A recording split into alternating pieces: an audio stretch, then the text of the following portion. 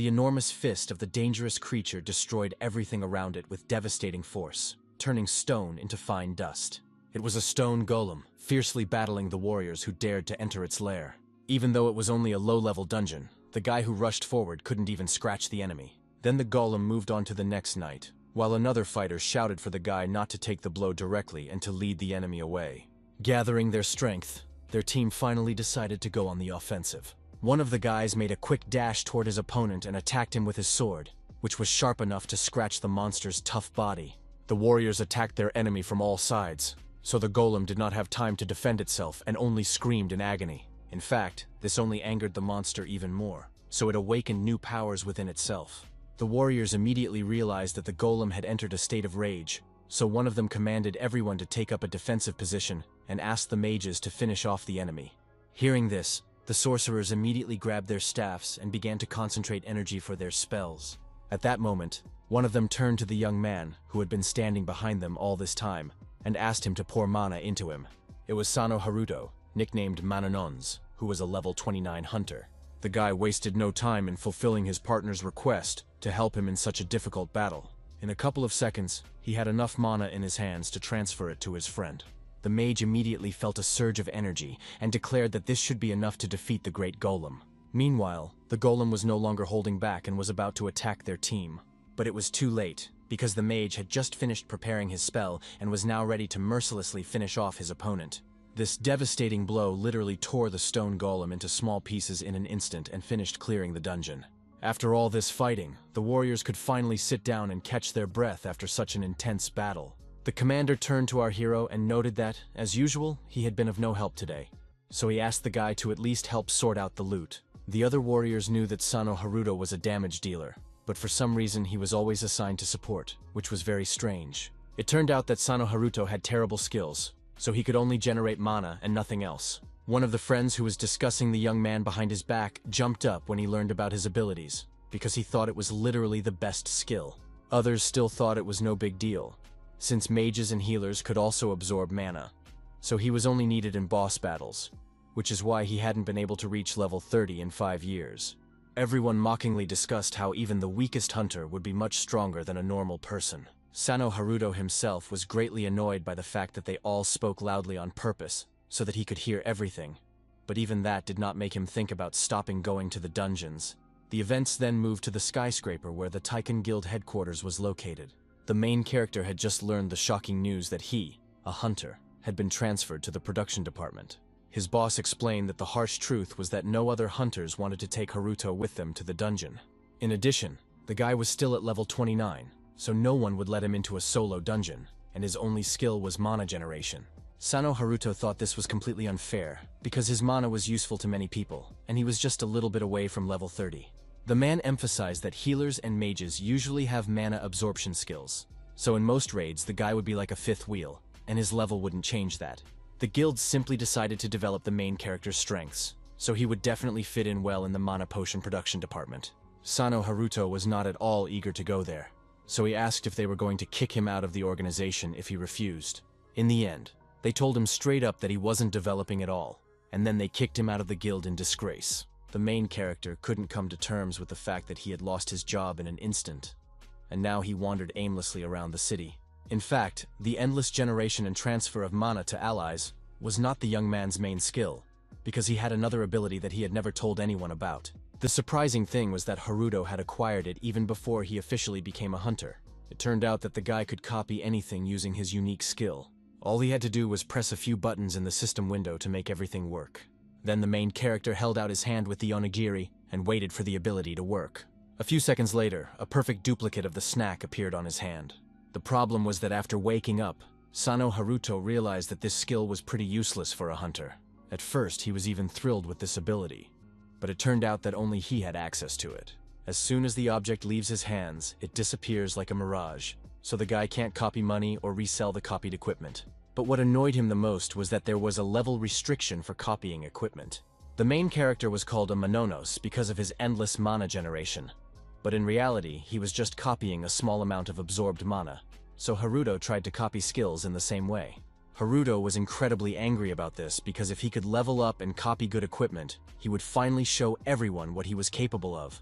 At that moment, he saw breaking news on his smartphone that the longsword of the Karish dragon was arriving in Japan. This sword had 2 special skill slots and significantly increased defense.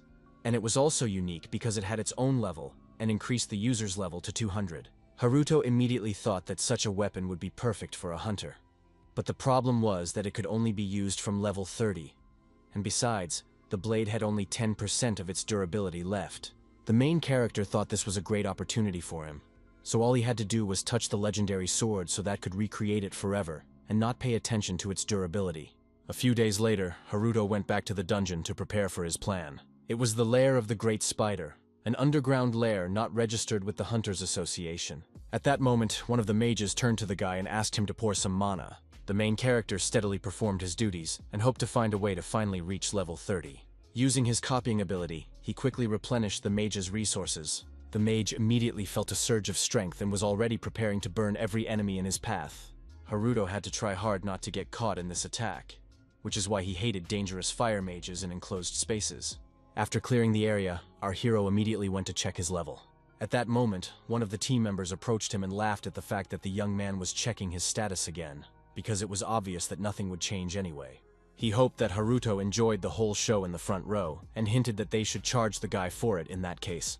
It was our hero's guildmate, Ikanaga Aoi, who now demanded a drink from his friend when they were done here. To earn money, this friend had been going down into unregistered dungeons since childhood. Although they had now entered a rather dangerous dungeon, thanks to Ikanaga, our hero was able to accompany the high-ranking hunters. The boss arena was very close, so the whole team hurried and soon found themselves at the Great Spider's nest. There, a huge monster awaited them, guarding its eggs and ready to tear apart anyone who dared to approach its future offspring. It was Alexa, the level 80 dungeon boss, who was now sleeping peacefully, unaware of the presence of enemies. The main character began to doubt that this devilish creature could be killed at all, because just the sight of it made his knees buckle. Ikanaga Aoi noticed that his partner was very worried and immediately warned him that no one was going to let him into the fight, so there was nothing to be afraid of. He believed that killing the Great Spider should be easy, but it was still better to be careful and keep a close eye on the web and eggs. If the spider's offspring were destroyed, she would immediately fly into a rage, which would surely spell the end for all of them. At that moment, the mage turned to Ikanaga, not understanding why he was wasting his time on some Mononos. The guy immediately apologized to his partner, who continued to complain that they had no time for all this. After that, the mage immediately ran forward because he couldn't wait to fight, and accidentally slipped. One of the stones that flew off his foot landed right in a web that was best left untouched. Everyone watched this scene in horror, realizing that it would not lead to anything good. Finally, the spider awoke from her sleep, sensing movement nearby. Alexa screamed frantically, warning the hunters that she was definitely not going to spare anyone. One of the warriors immediately rushed to defend his companions and yelled at the mage, who was responsible for waking the dungeon boss at the wrong time. She struck the guy's shield with her huge paw, but he still managed to stay on his feet. Then he swung his blade harder and cut off the creature's hairy limb. After that, the leader turned to his teammates again and reminded them to beware of the web and eggs. The other members of the cleanup crew took note of this and immediately rushed forward to help their comrade. The spider could do nothing against the nimble and strong hunters who surrounded her on all sides. The main character watched the whole scene with admiration in his eyes and realized that his partners were truly formidable. Alexa understood that she had to do something, because otherwise the hunters would soon win. She turned around to release her web, so the commander immediately ordered everyone to hide behind the columns. The cocky mage didn't understand why everyone was running away, because he had defeated similar opponents many times before. He asked everyone to step aside because he was going to burn this monster along with its web. The spider was a quick-witted creature, so she immediately built a shield for herself. Meanwhile, the fireball was already flying towards her at full speed, illuminating the dungeon with orange light. In the end, the sturdy web simply deflected the blow, giving the mage no chance to make amends for his mistake. This only angered the guy even more, so now he was going to show his true power. The main character tried to stop the mage, because he understood that he would only make things worse. Their partner was no longer listening to any warnings, and was already preparing to unleash a meteor shower. The commander immediately turned to his foolish partner and warned him that he could accidentally hit his balls, which would be a fatal mistake. Haruto froze in horror as he watched the guy's actions, realizing that it was too late to change anything. The fire fiercely engulfed the unprotected eggs, which began to crack with a loud crunch. The team leader shouted for everyone to run away because the spider would definitely go berserk after that. He didn't manage to hide in time, so Alexa was able to trap him in her web. Oi immediately ran up to Haruto and quickly pulled him behind a column to hide from the enraged monster. Meanwhile, the spider's eyes were literally burning with rage because some strangers dared to destroy her children. The commander was still desperately trying to get out of the web, but all his attempts were futile. The mage was also unable to escape from Alexa and now couldn't believe that the fireball had really had no effect on her. At that moment, she spotted the culprit responsible for the death of all her offspring. With a nervous smile on his face and tears in his eyes, the boy begged the spider not to do what she had planned. In the end, he couldn't hold back and began to shout at the top of his lungs for the monster not to come near him. This did not help the poor fellow at all, so with one movement of her huge paw, Alexa crushed his helpless body. The main character couldn't take his frightened eyes off this scene. It turned out that he also didn't have time to escape from the web, so now he was tightly bound. The spider's paw was very close to him, so there was less and less time left for rescue. Alexa, noticing Haruto, looked straight into the young man's eyes with her terrifying gaze. Previously, our hero thought that this was just a low-level dungeon that he had entered for the sake of one unfortunate level. But now he found himself on the verge of death. At that moment, the spider swung her sharp paw to teach another person who dared to disturb her peace a lesson. A second later, she pierced Haruto through and through, who had no chance of dodging the blow. The main character immediately began to choke on his own blood, suffocating from the unbearable pain. Suddenly, a system message popped up in front of his eyes, asking if he wanted to copy and paste the selected object. Now it turned out that Haruto's skill wasn't so useless after all. It turned out that the rule of object disappearance did not work on the boy's own body, so he created a copy of himself just in case. Upon death, his consciousness moved to the copy, and the dead body simply disappeared. The main character still found it difficult to get used to his own body disintegrating before his eyes, but he had no other choice now, so he used his backup plan. Haruto's new life did not last long, because the spider noticed him and pierced him again with her sharp paw. Then the young man used his ability, which had no limitations, and created a new body. Finally, he was able to hide behind one of the pillars until Alexa could figure out where her next victim had gone. Haruto understood that this creature would not let him go, even if he kept copying himself endlessly. At that moment, our hero noticed that his bound friend was nearby and still alive. The guy immediately closed his eyes and turned away from this horrific scene because he simply did not know how to help his friend. Meanwhile, the spider seemed to sense human presence and was already approaching their shelter. Ikanaga Aoi also heard all this, so he desperately tried to shout to the main character to help him. Haruto understood that it would be too difficult to get out of there, but he couldn't abandon his friend either. The boy began to remember that it was this friend who had helped him when everyone else had abandoned him, so he rushed into battle to at least try to help Aoi. He quickly grabbed his not-so-strong sword and tried to strike Alex with his first blow. It was useless, so the spider forcefully threw the main character aside. The monster's paw hit the pole to which Aoi was tied, and fortunately did not hit the guy himself. Suddenly, the system announced that the main character's level had been raised, which he certainly did not expect at such a hopeless moment. The main character was surprised that his blow had worked after all, but he did not yet suspect that the spider had attacked him again. In the end, Alexa pierced Haruto, who did not have time to react to such a sudden threat. After copying his body, the guy immediately thought that all he had to do was get to the long sword of the Corisian dragon, although it seemed that it would not be soon. He understood that he would not be able to escape anyway, so he was going to kill the dungeon boss, even if it meant dying 100 times. Our hero understood that in order to succeed, he needed to inflict at least some damage on the enemy in one of his lives. He spent 3 whole days in this dungeon, fighting day and night and losing about 50 lives, but during that time his skills improved significantly. Haruto was already more confidently chopping at the spider's body, because her death was only a matter of time. The giant spider was getting weaker by the minute, and fortunately, this monster had no regeneration abilities. Despite this, Alexa continued to fight and release her dangerous web again and again.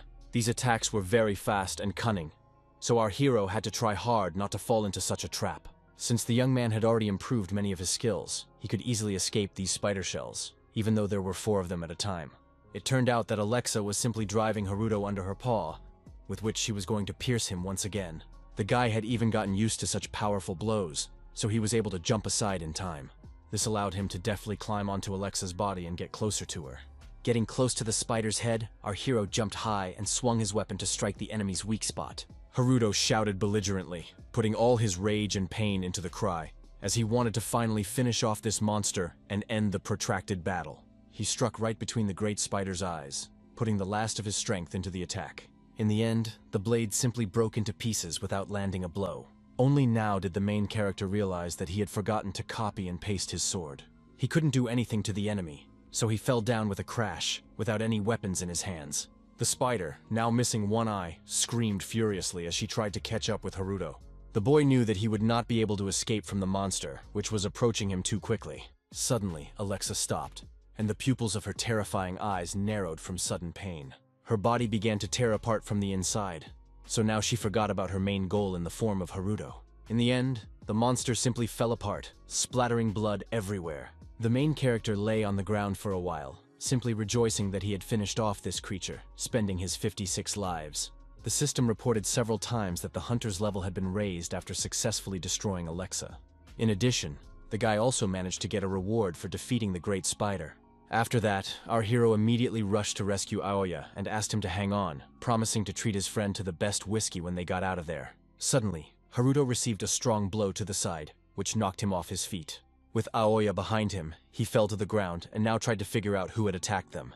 It turned out that the main character's adventure was not over yet, because the newborn offspring of the Great Spider were waiting for him here. The guy knew he could basically handle these enemies. But the problem was that it would be tough to fight while protecting Aoi at the same time.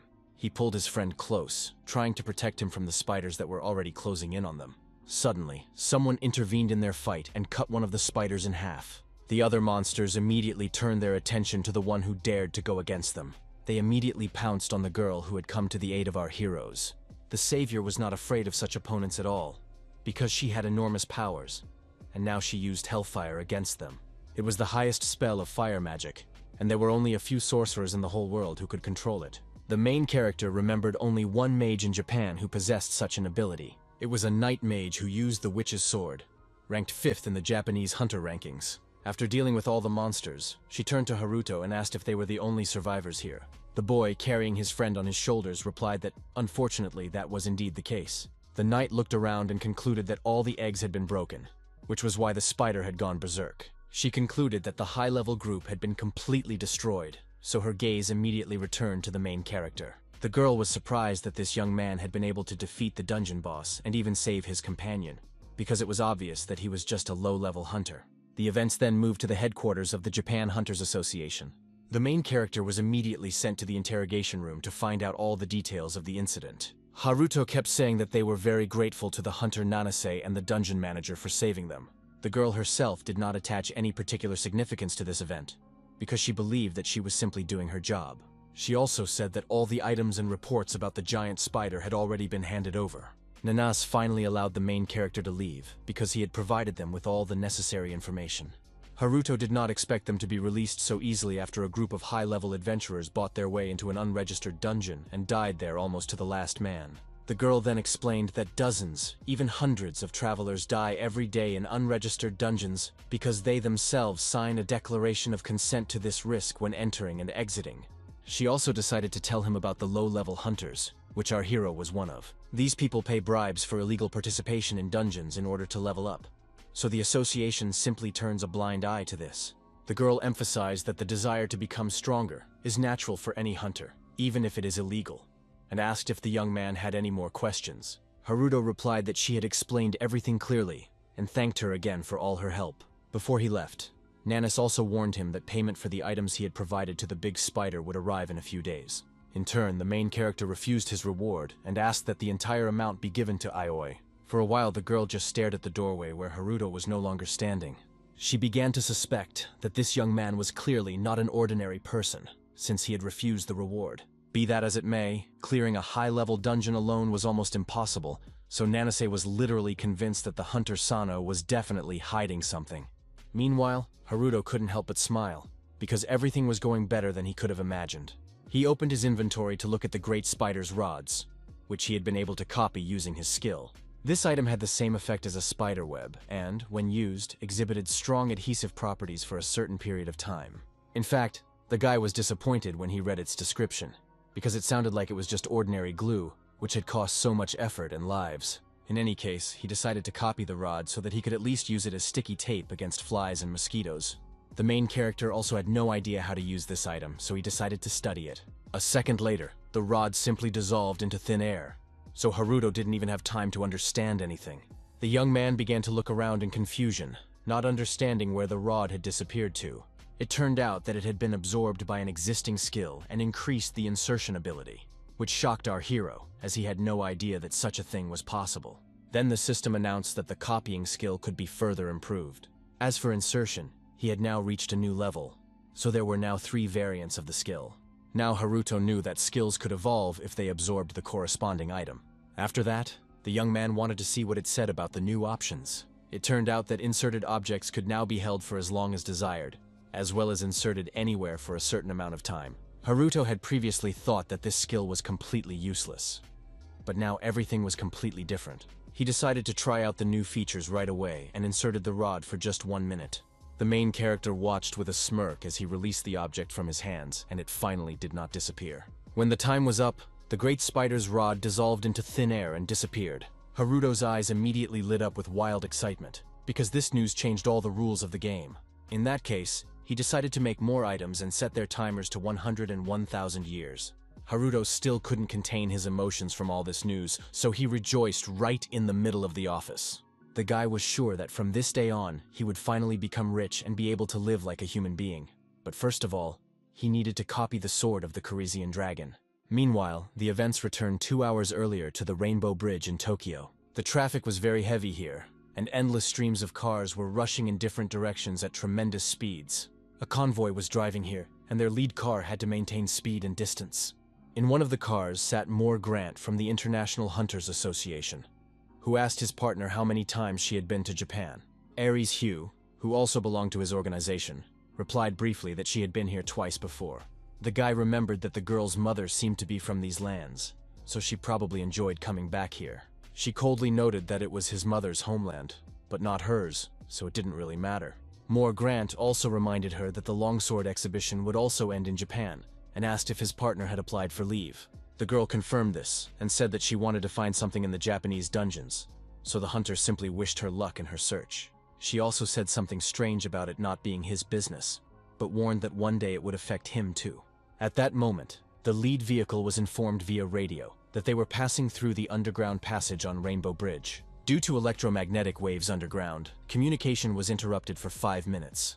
Moore Grant was surprised to see that the dungeon was located directly above the sea, but he thought it was even a little romantic. The girl was not so carefree about all this, so she asked her companion not to talk nonsense, because if the underground collapsed, it would be a real disaster. Her partner immediately shouted for someone to open the window in the car, because there was a real stifling smell. But Aries Hugh still didn't understand what was romantic about a dangerous dungeon. Now the events moved to the office at the entrance to the underground on Rainbow Bridge. Ticket seller Sino Satoru stood and complained that he was bored working as a ticket seller at the entrance, while his partner couldn't understand why the guy was upset when he was still lucky. Looking at the dungeon, he said that just 3 weeks ago it had been a real hell on earth. At that moment, a strange large drop landed near the young man's foot. At first the guys couldn't understand what it was, looking at the strange substance in confusion. Then the ticket seller took a closer look and realized that it was a cute slug that had somehow ended up outside the dungeon. Picking up the creature, he turned to Satoru and asked if the slug could have appeared on the surface. The hunter was frightened when he saw this phenomenon, because he understood perfectly well where it would lead. Meanwhile, a monster much larger than a slug had already appeared behind him. With fear, Satoru looked up at the monster that had emerged from the dungeon, realizing that the situation was completely out of control. The guys immediately grabbed their weapons, hoping that this would somehow protect them from such a giant. The huge orc attacked them with his spiked club, while the hunter desperately tried to defend himself with his weak shield. Then the events returned to the present day in the office of the Japan Hunters Association. The main character just saw that all his stats had increased, and his level had risen to 50, so he hadn't died so many times in vain. When a hunter reaches this level, it is easier for him to join a group, because usually in mid-level dungeons, monsters are about the same level, with the exception of areas for beginners. To start with, Haruto was going to collect great spider rods to try to sell them at auction. At that moment, he heard heavy footsteps behind him, echoing hollowly in the silence of the corridor. They were hunters who looked quite agitated and were rushing somewhere, so they asked everyone to step aside. Then the main character heard them talking about how some kind of dungeon had just collapsed. The guy, like them, couldn't understand how this could have happened, and began to suspect that a breakthrough had occurred somewhere. Meanwhile, the hunters were talking among themselves about how they had been sent there before some large guilds because the wagon with the legendary sword had also fallen into the trap, which is why they had received the request. Only now did Haruto realize that the longsword of the Carisian dragon was surrounded by monsters from the breach. Helicopters were already waiting on the roof of the Hunters Association building to transport the hunters to the breach site. They were already preparing to request assistance from other guilds, as their primary task was to protect the van with the legendary items. One of the hunters thought this was complete nonsense and asked who had given the order, but then his partner intervened, emphasizing that he was the commander of their squad. It was Nanis who ordered her subordinates to destroy the monsters and protect the civilians, which was their top priority. She looked sternly at the hunters and emphasized once again that the situation was an emergency, so all questions should be left for later.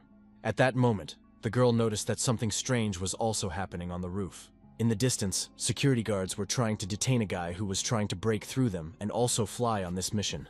Nanis tried to get everyone into the helicopter as quickly as possible because they definitely didn't have any time to spare. The guards still weren't going to let the young man go, so he tried to shout to the commander and tell him that he also wanted to help. Suddenly, the girl realized that this was the same Mr. Sano they had spoken to just a moment ago. He wanted to help evacuate civilians if he couldn't fight the monsters, noting that any help would be useful in such a situation. Nanas did not expect the young man to want to join them, so she did not even know how to respond to his offer. In the end, the entire team went to help at the site of the dungeon breach. The commander praised Haruto for saving his comrade in the Great Spider's dungeon, and now he had decided to help evacuate civilians. The main character responded to all this with only a forced smile, because he knew perfectly well that he was only pursuing his own goals. Meanwhile, the others couldn't understand why all this was happening, because it had only been 3 weeks since the Rainbow Bridge breach had been closed. The commander explained that anything could happen in their world, including another underground breach. And no matter how many times it happened, they would go to the epicenter every time to prevent a repeat of the disaster that had occurred 15 years ago. Silence immediately fell among the hunters, because they understood what Nanase was talking about. Out of anger, the main character clenched his fists, because he remembered these events as if it were yesterday. At that time, there were simultaneous breakthroughs of dungeons around the world, causing an international disaster. If the monsters in the dungeon are not exterminated in sufficient numbers, the dungeon becomes overcrowded and collapses, forming a breach. And then they break out, attacking peaceful residents. It was in this chaos that young Haruto's parents died, becoming innocent victims. Haruto had never told anyone about this before, and no one would have believed him. But at that moment, a supernatural creature from another dimension appeared. It was this creature that bestowed upon the main character what he thought was a curse. The creature called it a gift and set a time limit of 20 years. But the boy did not know whether this meant the duration of the ability or his life. The hourglass of the curse continued to run even now, which made Haruto a little nervous. In addition, the young man was afraid that it might happen again, because that creature had appeared after a great catastrophe. The main character understood that when it appeared again, another cataclysm would occur, so there were only 5 years left. In any case, Haruto hoped that he would be able to prevent the catastrophe and lift the curse, because now he understood how to develop his abilities and become the strongest hunter.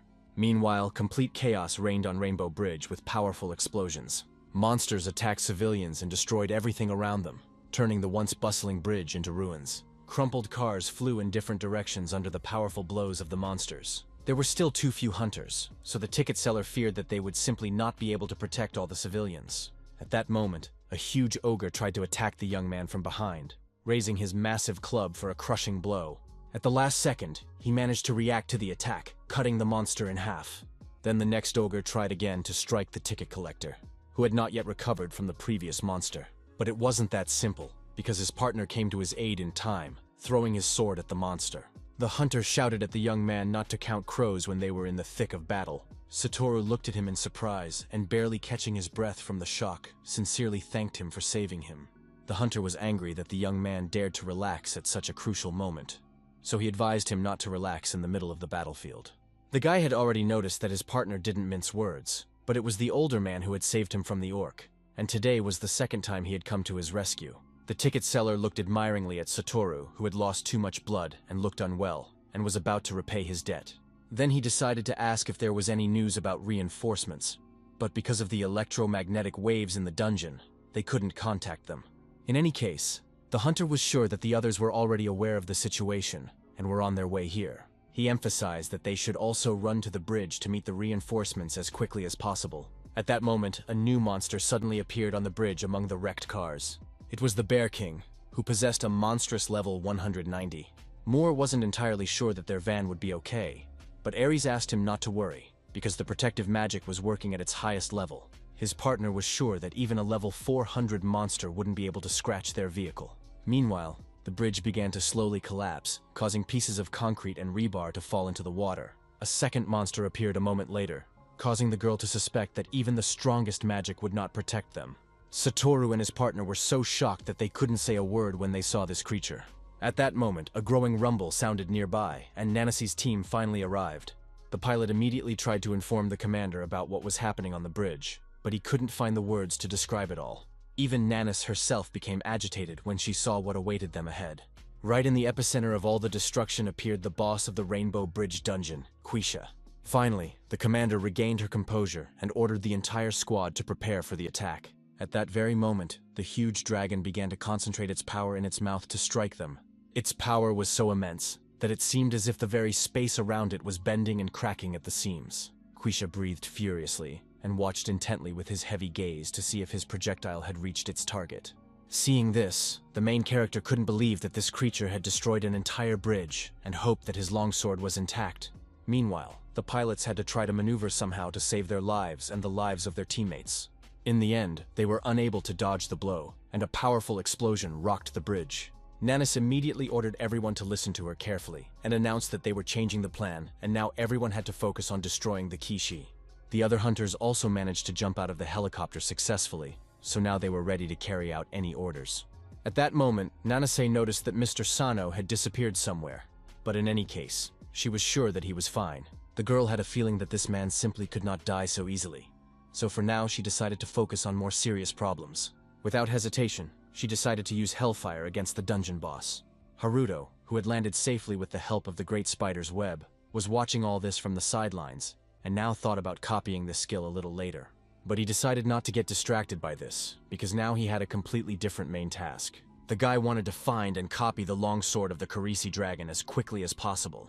At the same time, new reinforcements arrived at the bridge, fearing that they too would be in danger if they made one wrong move. It turned out that they were going to take advantage of all this chaos, because the hunter Nanase and the others would be busy for a while, and they would be able to take the longsword of the Karisi dragon. The bandit squad leader ordered them to move quietly so as not to run into any monsters. Haruto also slowly advanced toward his goal and saw that there were many dead monsters lying around, which was obviously the work of the hunters. But the young man still had a bad feeling, because he knew very well that these creatures usually acted in packs. At that moment he heard someone nearby fighting and shouting. It was Satoru Sonoda, whose partner was yelling at him to run away. But the guy wasn't going to do that because he could still handle monsters like these. The hunter was already too badly wounded to continue fighting or running away, so he asked his partner to leave, otherwise they would both be doomed. Our hero immediately realized that these were the hunters who controlled the entrance to the dungeon. Haruto understood that he must not be distracted from his main task, so he decided that these guys would have to deal with their problems themselves somehow. Meanwhile, the hunter started yelling at the young man because he didn't understand that when these low-level dogs gather in packs, they are equal to a high-level monster. The sound of claws scraping against the asphalt grew louder, and the monsters themselves were getting closer and closer to the doomed boys. The hunter emphasized that the fact that they had seen only one wolf meant that there were many more somewhere nearby. The ticket seller saw this huge crowd of enemies, but he no longer cared about his own life. The young man understood that his companion had received all these wounds only because of him, so he simply could not abandon his partner to be eaten by the wolves. The main character stopped immediately when he heard the words of one of the hunters. Memories immediately came to his mind of how he had recently tried to save Aoya from the dungeon. The wolves surrounded the hunters on all sides and were just waiting for the right moment to pounce on them all at once. In the end, one of the monsters jumped right at the ticket seller, who was momentarily confused. The young man was not so weak after all, so he was able to give the monster a decent fight. But it wasn't that simple, because at that very moment another creature tried to attack him from behind. The ticket inspector had to put his arm out to block the blow, so that the clawed paw would not hit his body. After that, he plunged his sword straight into the wolf's neck, once again defeating his opponent. While the guy was pulling his sword out of the predator's body, another monster from the pack pounced on him. Only at the last moment did the ticket seller realize that a rabid monster was flying at him. The main character intervened in time, throwing the creature away from the confused young man with his whole body. The force of the blow was so great that the wolf could not resist and only whimpered pitifully. Then Haruto turned to the young man he had just saved and asked if he was all right. The ticket seller replied that he was fine, but his fear and panic did not go away. He was incredibly frightened because he saw that there were still a huge number of monsters ahead. The young man thanked our hero for his help, but asked him to run away quickly, because even high-level hunters would not be able to cope with such a huge pack. Haruto was not afraid of this fact at all, so a mischievous grin immediately appeared on his face. The ticket seller certainly did not expect such a reaction, because in such a situation, it is unlikely that anyone would have positive emotions. The main character immediately rummaged through his inventory and thought that he would probably have to put his items up for auction a little later. Meanwhile, the monstrous wolves with their terrifying howls had already rushed forward, baring their sharp fangs. The creatures were already very close to Haruto, who paid no attention to them and thought about combining the great spider's rod with his skill.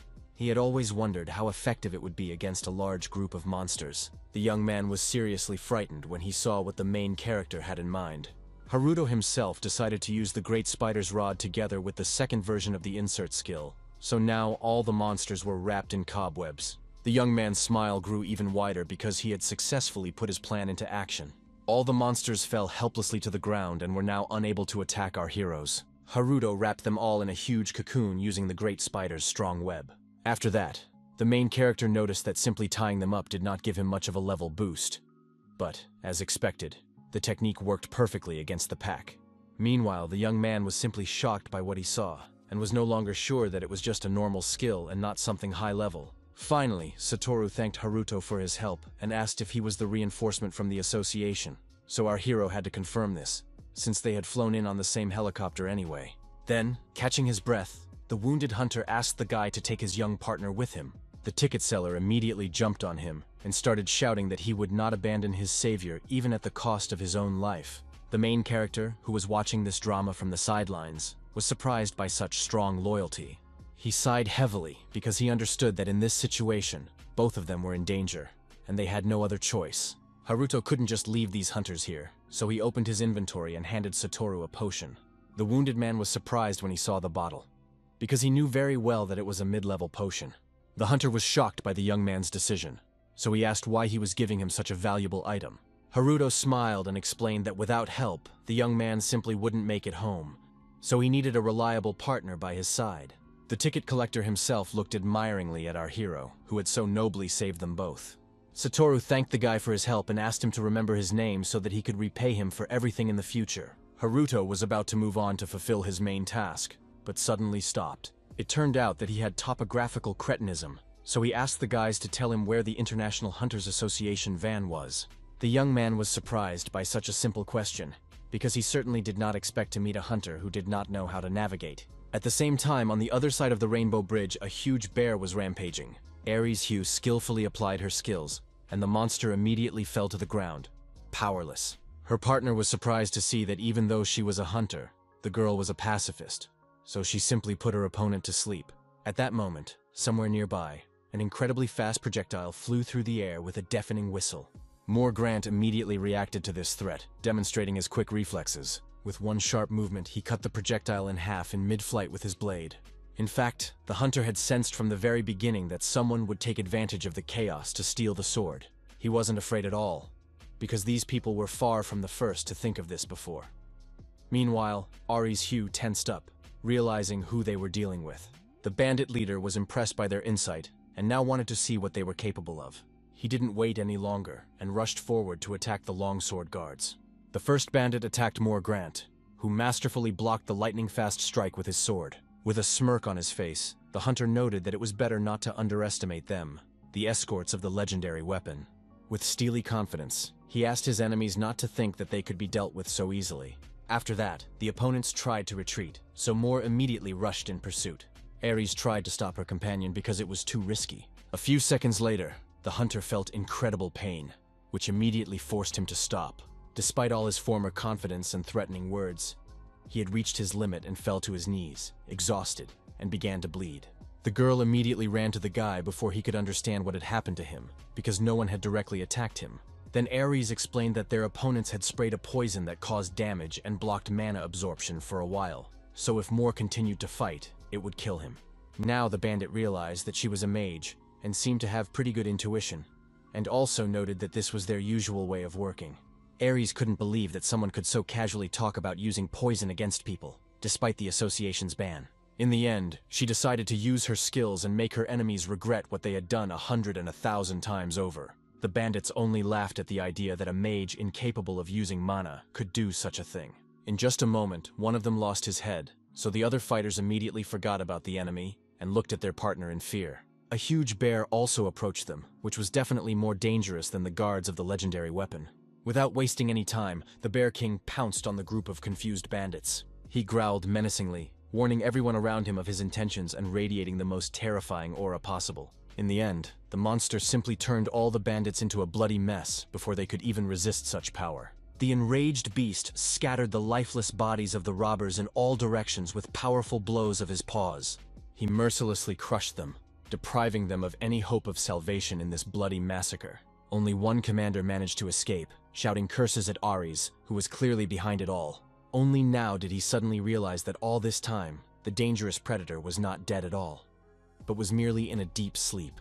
In the end, the leader of the bandits decided to retreat, because the entire team had been destroyed in the blink of an eye. Meanwhile, the Bear King was now going to attack Moore and Ares, who were also unable to defend themselves. Then the guy asked if his partner could put him to sleep again. The girl immediately reminded him that she couldn't absorb mana at all, and Moore laughed that his bet on her pacifism had paid off. She only agreed with her partner's words, but understood that he was not obliged to die because of her. Ares wasted no more time and prepared to defend her comrade from the monster. The mage put all her strength into the spell to hold back the Bear King. The wounded Moore was frightened when he saw what she was about to do, so he desperately tried to stop his partner. Ignoring all warnings, the girl rushed at full speed toward the monster. Soon, Ares began to choke on blood due to the effects of the poison, which had not yet dissipated from the area. Despite the incredible pain, she continued to hold her spell for the sake of her friend's safety. The girl now understood that the block on mana absorption completely blocked her own abilities as well. Seeing the Bear King's huge paw flying towards her at breakneck speed, Ares simply accepted her fate. At that moment, the main character came to her aid and tried to save her with his ability. The shocked girl froze in complete stupor, because she did not expect something like this to be possible at all. Out of nowhere, streams of web appeared, heading towards the dungeon boss. They began to bind the bear's paws, which now could not reach its final goal. In the end, the web completely bound the monster, depriving it of the ability to resist. But that was still not enough, so Haruto released a huge number of great spider cocoons. In an instant, the furious monster was completely immobilized by the sticky thread and turned into a motionless bundle. Then the main character approached the defeated monster to see the results of his work. Satoru was impressed by Haruto's work, although the guy himself was not entirely sure that he would be able to catch the Bear King in this way. After what he saw, the young man began to call our hero senpai, despite the fact that they were actually the same age. There was absolute devotion in Satoru's eyes, because he and Sakabe had saved his life, so now he had to respect and honor them both. Meanwhile, the main character turned to the sword escorts and asked if they were okay. Ares was so shocked that her life had been saved that she didn't even know how to respond to her savior. Her partner, on the other hand, was hostile because he thought their team had also come for the sword.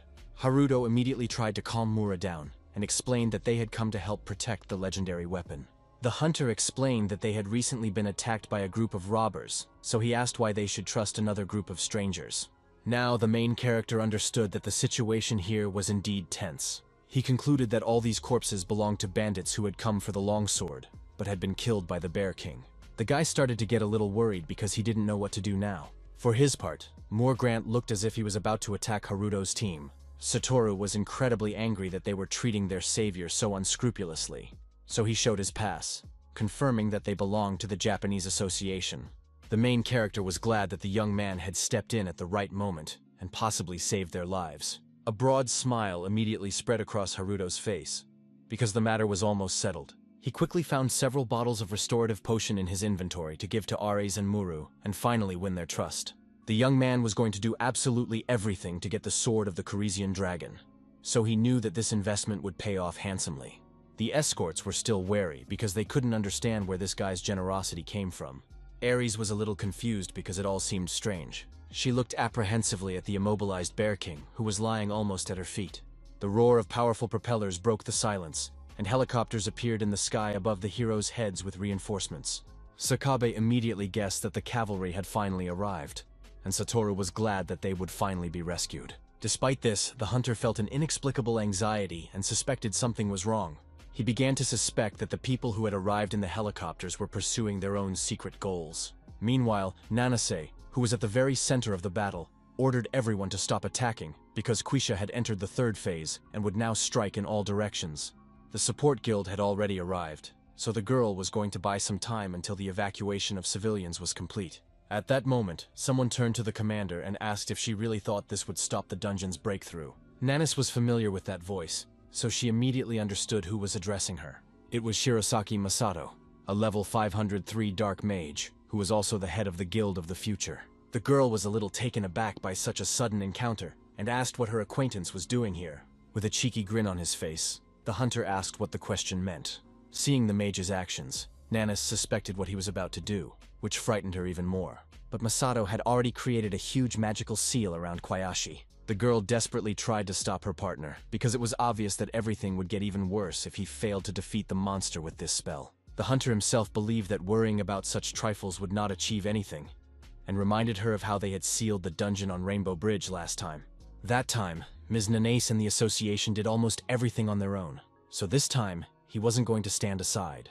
In the end, Masato used Dark Lightning against the dragon, so the commander shouted for everyone to run away from there quickly. The other hunters managed to react at the last moment to the force that was breaking the ground beneath their feet. At that moment, Quisha finally lost consciousness and collapsed onto the Rainbow Bridge. Thus, the bridge was split into two parts, with a wide chasm between them. Only a few managed to grab hold of the debris and hang on to the very edge of the rift. The main character also managed to save himself by once again using the Great Spider's cocoons. Then, with his heart in his mouth, he turned to the edge of the gaping abyss to assess the scale of the damage. It turns out that Haruto also used the web to save all his friends. He also managed to save the all-important truck carrying the legendary sword. At that moment, the young man heard some strange sounds behind him, and immediately turned around to see what was there. Right there was the huge, dangerous mouth of Koyashi, who had not yet tried to kill him. The main character was about to scream in fear, but immediately covered his mouth with his hands so as not to wake the monster. Masato also came down here and was surprised that someone else had survived such an ordeal. He was sure that Haruto was a low-level hunter, so he praised him for such a trick. Looking closely, our hero noticed a symbol on the mage's clothes that he had seen somewhere before, and remembered that it was the third most powerful guild in the country. The main character understood that they belonged to the support team, so he asked why Masato wasn't busy rescuing citizens and destroying monsters, which should be his priority. It seemed that such things did not interest this high-level magician at all, who thought only of personal gain. Masato indifferently noted that it seemed like all the citizens had already been evacuated. But he also heard some kind of monster besides Koyashi. Then he noticed that the Bear King, who was still sitting in his cocoon, was still alive. The guy touched the material our hero had used with interest, and noted that he had never even thought that the Great Spider's web could be used in such a way. With a single flick of his wrist, Masato cut through all those strong threads. In this way, he tore the monster itself to pieces, which could do nothing about it because it was bound by the web. Haruto was simply shocked when he saw that this man, with a snap of his fingers, tore apart the web that had been able to hold the monster in the huge van, and turned the bear into mincemeat. The main character began to suspect that Quisha was also the work of Masato, but at that moment, a system notification appeared in front of him about his level increase. In addition, the guy was warned that he had failed to obtain an item for defeating the Bear King. Masato also heard the level-up sound from Haruto, and was surprised that he was able to get something for that weak monster. He realized that he seemed to have stolen the reward from our hero when he accidentally delivered the final blow. In the end, the mage gave the young man the bear's claws because he didn't need the material at all. The main character had been glaring at him the whole time, because he did not appreciate such treatment. Haruto was about to address the insolent mage in his stern voice, but someone interrupted him. It was Mrs. Nanis, who was very concerned about the boy's condition, so she immediately jumped back. She just sighed heavily when she saw what her old acquaintance was doing here. Now Masato understood that our hero also belonged to the association, which was the reason why he didn't like him at first. The girl decided to ask what had happened while she was away, but Haruto only hissed through his teeth that nothing special had happened. The commander explained that the support team was currently evacuating civilians, and suggested that the young man go with them, because if Quisha woke up, he would start rampaging again. The main character immediately asked if there was any chance of killing this dungeon boss, but Nanase sadly replied that it was impossible. When monster bosses' health falls below a third, they activate Rage or an AoE attack, and in both cases, they attack in different directions. Monsters of the Quasi level have a very large amount of health and activate 2 abilities at the same time, so their battle is divided into phases, and in the third phase, Quasi carries out large-scale destructive attacks. The dragon was currently in this phase, and was protecting itself with a barrier, absorbing mana from the surrounding environment, so any attacks were useless at this time. A second later, Kishi suddenly opened his terrifying eyes and looked at the hunters standing nearby. Nanase immediately tensed up because the monster woke up earlier than they had expected. Masato, on the other hand, thought it was just in time because he was going to turn the boss into a pile of loot before it started unleashing massive attacks. Meanwhile, the girl turned to our hero and suggested that he would be able to get out alive this time too. The mage, however, believed that such a weakling would definitely not be able to do so, because the mortality rate of low-ranking hunters is higher than that of traffic accidents. In the end, he and Nanis rushed forward to destroy Ki. Haruto wasn't going to stand aside either, so he clenched the Bear King's claw tightly in his hands. He had no intention of doing so, but now he wanted to try to kill the dragon first. The main character was very angry at Shirosaki Masato's behavior, which was clearly going too far. To begin with, he decided to lift all his comrades onto the bridge, and Satoru couldn't stop admiring the fact that Haruto had saved his life again. Ares remained as taciturn as ever, and looked with interest at the web that had managed to hold them all. Then the main character turned to her, and Mu, and said that he had a request for them, because Quisha had already entered the third phase, and would soon begin to rage. He told everyone that with the monster's powerful AoE attacks, there would be nothing left standing, and in such a situation, it would be difficult to find the van and the legendary longsword.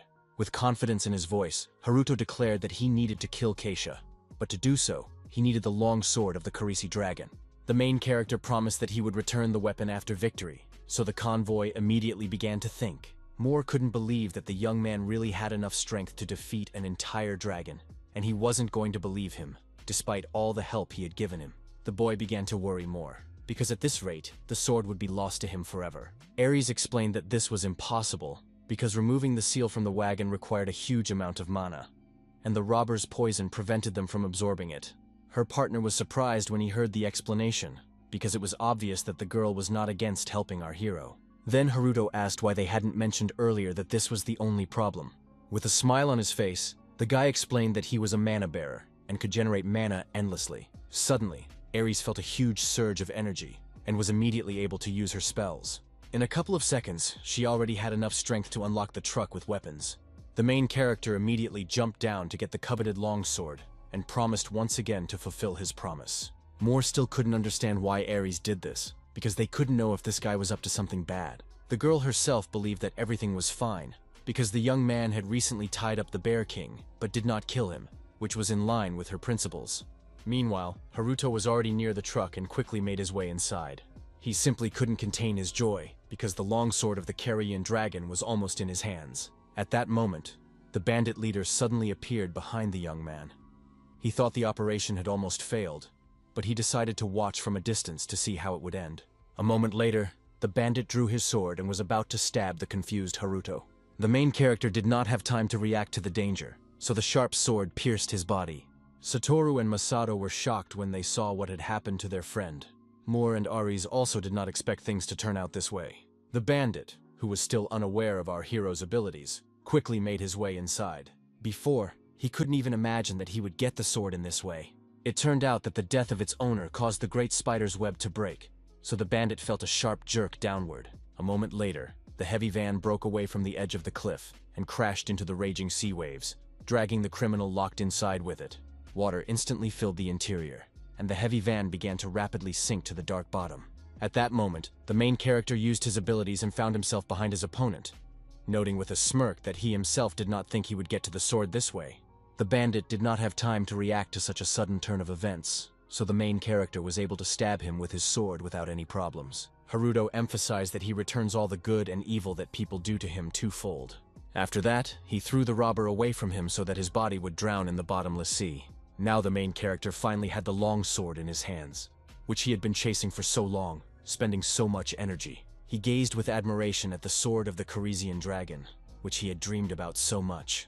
Without hesitation, the guy immediately tried to copy this weapon into his inventory. At that moment, the system reported that copying was impossible because the user's level did not match the required level of the object. Haruto certainly did not expect something like this to happen, because he was confident in his reliable plan until the very end.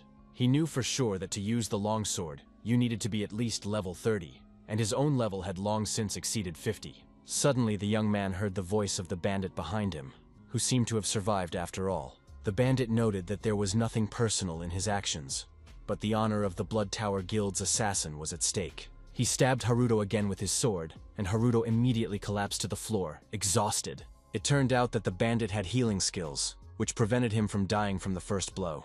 Now he was going to return the main character's arrogant, self-confident words to him. The bandit emphasized that he quickly forgets kindness, but he returns insults threefold. He made sure that Haruto would die by his blade and never see the dawn again. The main character had already given up and began to remember how hard it had been to get here, only to fail the whole operation in the end. At that moment, the system announced that the longsword of the Corisian dragon had merged with the user, so now the guy could absorb the weapon's characteristics. Haruto was not yet aware of such possibilities of his ability, so he watched all this with surprise. Thus, the guy was able to gain an additional 35% defense from the longsword's passive skill. The ability also copied and absorbed the blade's first unique skill, called Vampirism. Next, the main character was able to obtain the second unique skill, which turned out to be Berserk. In the end, Haruto absorbed all the abilities of the legendary weapon until his health level dropped below 25%. For this reason, the Corisian Dragon Longsword user's defense mode was activated. Using the copy ability, he earned a second unique sword skill, Berserk. Meanwhile, Kisha was already concentrating a huge amount of energy in his mouth to attack. Finally, Masato realized that things were bad, because now the monster was going to hit the area. Precious time was running out, and the air was literally filled with tension from the colossal energy the monster had accumulated for its devastating blow. Suddenly, the huge lizard froze, and the energy accumulated in its mouth began to flicker unsteadily. In an instant, an invisible blade cut Kweshu in half, who didn't even have time to scream. Nanase and Masato watched all this with incredible surprise, because they couldn't understand who was behind something so powerful. Finally, the system informed all hunters that the dungeon boss had been successfully destroyed, and the breach sealed. Evening came, and the events moved to the building of the Japan Hunters Association. At the meeting, it was reported that as a result of the Rainbow Bridge dungeon breach, many civilians and hunters had been injured, and irreparable damage had been done. However, thanks to the prompt actions of the Hunters Association and the guilds, the situation stabilized within 2 hours. Fukawa Tokuo addressed his teammates and asked them not to look so sad, because this time, they had finally managed to defeat Quaisha.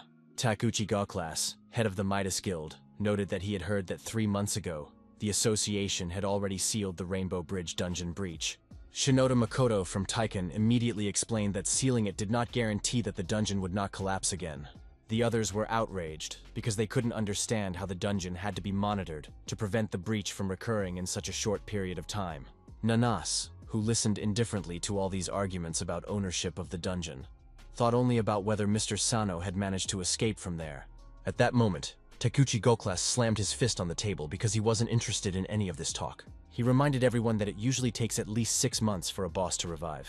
The hunter hinted that this could mean that Ms. Nanas had not finished off Keishu last time. In response, the girl just sighed discontentedly and did not seem to be going to justify herself to her colleague. She calmly and gently placed her hand on the table near the glass. A second later, the entire table began to shake, seriously frightening the other workers. In the end, the furniture shattered into small pieces when Nanase used her powers. In this way, she demonstrated her severity to everyone, forcing the hunters to hide so as not to be hit. Masato didn't pay much attention to his colleague's sudden gesture and calmly sipped his water, protecting himself with a shield. His co-workers were unhappy with what the girl was doing and asked what the whole charade was about. This action angered Goklas even more, causing his anger to flare up with renewed vigor. At that moment, someone finally stopped Mr. Takuchi, because it was obvious that this would not lead to anything good. It was Fukawa Tokuo, who apologized for their employees' disrespectful behavior. The man just clicked his tongue in dissatisfaction because the girl had completely lost her fear and promised that she would simply die if she continued to provoke him. Nanase did not respond to these words and only grunted in reply. The hunter finally explained that she had just shown Shockwave, the reward for the past murder of Ki. Then she turned to Mr. Shirosaki, who had contributed the most to their recent confrontation. and emphasized that he would not let her lie. The guy was not happy that his colleague had decided to drag him into this, and agreed that she was not lying, although he had been too busy lately and had not yet had time to check the reward. Fukawa Tokuo immediately lit up, because he believed that it was thanks to Masato that everything had turned out well.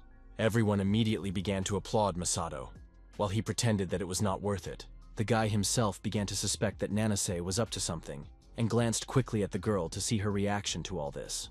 The hunter's face showed only a slight smirk and not a hint of irritation. Masato began to suspect that his rival was harboring resentment because he had interfered, so now he was going to make her pay for all her insolent actions. Meanwhile, Nanase announced that she would take responsibility for finding out the cause of the dungeon breach, and would also hold the guild accountable for the delay in reinforcements. All the hunters immediately calmed down at her cold severity and icy gaze. The girl noted that it seemed that all questions for her had already been exhausted, so she took her leave of her colleagues. At that moment, the conference room doors swung open and someone else entered. It was Moore and Ares, who were glad that the meeting was not over yet, and explained that they had come here on behalf of the International Association with some important information. They reported that, due to a recent break-in, the world's only Carizian dragon longsword had been stolen.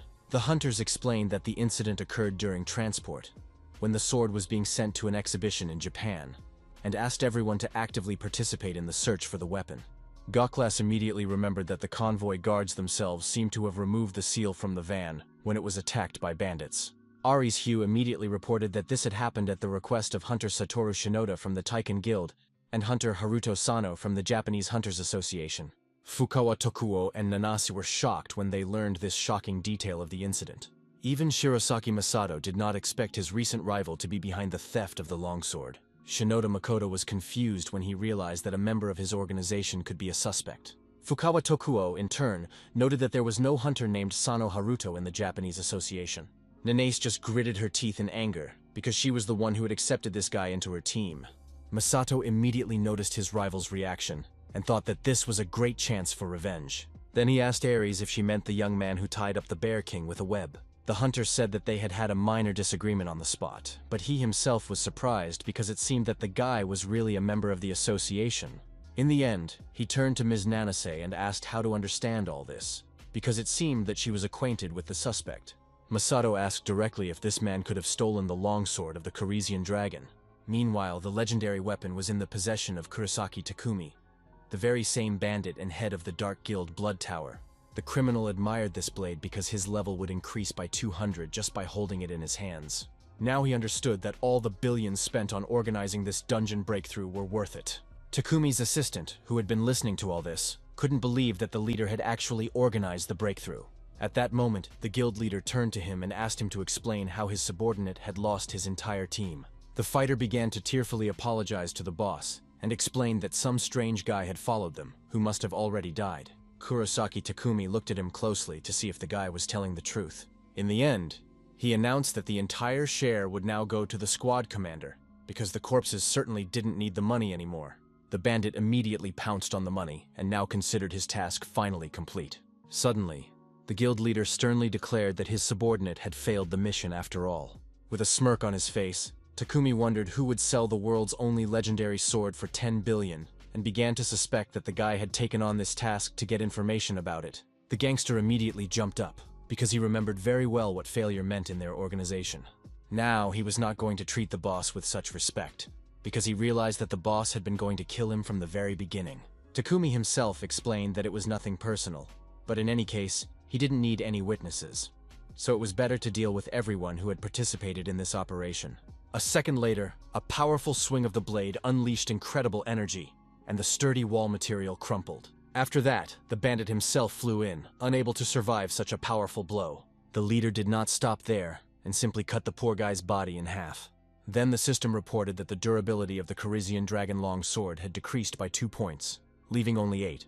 Takumi immediately thought that it would be too unfortunate if the legendary weapon broke before they could repair it. At the same time, the unknown entity contacted the main character again, and said that it had given the boy a gift. With a cry, Haruto awoke from a dream in which a ghostly hourglass was inexorably counting down the time. The young man also felt the mark on his neck begin to burn and throb, immediately reacting to the presence of its owner. He grabbed the sore spot and now understood that the hourglass had made its move once again. Satoru, who was also in the hospital, was incredibly happy when he saw that Haruto had regained consciousness, because he was afraid that he would never wake up again. The young man said that when our hero was wounded, a dazzling pillar of light burst out of the sea. Sakabe, who was also lying in the same ward, was surprised when he realized that his partners were at the epicenter of the Rainbow Bridge dungeon breakthrough. Meanwhile, the main character had already found the strength to get out of bed. Satoru enthusiastically recounted all the events of that day, while Haruto clutched his head in pain, which was literally swelling from the energy of his new friend. Then Sakabe told our hero that it was this young man who had saved his life, so he immediately asked how it had happened. It turns out that the young man considered it his duty and alerted both Taiken and the association, so they had a hard time. But in the end, their people found the missing Haruto on the coast. Hearing this, the main character couldn't understand how some underground controller had managed to get the guild and the association to take action. Finally, the guy realized that the head of Taiken was Shinoda Makoto, and his comrade's name was Shinoda Satoru, which could hardly be a coincidence. In the end, Saruto thought it was complete nonsense, because such things only happen in TV series. Meanwhile, the events moved to the office of the chairman of the Hunters Association, where a small meeting was taking place.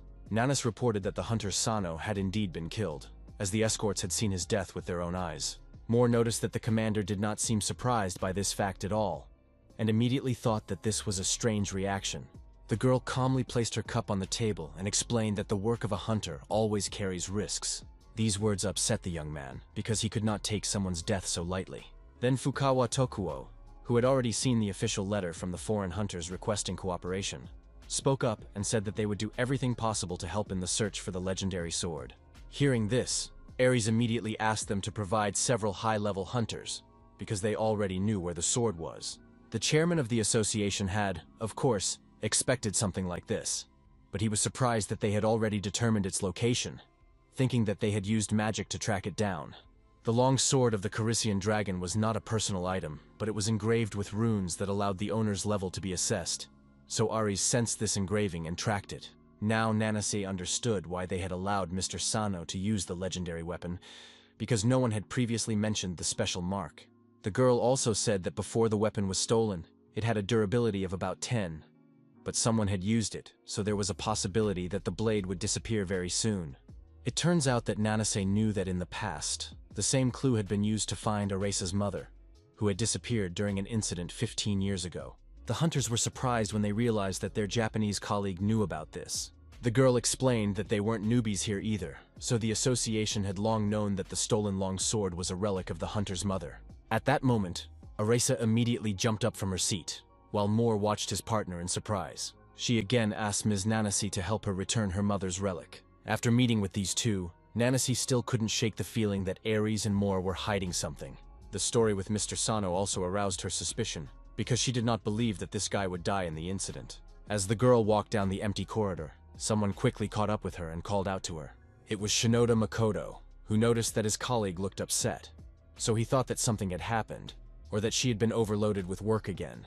Nanas replied that she was fine, and asked if the man had any business with her. It turned out that the guild leader wanted to ask her to return to Taiken. Sighing heavily, Nanase reminded him that there had been an increase in dungeons lately. She did not agree at all that at a time like this, large guilds like Taiken, instead of clearing them out, were playing capitalism, and all they cared about was damn profits and stock prices on the stock exchange. The girl also emphasized that Makoto would be in big trouble if it turned out that the breach was the result of their guild's negligence. It turned out that the man was also the father of Nanase, who had no intention of leaving all the affairs of the association that required her attention. Then the guild leader laughed, trying to defuse the tense situation, and explained that he had once again said too much, even though he wanted to talk about something else entirely. Makoto suggested that his daughter visit the Central Hunters Hospital before she left. Evening came, and the girl decided to listen to her father, so she went to that place. Meanwhile, the main character, who happened to be there, climbed onto the roof and examined his stats after managing to absorb all the buffs of the longsword. Haruto thought that this might be for the best, because it was unclear how he would go hunting with a legendary weapon that would surely attract a lot of attention. Then he decided to take a closer look at the Rage skill, which doubled all stats and the user's level for 1 minute if their health dropped to a minimum. The main character remembered that just before his death, he had turned into a berserker, which caused him terrible pain, but it was thanks to this that he managed to tear apart Ki, whose level exceeded 400. He also managed to absorb Ki's shockwave into his copy skill, which once again increased his ability level. In the end, the rewards turned into internal vibration and internal oscillation, and the Great Spider's web rose to the second level. Now, when the main character used the web, unique wave and vampirism were activated simultaneously. But Haruto was still unable to get to land, so he drowned in the murky depths of the sea. When the boy returned to his ward, he still couldn't contain his emotions, because his copy skill had evolved and could now absorb and even merge abilities. He looked crazy from the outside, so the other patients were afraid, and mothers hid their children. The main character was pleased with his success, so now he planned to find the one who had wounded him and get the legendary sword. When the guy got to the floor he heard a familiar voice nearby. It was Nanas, who was yelling at someone and was upset that this person didn't run away when it became too dangerous. Haruto had no idea that this girl could be so harsh, and now he was afraid to imagine who was so unlucky. It was Satoru, who was trying to prove that his sister was to blame for not being able to seal the dungeon completely. The main character was shocked to hear that his friends were brother and sister, and only now realized that they both had the surname Shinoda. A memory immediately popped into his head of Sakabe talking about how both the guild and the association had a hard time. Before that, the guy thought it was just a small coincidence, but now it seemed that this was not the case at all. At that moment, our hero heard that Nanase had already found out that he was okay and was trying to find out where he was. Haruto was incredibly frightened when he realized that they were looking for him, and began to fear that they had found out that he had pretended to be an association hunter in order to steal the sword. Now the boy understood that he couldn't let them find him, because first he had to get to the legendary blade. He was already running as fast as he could to get away from there, but suddenly he bumped into someone's massive figure. It was also an acquaintance of his, who only confirmed that Haruto had survived the battle with Huish. Standing before him was an enraged Moor, who believed that our hero was the thief of the legendary swords. The main character did not expect to be caught so quickly. The hunter pulled him sharply toward him to teach him a lesson for stealing the longsword. He hit Haruto with all his might and tried to find out where the sword was, threatening to slam the young man into the wall if he didn't tell him. The boy gathered his strength, asked Mura to stop, and tried to explain that it was all a misunderstanding. The hunter couldn't understand what the young man was talking about, because he looked perfectly healthy now, which made the guards suspect that he was in cahoots with Takumi. The main character realized that the guy didn't even seem to be listening to him, so things were looking bad. Moore could no longer see anything before his eyes, and drew his blade to deliver a fatal blow to the scoundrel. In the end, Ares intervened in their altercation, unable to understand why her partner had drawn his weapon in the hospital.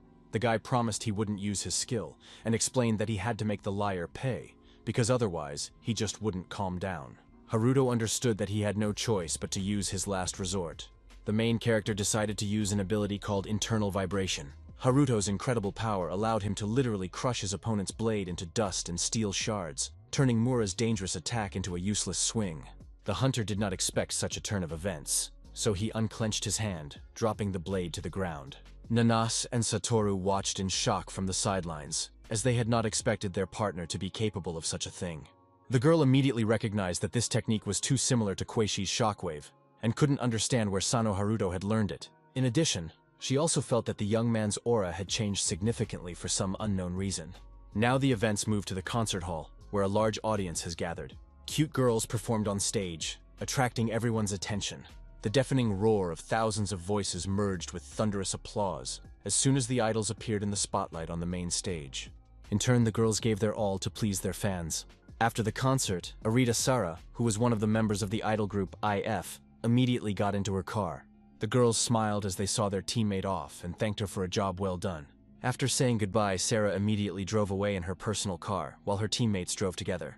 The other members began discussing how their friend must have rich parents since she drives such a fancy car. One of them noted that she would also like to drive such a cool and beautiful sports car. Meanwhile, Sarah, who had turned sharply around the corner, suddenly saw an SUV in front of her. The girl did not expect this, so she was a little confused because she was afraid of getting into an accident. At the last moment, she managed to swerve her car so that it didn't crash. Catching up with the driver, Sarah cursed and asked who taught this jerk to drive like that. The driver didn't wait and immediately got out of the car to confront her. It turned out to be Kurosaki Takumi, who now only carried a huge case in which the legendary sword was kept. The girl immediately fell silent and tensed up when she saw who was behind the wheel of the SUV. Meanwhile, the gangster himself approached her sports car, placing the case directly on the hood. It turned out that he knew this girl and asked if she was done with her performance. The man had come here because it was time for Sarah to go down to the dungeon. He noted that the girl had to do this to get everything back, if she wanted to get everything back, of course. Meanwhile, our heroes had already arrived at the place where the longsword of the Karisi dragon had last been used. Nanis noted that there were no traces left, so it seemed they were too late after all. She understood that now all they could do was wait until the sword was used again. Aries and Haruto immediately began to think about what to do in such a situation, because it was obvious that they didn't have much time. Finally, the main character remembered the blood tower mentioned by the scoundrel who had tried to kill him. Nanas had never heard of such a guild, and assumed that it was one of the Dark Ones. Moore immediately reminded them that the sword could break if they just waited for the next opportunity to use it. Then the hunter emphasized that they definitely wouldn't sit around, because there was a lead they could work on, and said that she knew someone who could help with this case. At this point, the events returned to Sarah, who recalled how, during the chaos 15 years ago, a certain creature had given her power. At first, she thought she had awakened as a hunter, but it was a completely different ability. It was something like the main character's skill, except that the girl could return an object to its original state. Her skill sounded like a combination of the Control and Z keys on a computer, and even allowed her to heal her own body. Very soon, Sarah realized that this ability could be used on both people and objects. And the first thing the girl did was restore her favorite toy to its original appearance.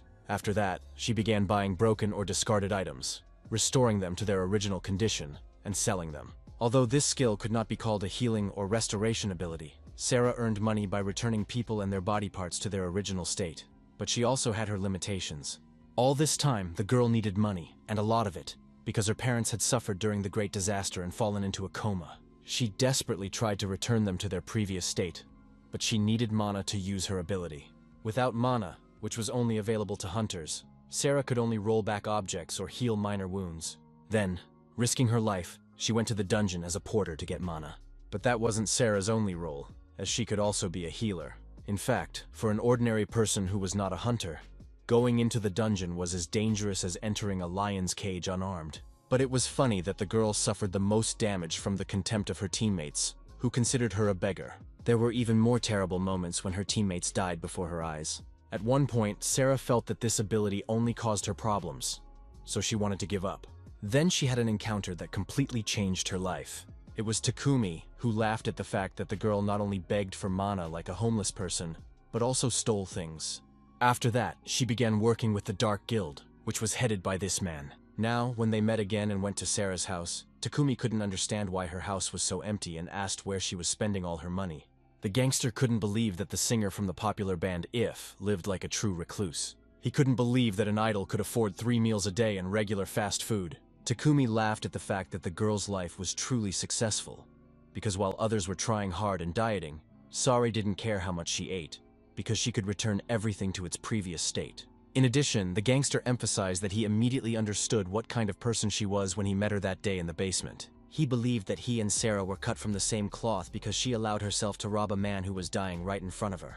Finally, the girl showed some emotion, because these words really hurt her. Then, Takumi decided to clarify things, and emphasized that if their agreement continued, he would not care about his work as an idol. Sarah was already overwhelmed with emotion, so she could no longer eat calmly and threw her fork down on the table. Finally, she asked what was required of her this time, and why she had to go to the dungeon again.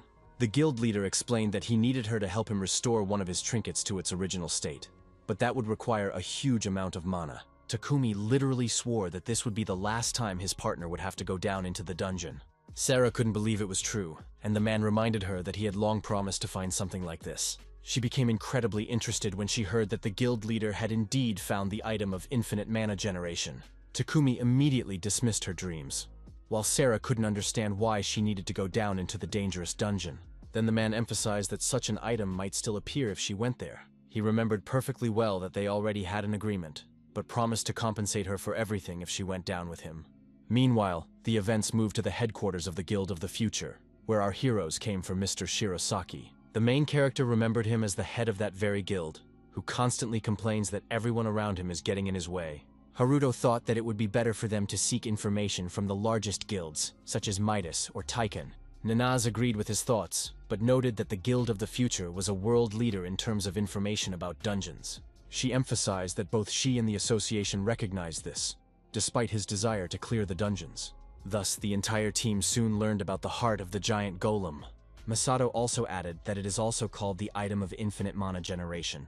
Nanis knew very well that it was a rare reward item that appeared when defeating the boss of the secret dungeon Snow Mountain of Golems. The guy confirmed her guesses and told her that their organization had been gathering information to find the giant golem's heart. That was when they stumbled upon a guild called the Blood Tower, which the main character had mentioned earlier. They had not even known of its existence before, but now it was known that these bandits were recruiting a team to explore Snow Mountain of Golems. Even Masato admitted that these guys were much more dangerous than they had previously thought. The Blood Tower was involved in the murders of high-ranking people, the slaughter of entire groups in dungeons, the theft of items, and was ready to do anything to achieve its goals. The main character admitted that the item of infinite mana generation was undoubtedly an amazing artifact, even though he himself did not need anything like it. He wondered how it was connected to the legendary sword, and began to suspect that the blade was needed to defeat the golem. Everyone felt the incredibly tense atmosphere around Haruto, who thought it was complete nonsense. Nanase also concluded that the Blood Tower was going to the dungeon only because they had found the giant golem. Suddenly, one of their teammates said that he thought that was not the main reason. Ares explained that since the discovery of this secret dungeon 15 years ago, this monster had never appeared. Haruto was very surprised to hear this from her and asked where she had gotten this information. His partner couldn't reveal all the details, but she had been interested in this dungeon for a long time and had studied it. In any case, Snow Mountain of Golems was known for being difficult to traverse, and among hunters, it ranked first among those they would prefer to avoid. Masato immediately wondered if all these hired killers could team up to clear the dungeon, where there was obviously something valuable. Haruto asked when the bandits were going there, but that information was unknown because recruitment was already complete, and it could happen at any moment. Now the main character understood that all this had been planned even before they stole the sword of the Carizian dragon.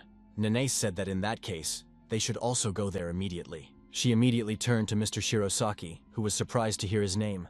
The girl asked in a stern voice if his guild had a team ready to go right now. The head of the organization was a little confused, and Nanase was disappointed because she believed that the Guild of the Future always kept a team on standby. Masato tried to justify himself by saying that the information about the secret dungeons was not always accurate, so there were good reasons why no one wanted to go there. The natural conditions in this place were terrible, with hordes of annoying golems whose attacks were weak, but their sheer numbers made up for it. In the end, he still had to go to the dungeon, leading his team along with all our heroes. The hunters immediately set about dealing with the golems, which showed no sign of stopping. In addition, the monsters were able to regenerate their own bodies, which made the task even more difficult. The enemy's onslaught became truly devastating, despite all the previous injuries, so the fighters had to try hard to resist such a strong enemy. Masato warned them that the monsters regenerated immediately, so they had to destroy the core as quickly as possible. Then he began to quickly attack all the monsters around him so as not to give them time to recover. Using his powers, the guild leader knocked all the monsters into one huge pile. After that, he prepared his magic wand, which was his main weapon for battle. In the end, the monsters were simply torn to pieces, so they no longer had a chance to regenerate. Masato ordered the destruction of all the cores of the broken golems and explained that their team would destroy them one by one. The hunters, of course, obeyed their commander and noted that this was indeed much easier. Meanwhile, the leader himself did not stop there and increasingly used his powers. Haruto, who was watching from the sidelines, noticed that Masato, who had been so reluctant to come here, seemed to be enjoying the process. Ares had warned the team before the sortie that they needed to destroy as many of these golems as possible, but the guy couldn't understand why they should get involved in the fight. It turned out that this was one of the conditions for the appearance of the intermediate boss, and the girl herself learned this fact during her research, which proved that it was an inductive dungeon. The main character became even more confused when he heard such difficult terms. It turns out that this was the main reason why Masato thought this outing would be difficult, as there were hidden areas in the dungeon. He explained that such places are usually divided into zones, and if you know the route of a normal dungeon, you can get to the final boss zone pretty quickly. But in inductive dungeons, you have to go through all the zones in order, and if the hunter fails to pass one zone, the rest will not appear. Ares also had a theory that 15 years ago, due to some kind of error, this dungeon could not be completed, which is why the secret area did not appear. Finally, Haruto realized that in order for the boss to appear, he had to defeat many golems. But the girl did not know exactly how to restart the dungeon, so all that remained was to act according to the situation. In fact, our hero didn't care what those bandits had in mind, because the main task was to return the legendary sword, so Haruto didn't stand aside and participated in the battle, using the great spider's web. The golems couldn't dodge the strong threads, so they easily fell into the main character's trap. After that, the guy used internal vibrations, which destroyed the bound monsters. The other hunters noticed that he was using the giant spider's web, and were surprised that such a useless item could be used so effectively. Meanwhile, Ares successfully used her magic to freeze entire hordes of golems. When everything was ready, she immediately turned to her partner to smash the enemies with his sword. Moore didn't waste a second, rushing forward and sparing no one in his path. But the giant monsters did not stop there, and continued to attack our team. The hunters saw that one of the golems was about to deliver a powerful blow, so they immediately decided to retreat. It was too late, so some of the fighters were still hit. Then, Nanase immediately intervened in the battle, seeing that her people were in trouble. It was not a difficult task for her, so she began to concentrate her power in her hand. All she had to do was touch the golem to direct all her power into its stone body using the Quaishi shockwave. Nanase's powerful blow pierced the monster through and through, leaving a huge hole in the center of its massive body. After that, the girl turned to her teammates to see if they were all okay. At that moment, she noticed one guy who was acting rather suspiciously, which caught her attention. Nanase immediately stopped him, realizing that her intuition had not failed her. It turned out to be Satoru, who, despite his recent injuries, had also gone on this mission. The young man was indignant that his sister had something against his presence, because he had come here as an official member of Haruto-senpai's group. The girl was confused when she heard this, and her brother desperately tried to prove that this was indeed the case. It turned out that Saruto had thrown a tantrum at the hospital when he heard that his friends were going to the dungeon. Haruto himself did not expect such a reaction, so he silently watched this funny scene. In addition, the guy was afraid that our hero would get lost again, like he did on the bridge, so he thought he would definitely need a guide. Despite the fact that Haruto was not alone there, he still agreed to take the young man with him. The main character emphasized that Saruto would be a member of his personal group because there was a request that only his comrade could fulfill. Nanase calmed down and now tried to understand what Mr. Sano had in mind, because they were both low-level hunters. Her brother immediately jumped on the girl because he couldn't allow anyone to laugh at Haruto-senpai. The young man emphasized that he had seen with his own eyes that it was this man who had cut Koyesh in half. Hearing his words, the sister immediately turned to find Haruto, who was bravely fighting the golems. She finally admitted that this guy seemed to have grown a lot since they first met. In addition, Nanase was sure that our hero had used the Kisha shockwave against the enemies, so it was obvious that Satoru was not lying. It turned out that Sarah and Takumi had been in the dungeon for a long time, watching the bees diligently working for the good of the hive. A fierce battle was raging all around, and everywhere there was the clang of metal, the cries of warriors, and the roar of magical explosions, turning the snowy terrain into utter chaos. The bandits, in turn, planned to disguise themselves as members of the team using concealment and reap the rewards. But even if they use this skill, there are high-level hunters among the hunters, and they might feel like they're going to be spotted. Such strong fighters fear nothing, so they hardly use detection skills during combat, which means that the villains will not be so easy to catch due to their high stealth skills and use of hidden weapons.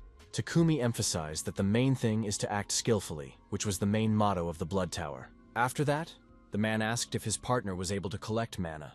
He explained that this mana accumulator was expensive and could hold hundreds of destroyed small monsters. Takumi also said that 10 such accumulators could reopen the rift in the Rainbow Dungeon. But in order to return the legendary sword to its original state, twice as many would probably be needed. Now, Sarah guessed that he was going to roll back the stolen weapon and defeat the boss of the hidden dungeon. The man had heard that there was a powerful barrier in this area, and that the only thing that could cut through it was the long sword of the Carisian dragon. The girl was surprised to hear this and asked where Takumi had gotten this information. He asked Sarah not to ask unnecessary questions, and just to roll things back when he asked her to.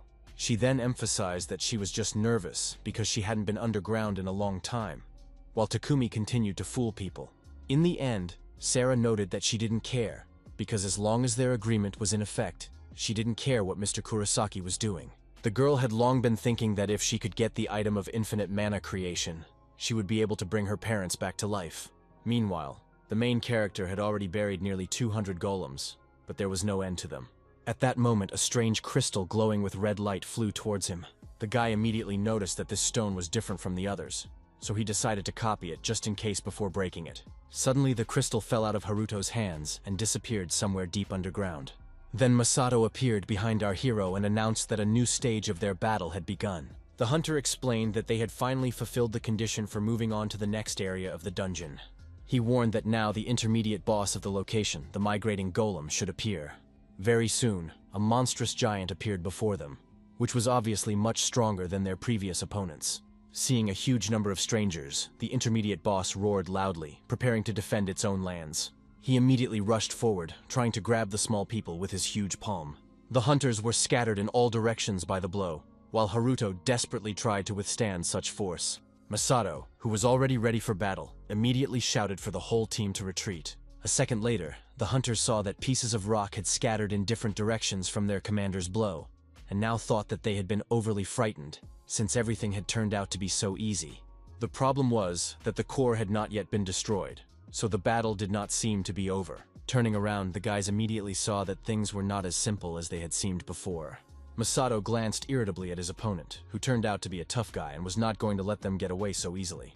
It took the migrating golem only a couple of seconds to reassemble itself and continue the fight with the hunters.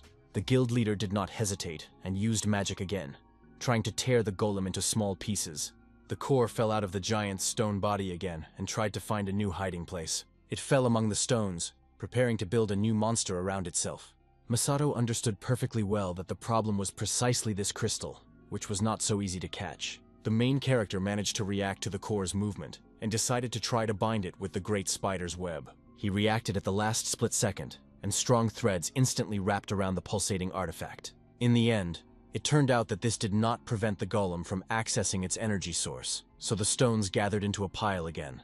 Haruto, gripping his blade tightly, watched as the stone giant reappeared right in front of him. The young man realized that his opponent didn't care about the web at all, and tried to come up with a solution to prevent this monster from merging with the rest of the golem remains. At that moment, someone shouted and warned our hero to move back as quickly as possible. It was Nanis, who didn't waste any time and used hellfire against the intermediate boss. The entire giant lit up with bright blue flames that tore his body apart from the inside. The girl explained that striking attacks were useless, so it was necessary to damage all of its fragments at once. Masato just sighed irritably and noted that he already knew this fact. The guild leader explained that this was precisely why he was looking for another way, because if they didn't come up with something, they would have to melt all the remaining fragments here, otherwise it would never end. Haruto, who was standing among these stones, finally understood the main power of the migrating golem. He remembered the words of Ares, who told them that the most difficult part was the intermediate boss. In addition, the team had to clear this area so that the next one would appear, and the new location always interacted with the old one, adapting to the results of the battle. Masato had warned from the beginning that all the stones they defeated would then gather into one megastone, which was almost equal to the final boss of a normal dungeon. Nanase then pointed out that in that case, they only had two ways to defeat this monster. The first was that their team would simply be able to destroy the boss's core. The second involved completely destroying the remains of the golems they had defeated earlier. This was the method Nanase resorted to, who was now trying to catch her breath after such a powerful attack. Despite the destruction of these remains, the boss suddenly materialized behind her. The girl did not expect such a turn of events, and could not understand how the monster had managed to get behind her. She used a powerful stream of hellfire again, sparing no effort. At this time, the main character continued to hesitate, not knowing what to do, because if he used the abilities of the longsword, Ares would immediately notice it. Finally, the guy remembered that he had another reward item that he hadn't used yet. It was the Claw of the Bear King, which possessed the properties of the boss himself.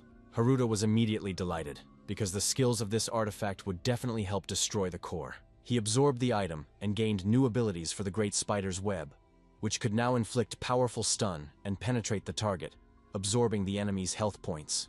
The main character wasted no more time and rushed forward to test his new plan. At that moment, Nanase watched as the molten remains of the golems turned into a whole hellish sea. Moore was shocked by his mistress's persistence. While Ares understood perfectly well that at this rate, their partner would not have enough strength to go all the way. Then the golem reappeared behind Nanase, who still couldn't finish off all the monster remains. The girl quickly reacted to this threat, and once again used hellfire. The blue fire immediately engulfed the entire stone body of the migrating golem, which, due to its sluggishness, was hit by every such attack. In the end, it turned out that Nanis's strength was not enough to destroy the enemy's body. At that moment, the main character came to the rescue, managing to bind the intermediate boss with his improved web. This formed a huge cocoon that was able to successfully hold the monstrous giant. Nanas looked at Mr. Sano with admiration, who once again surprised her with his abilities. Masato, in turn, was shocked by this turn of events. because he had no idea that the great spider's web was capable of such a thing. Then the main character turned to him and asked him to strike the enemy again, even though the previous attacks had been useless. The boy explained that he was going to catch the cannonball and asked the head of Shirosaki to act as quickly as possible. Masato gritted his teeth in annoyance because it was difficult for him to obey some youngster. In the end, he resigned himself and decided to trust Haruto this time, because it would be a sin to refuse such a commander. Obeying the main character, the guild leader delivered a powerful blow to the golem, tearing apart the entire web. The core immediately flew out of the stone body and was about to find a new refuge for itself. Haruto wasted no time and immediately used the great spider's web to try to catch the core. This time, our hero released more threads to make sure he could hold the magic crystal. They wrapped around the bound core on all sides, preventing it from moving any further. Now the main character understood that it was right not to allow it to come into contact with the remains of the golems. Masato was shocked when he saw this trick, because he never thought that a useless prize item could do something like that. Nanis also couldn't believe that such a thing was possible, even though this guy had become stronger recently. Then she remembered the events in the Great Spider's dungeon, where only our hero and his comrade had survived. Then she remembered the moment when Haruto desperately begged her to take him along to clear the Rainbow Bridge. The girl couldn't forget the battle with Kisha, which was definitely not the easiest task. In the end, Nanase realized that Haruto had always been there for her in the most difficult and crucial moments. Meanwhile, Ares had already noticed that the main character had used the Bear King's claw, and pointed out that it was very much in the young man's style. In turn, the ordinary hunters admired their comrade's work, and thought that they should have killed the great spider long ago, since its web was so useful. At that moment, the cocoon around the core had already reached enormous proportions, and did not seem to be letting go of the crystal. Takumi couldn't believe his eyes when he saw what the main character was capable of. Sarah immediately tried to find out what was going on, because she couldn't understand how this guy had sealed the core in the web. Putting on a mask, the bandit announced that the mana collection was cancelled, so they would begin the operation immediately. After that, he ordered his men to take their positions. The girl still couldn't understand what had happened, and began to fear that the situation was so serious that the guild leader was going to intervene personally. Finally, the man explained that obtaining the key to the core would be a little more difficult because of that strange guy. In the end, Sarah was left alone among the batteries with the stolen mana from the monsters. It turned out that Satoru had been watching them all this time, skillfully hiding behind a nearby rock. The guy wasn't sure what to do next, because the man who looked like the leader had gone somewhere, so he decided to report this to Haruto-senpai. It turns out that before the sortie, the main character gave his partner an item that allowed him to use a fairly high level of camouflage. The young man wasn't sure he could accept such an expensive item, but Haruto emphasized that this was precisely why he would have to do one very important job. Our hero emphasized that Satoru would play a key role in this mission, as he needed to keep an eye on the Bloody Tower. He asked his partner to report on how the enemies would find the hidden dungeon, so that he could steal their plan, and use it to his advantage. The young man was not afraid at all, because he understood perfectly well that his sister, Master Shirosaki, and most importantly, Haruto-senpai were on the other side. Meanwhile, Nanase and Masato persuaded the main character to deal with the boss on his own, because he had caught him himself, and definitely deserved the reward. The guy decided not to wait any longer, since everyone had agreed, but he still wasn't used to being treated like he wasn't trash. Besides, he had already copied the core, so he could destroy the crystal with peace of mind. After the magic stone shattered into small pieces, the system announced that the migrating golem had been defeated. The main character began to receive a considerable number of notifications that his level had been raised. For destroying the core of the migrating core, he received a reward in the form of the key to the sealed heart, which can open a hidden door. This item will lead our team to the place where the giant golem's heart is sealed. Then the main character told all his teammates that he had received the key to the hidden area. Moore couldn't believe his eyes, and asked how it felt to be one step closer to solving the mystery. Haruto was a little nervous about everyone discussing his success so enthusiastically. While no one was looking, he activated the system interface, and glowing windows with updated stats appeared before his eyes, showing a significant increase in strength. The young man couldn't contain his joy when he saw such an increase in characteristics, because with the buff from the Corisian sword, he had already reached level 285. Masato watched the main character with incomprehension as he jumped around because he had almost reached level 300, which would allow him to level up on his own. He couldn't understand why the young man was so happy about defeating the intermediate boss until Nanase pointed out that this monster had actually made them both sweat. The head of Shirosaki still insisted that he hadn't even broken a sweat while fighting the golem. At that moment, some unknown object suddenly fell behind our heroes. Muru and Aris had to try hard not to get hit by the pile of stones flying in their direction. It turned out to be huge black columns that appeared throughout the dungeon, while the hunters looked around in confusion. After that, the mysterious obelisks lit up with a frightening red light, and our team finally realized that they were mines for large monsters. Masato shouted for everyone to hide behind his barrier because these bombs were too dangerous. Not all of the hunters managed to reach the head of Shirasaki in time, so they were caught in the powerful explosion. They all ended up right in the epicenter of the explosion, which was limited by the black obelisk mines. The terrifying power of this blow left most of those present with no chance, and after the dust settled, it became clear that the losses among the allies were considerable. Takumi agreed that the weapon's power was truly outstanding, considering its cost. He now understood why they say that money can do anything, especially if you completely forget about your conscience. A man who could easily achieve his goals in this way believed that this was what it meant to act skillfully. At that moment, he heard someone's voice nearby and realized that someone had survived his attack after all. It was Haruto, who had just untangled the web that had allowed him to survive the explosion. The main character was going to do anything to get the longsword of the Corisian dragon. He pounced on Takumi, who still couldn't understand what was going on. A sharp flash of pain pierced Haruto's entire body, and at that moment, he felt a distinctive metallic taste in his mouth. The bandit understood that the main character could have survived the explosion with the help of the web. But that wasn't the only trap he had set here. Rage literally overwhelmed him at the thought that Haruto had almost ruined his carefully constructed plan. With incredible cruelty, the criminal threw Haruto away, and he was unable to resist such force. Nanase was stunned at the sight of the main character's fatal injury, and the realization that his life was hanging by a thread. The girl couldn't stand aside during such a dangerous situation for her comrade, so she decided to use the Hellblaster.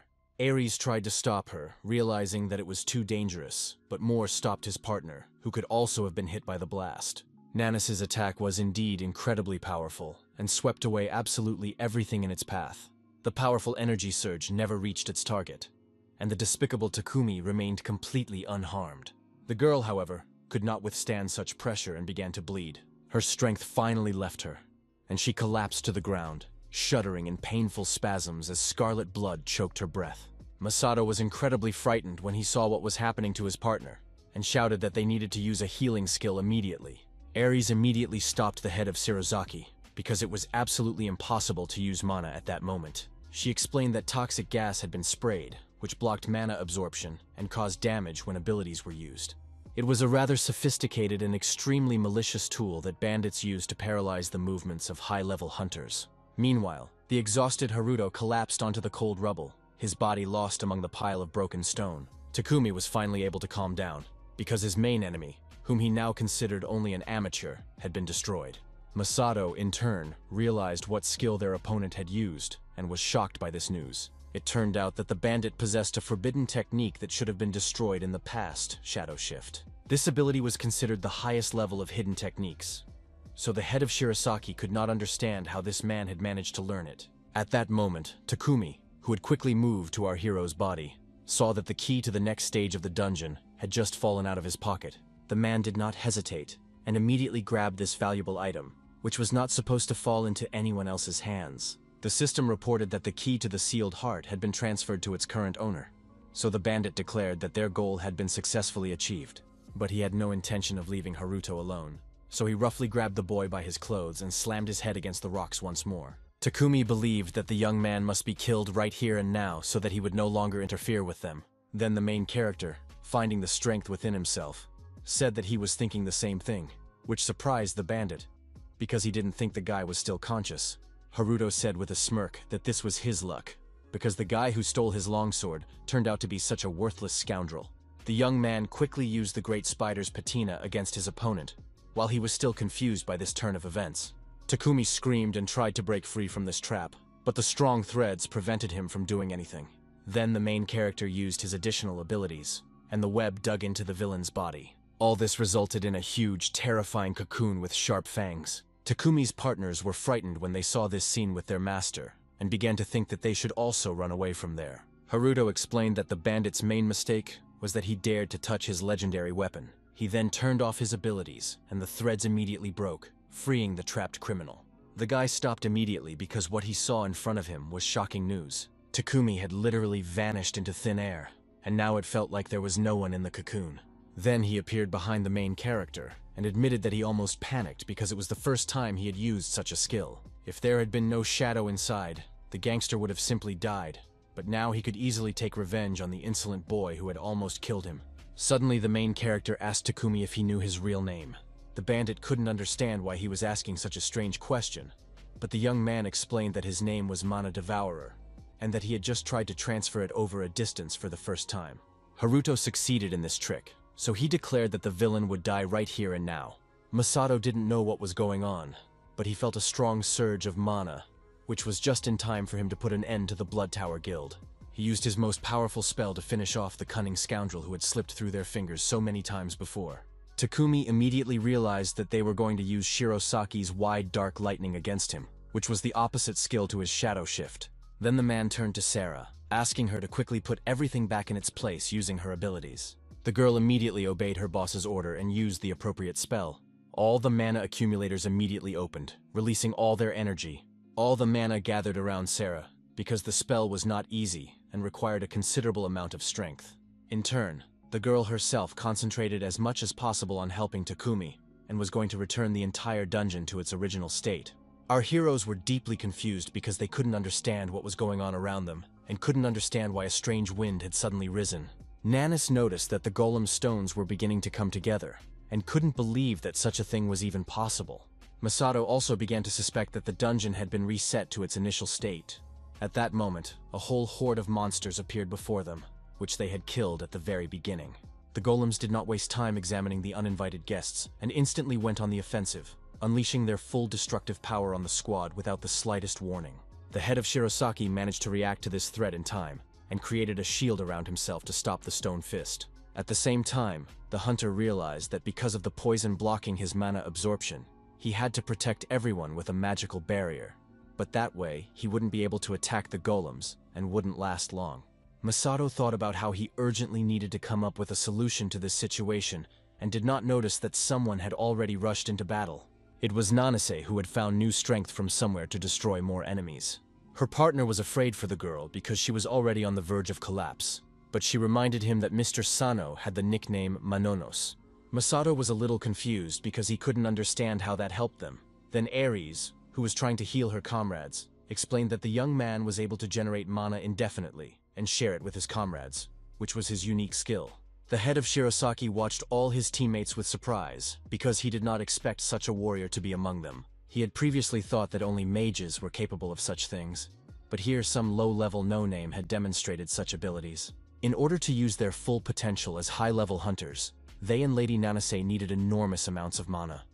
But Haruto had distributed mana not only to them, but also in such a short time. In fact, Masato had never even heard of infinite mana generation, such a unique skill. He thought that now it would be better to simply invite this guy to join his guild than to search for the heart of the giant golem. Meanwhile, Nanis realized that everything had fallen into place, realizing that the underground breakthrough at Rainbow Bridge was clearly the work of the Blood Tower Guild. Moore emphasized that the main problem now was that the dungeon had been reset to its initial state, and he feared that their rivals might do it again. Ares reassured him, believing that the fact that the hidden dungeon had not yet been discovered was most likely due to the logic of the place being somehow disrupted. She didn't know if the bandits had done this on purpose, but now the probability of the hidden dungeon appearing was 100%. Nanase, hearing her partner's explanation, immediately pointed out that something still didn't add up. She noted that there were clearly fewer golems after the reset than there had been at the beginning. Masato suggested that the debris melted by his partner had not been able to recover, but in any case, they couldn't delay because they needed to catch up with the scum from the Blood Tower in time. Nanis still couldn't believe that their enemy had used the same method as when they broke through the Rainbow Bridge. In turn, the head of Shirosaki wondered where Haruto was, hoping that the bandits hadn't finished him off. Meanwhile, the main character managed to create a dense shell of sticky threads around himself, and now a reliable sphere of cobwebs protected him. When the young man felt that everything had calmed down outside, he tore through the web and climbed out, despite the intense pain throughout his body. His eyes glowed with rage because that damn Takumi had dared to run away with his longsword again. Meanwhile, his opponent suddenly appeared nearby and seemed unwilling to let Haruto go so easily. Haruto instantly jumped up and rushed towards his enemy, shouting a sharp order for the bandit to stay where he was. A moment later, the silence was shattered again by the clang of metal, as the opponents clashed in a fierce battle once more. Takumi asked with a contemptuous smirk what such a worthless weakling could possibly hope to achieve in a confrontation with someone of his caliber. The main character replied that he didn't need much strength to teach the scoundrel a lesson, and reached for his hands, activating the great spider's web. Unexpectedly strong bonds once again wrapped around the enemy from head to toe, leaving the bandit unable to move. Takumi still managed to break free from the web, which had already become too annoying for him, and promised to make sure that the young man would never be able to use his stupid trick again. At that moment, a powerful explosion sounded, throwing them in different directions. The bandit was about to use the Coresian Dragon Longsword level release. The main character immediately remembered that last time he had managed to defend himself with the web, so he decided to do the same this time. The guy realized that the power of this weapon was truly terrifying, but it was only thanks to this that he understood how to fully use its power. Haruto couldn't understand where this man got so much information about the longsword, so he thought he would have to catch him and ask him about it. However, the problem was that now the main character did not understand where he was at all, and seemed to be lost. Meanwhile, the events moved to the office of the Japanese Hunters Association. Fukawa Tokuo was completely calm about this operation, and asked Mr. Shinoda not to worry unnecessarily, because Mr. Shirosaki from the future guild was with his children. The man still believed that the fact that the Blood Tower Guild was involved was a serious problem, because their organizations had too little information about them. They are capable of killing even high-level hunters, so gathering information about them is practically impossible. But despite all these obstacles, the Midas Guild was still able to obtain some information.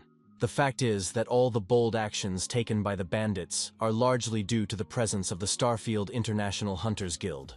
Fukawa Tokuo was shocked to hear that this organization was also present here.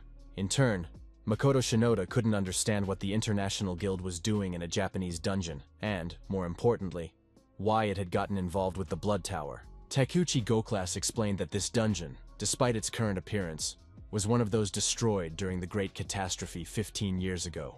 The army of golems that appeared at that moment was more terrifying than hell itself.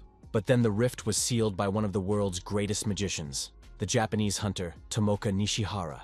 Makoto confirmed this fact, and emphasized that it was frightening to even imagine what could have happened at that moment without Ms. Nishihara's sacrifice. Gocless then continued his story, saying that the heart of the giant golem, sealed in a hidden dungeon, still attracts enormous attention from all over the world. Both organizations were willing to do anything to achieve their goals, so it was quite possible that they had joined forces to explore the Snow Mountain Golem dungeon. And besides, Ari's Hugh was Nishihara's daughter. Makoto also knew about this, so in addition to the task of returning the long sword, he would have to investigate her mother's death. Goclass immediately warned his colleague that the hunter had not been declared dead, because all the people who had disappeared in that dungeon had never been found. It turned out that there was one surviving witness who had returned from that dungeon 5 years ago and claimed to have seen Ms. Nishihara. The others were shocked when they heard such shocking news from their comrade. Due to Starfield's secrecy, only part of the information was available to them, but even that fact helped to explain the whole situation a little.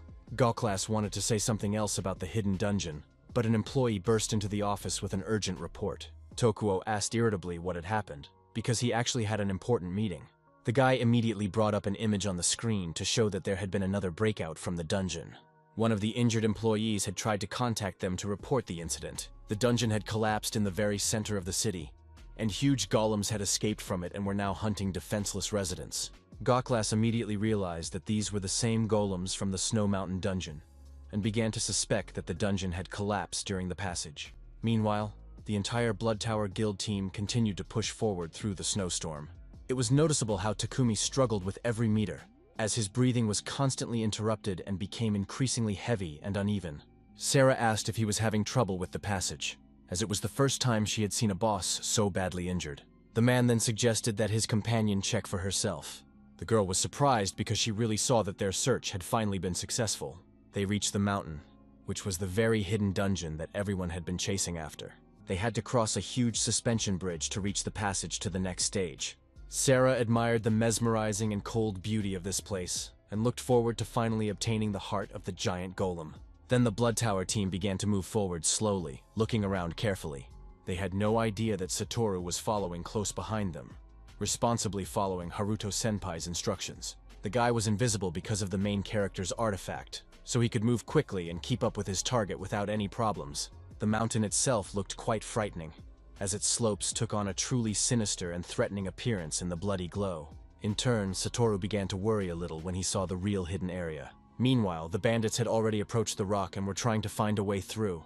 One of them finally found a spot that felt too strange under his palms. The guy immediately turned to the leader to report this, and the leader immediately explained that they had stumbled upon a barrier. Takumi wasn't afraid of this obstacle at all because Starfield had already warned him about it. 5 years ago, the great magician and strongest hunter, Tomoka Nishihara, sealed this place with her powerful chains. Now Kurosaki Takumi had come to destroy these seals and obtain the heart of the giant golem from the hidden zone. With a stern look in his eyes, he looked at his men and declared that it was time to move on to the main stage of their mission. He ordered everyone to prepare to destroy the barrier and keep a close watch on the perimeter. After that, the man approached Sarah and informed her that they now needed to restore the sword. Suddenly, the leader froze in place and announced in a bone-chilling tone that he sensed the presence of an intruder. The girl felt nothing of the sort, so she watched Takumi with surprise. The man was greatly angered by the fact that some scoundrel dared to use stealth against the blood tower. Satoru immediately began to panic because he had no idea what to do in such a situation. Takumi sensed where the young man was, so he tried to attack him with his longsword. Meanwhile, the events shift to the main character, who stumbled upon the ferocious rabbit of the snow mountains. He had no idea that there were other monsters besides golems in this place.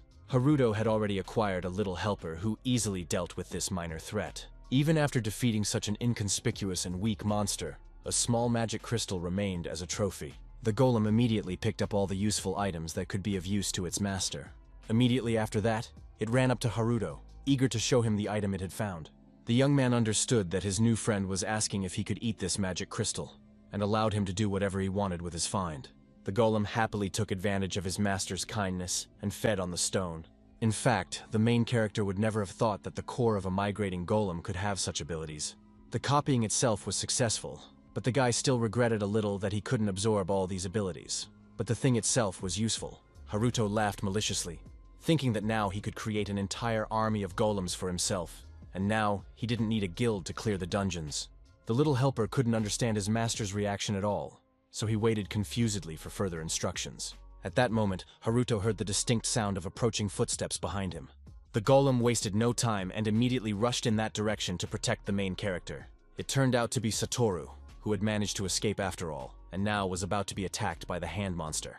Haruto was surprised by this encounter, but was glad to see his friend safe and sound.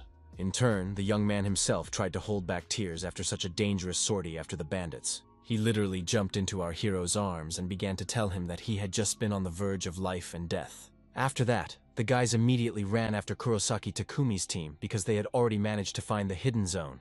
Haruto apologized to his friend because he did not expect him to be spotted so easily and thought that the young man would be completely safe since it was a high-level disguise. Saruto asked his friend not to worry about it because he himself was fine, but the man from the Guild of the Future was not so lucky. Now the main character realized that all this time, the head of Shirasaki had only pretended not to care, but in reality, he was thinking along the same lines as the boy himself.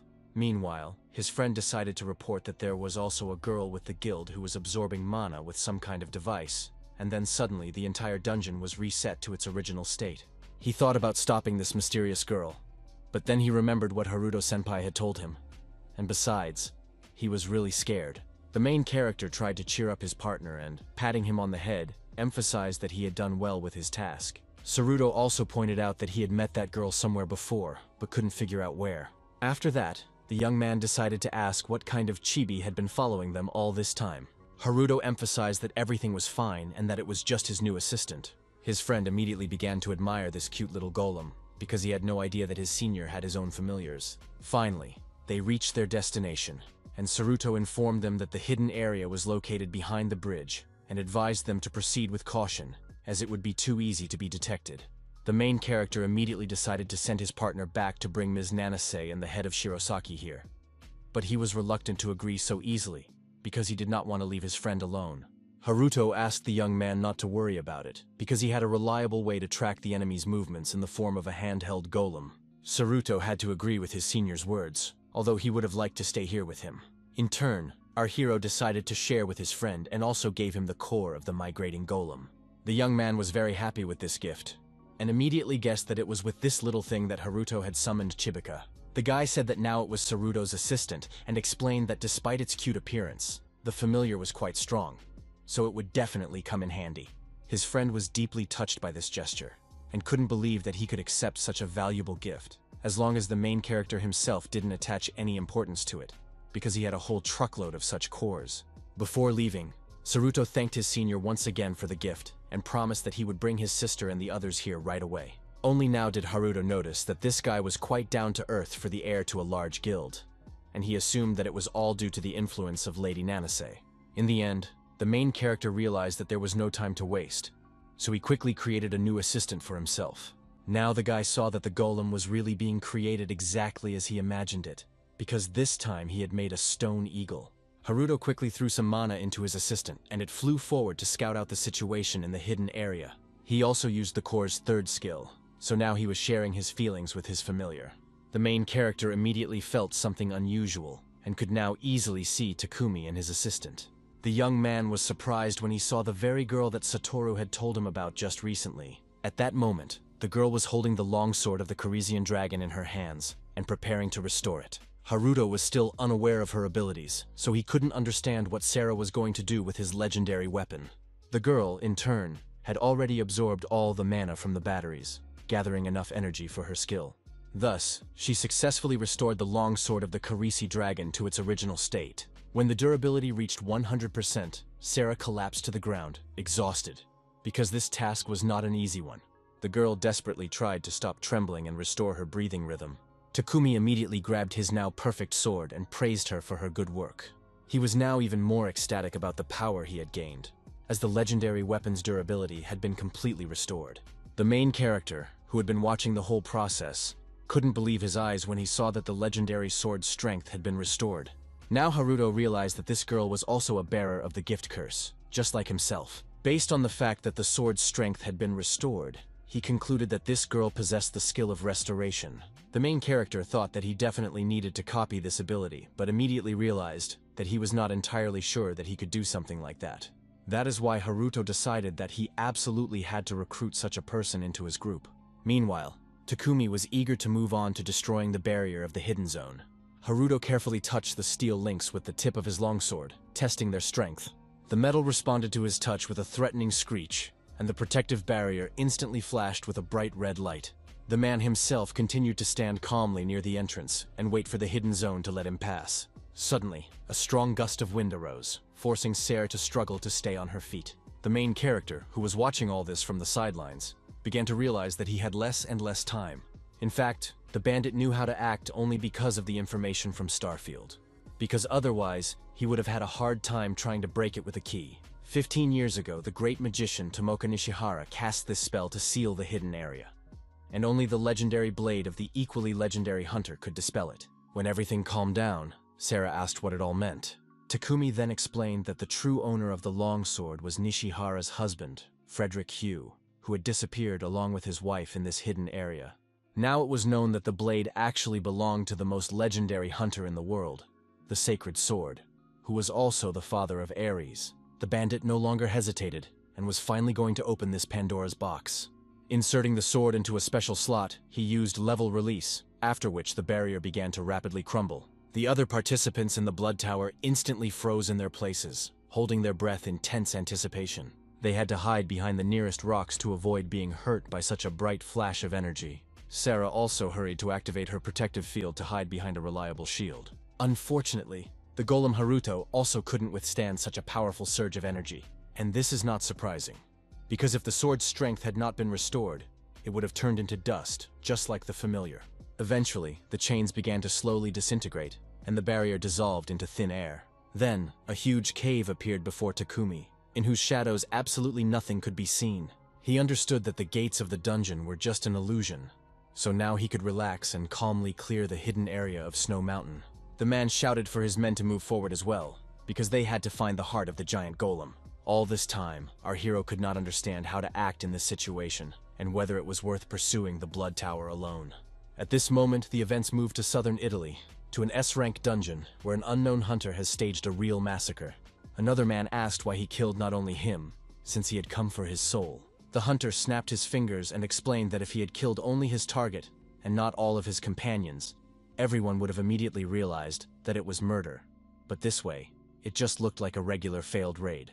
In the end, he crushed the helpless man with his powers, so the man didn't have time to add anything else. It turned out that this mysterious killer's skill allowed him to take the skills of his slain rivals. Despite his incredible strength, he still felt intense pain from the mark on his neck. This mark was similar to the hourglass on Haruto's neck, only this guy had 3 such marks. The hunter simply ignored these unpleasant sensations and used his skill anyway.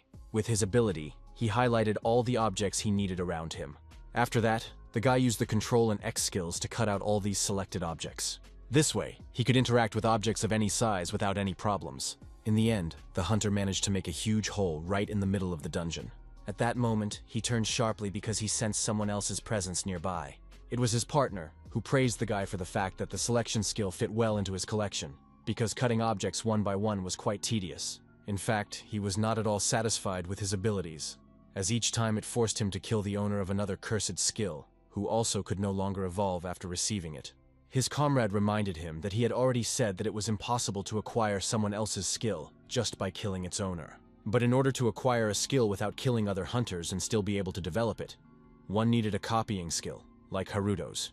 The hunter emphasized that he had been searching for this ability for 10 years, so he already doubted that it even existed. His partner replied that a similar skill existed in their homeworld, albeit in a slightly different form, so its presence here should not be doubted. She also added that the owner of the Control and F skill was currently searching for the other cursed ones, so the hunter asked what had happened to Control and Z. The guy said that the Blood Tower Guild had just destroyed Tomoki Nishihara's barrier, where the heart of the giant golem, which everyone was so actively hunting, was kept. Meanwhile, the rest of the team arrived at the hidden area with Satoru. The head of Shirosaki was very annoyed because, despite the fact that they had rushed with all their might, it seemed that the bandits had managed to escape. The main character immediately pointed out that not much time had passed since the Blood Tower had entered. They also concluded that there were no monsters here at all, and the road was completely straight, so they should catch up with Takumi's team very soon. Nanis decided to ask Aram if she had any idea where their enemies could have gotten information about the hidden zone. The girl herself could only guess, but she also suspected that Starfield was behind these people. The hunter was so shocked by this turn of events that she stopped abruptly and repeated the name of the well-known organization aloud. She couldn't understand how a top international guild could have gotten involved with killers like the Blood Tower. Ares did not hide anything and admitted that most likely her mother was the main reason. Upon hearing this information, the main character began to connect all the recent events into a fairly logical chain. The guy looked closely at his partner, thinking that the upcoming trip would definitely not be so easy. Now he was sure that it wasn't the migrating golem's cores that would play a key role in this battle, but Ares herself. Masato, on the other hand, couldn't wait any longer.